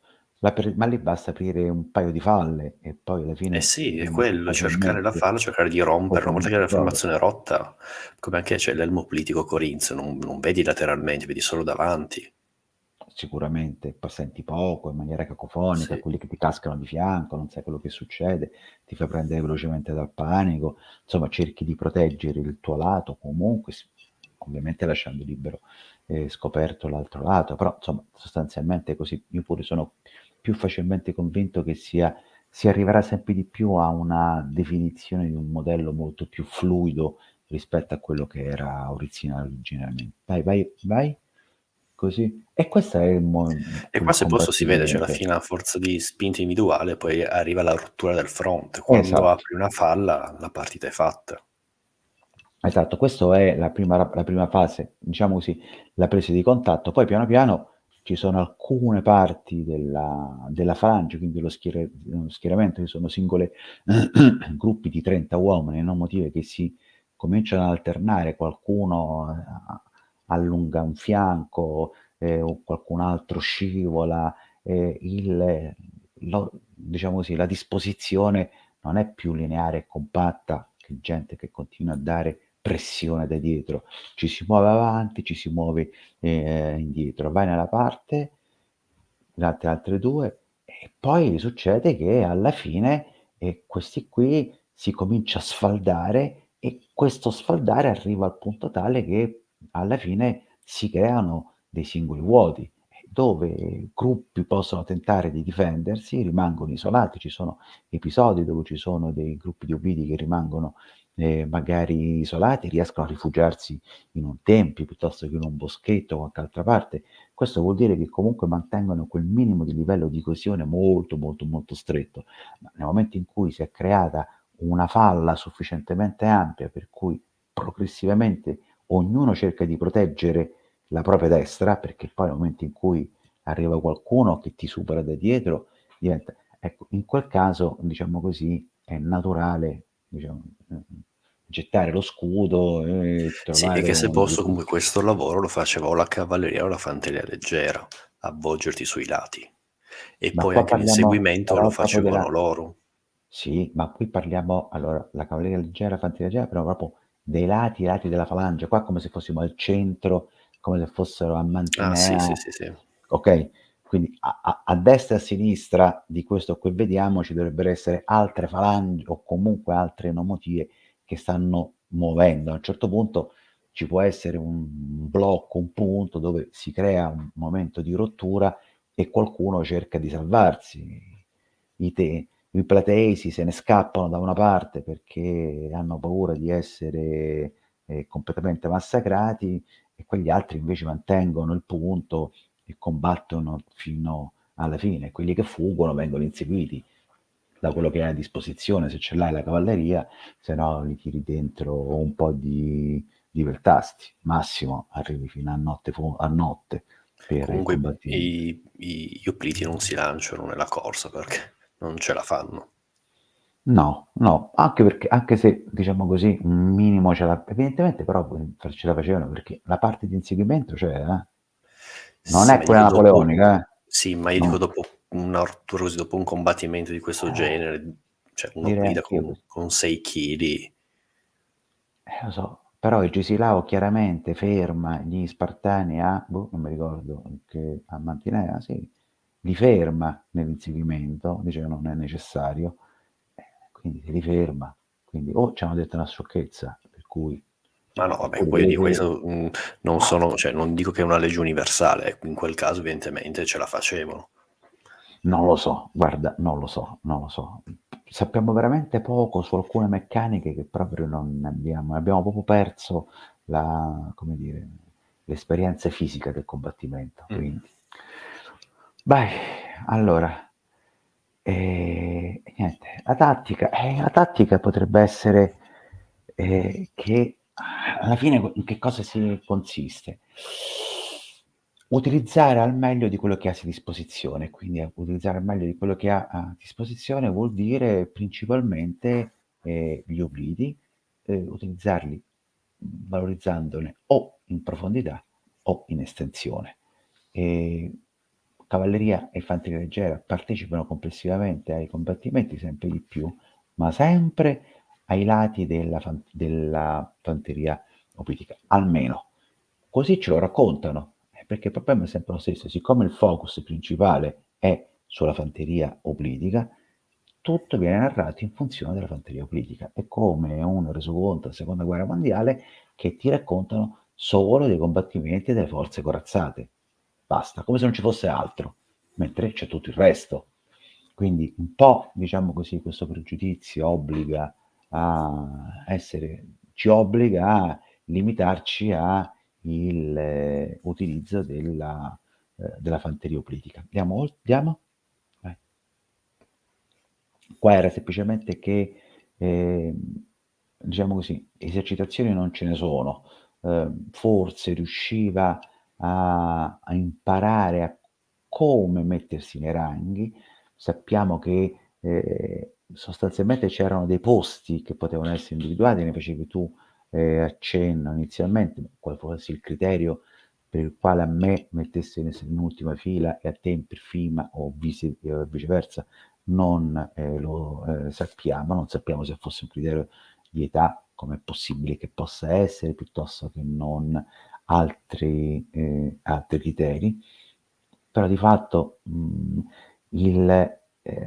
diciamo così, gli strateghi ateniesi dovevano utilizzare il materiale che avevano a disposizione umano, che non era il massimo, quindi dovevano avere delle tattiche molto semplici, dovevano far fare cose semplici, non particolarmente elaborate.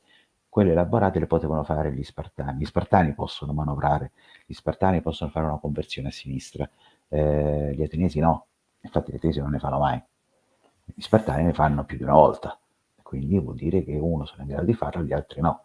Gli Spartani sono forse una vera milizia, nel senso, come possiamo dire, paradossalmente sono più democratici gli Spartani che non gli Ateniesi. Là sono tutti rispartiati, no, che sono tutti uguali, quindi sono tutti uguali, sono tutti addestrati, diciamo così, come Più che altro se posso obliti. sono i soldati professionisti, per il resto invece abbiamo quindi, cittadini lì è la vera milizia, ateniesi milizia, cittadino soldato nel caso Però, viene chiamato, Sparta guarda, invece sei cittadino e sei soldato. guarda, se proprio dovessi dire, direi che, che ma manco. A livello moderno, forse i Minutemen della guerra di indipendenza americana potrebbero essere un'oplita ateniese. Uno che chiama, prende il fucile che aveva a disposizione e va a sparacchiare contro le giubbe rosse. Però una milizia fa esercitazioni, quantomeno, e queste non le facevano esercitazioni collettive. Il problema di questo è, non facevano esercitazioni collettive, esattamente come diciamo così, gli irregolari della guerra indipendenza americana che si schierano a Bunker Hill e sparano con i fucili che hanno a disposizione. Sparano, ma non è che fanno niente di più. Infatti vengono sconfitti dalle giubbe rosse, dagli inglesi che sanno come muoversi. Quindi la milizia è una rappresentazione anche troppo ottimistica Mm, per, per un ateniese, per dire. Mentre uno certo. spartano non è che passa tutto il giorno in formazione di combattimento, però sa come muoversi. Al punto che anche là, senza esagerare, perché non più di una volta gli spartani, insomma, i comandanti spartani si muovono di testa loro. Insomma, a Mantinea e a Platea rischiano il disastro, si rischia il disastro perché lo spartano di turno decide che non era il caso di fare come aveva chiesto il re. Quindi, come tanto dire, insomma, tutta questa rigidità prussiana che si immagina nella catena di comando spartana, insomma, non c'è proprio. Vabbè, andiamo oltre. E quindi abbiamo le tattiche principali che possono essere semplificate, insomma, una è assicurarsi che, diciamo così, un fianco potesse essere protetto.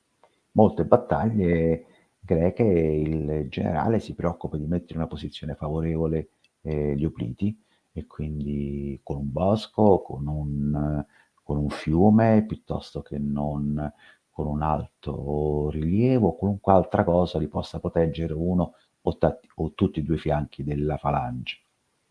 L'obiettivo è salvaguardare gli opliti, perché? È perché gli opliti comunque rappresentano la forza lavoro, la forza produttiva, per quanto possiamo dire che erano prima, seconda, terza classe, quello che vuoi, un poco di aristocratici a cavallo, ma non così tanti, eccetera, la forza produttiva di un paese, di una polis, era di una falange, stavano là. Chi produceva reddito stava là dentro, quindi in qualche modo era sempre rischioso perderne così tanto perché ne avevi proprio pochi a disposizione. Uno. Quindi che faccio io? Dispongo la cavalleria e fanteria in reparti separati e in qualche modo devo trovare il giusto equilibrio tra la compattezza e quindi la capacità di resistenza, che è una funzione difensiva, con la ampiezza, quindi l'orizzonte, quindi allungo le dimensioni dello schieramento, che è invece una funzione offensiva. Queste sono le quattro caratteristiche principali della tattica greca che si trovano in tutte le battaglie più o meno. Vai oltre? E fatto questo, come ci si opera? In due modi. O un attacco a giro l'ala dell'avversario o attacco frontalmente. Per aggirare l'ala devo essere comunque o avere una preponderanza, una forte preponderanza numerica, tale per cui il mio schieramento naturalmente è più ampio del tuo e quindi tu vieni aggirato. Non c'è poco da fare, io avanzo, tu avanzi, anche io non trovando niente, prima o poi incontrerò il tuo fianco. Oppure devo avere la capacità di poter manovrare, e quindi di poter girare un'unità all'interno della falange, cosa che potranno fare, come diciamo sempre, solo gli spartani. E l'altro era l'attacco frontale. E l'attacco frontale è, diciamo così, quello che determina anche la posizione di diversi contingenti all'interno dello schieramento, perché c'è la tendenza a combattere avversari che sono già conosciuti, questo è, quindi a confrontarsi tra di loro. E diciamo così, l'unica grande vera novità, diciamo così, della fine della guerra del Peloponneso è che se io ho diciamo così, un esercito di leva, tutto sommato, fatto da capaci dilettanti, però se ho a disposizione un gruppo di truppe scelte che seguono gli ordini, che sanno come muoversi, una specie di spartani su scala minore, le mie probabilità di successo possono aumentare. E da lì cominceranno a nascere verso la fine a metà del quarto secolo, tutta una serie di, come dicevamo prima, reparti speciali, tipo il battaglione sacro, piuttosto che non i 1000 arcivi di Mantinea, o gli epilectori anche siracusani o della Lega Arcadica. Questo è perché avere questo gruppo di truppe, di opliti semiprofessionisti, se non sono proprio professionisti, ma insomma equivalenti agli spartani, che possono, utilizzati in posto giusto, nel momento giusto, cambiare le sorti della battaglia. E basta, questo è il coso. Qua finiamo la parte, diciamo così, descrittiva, mi pare che subito dopo. Esatto.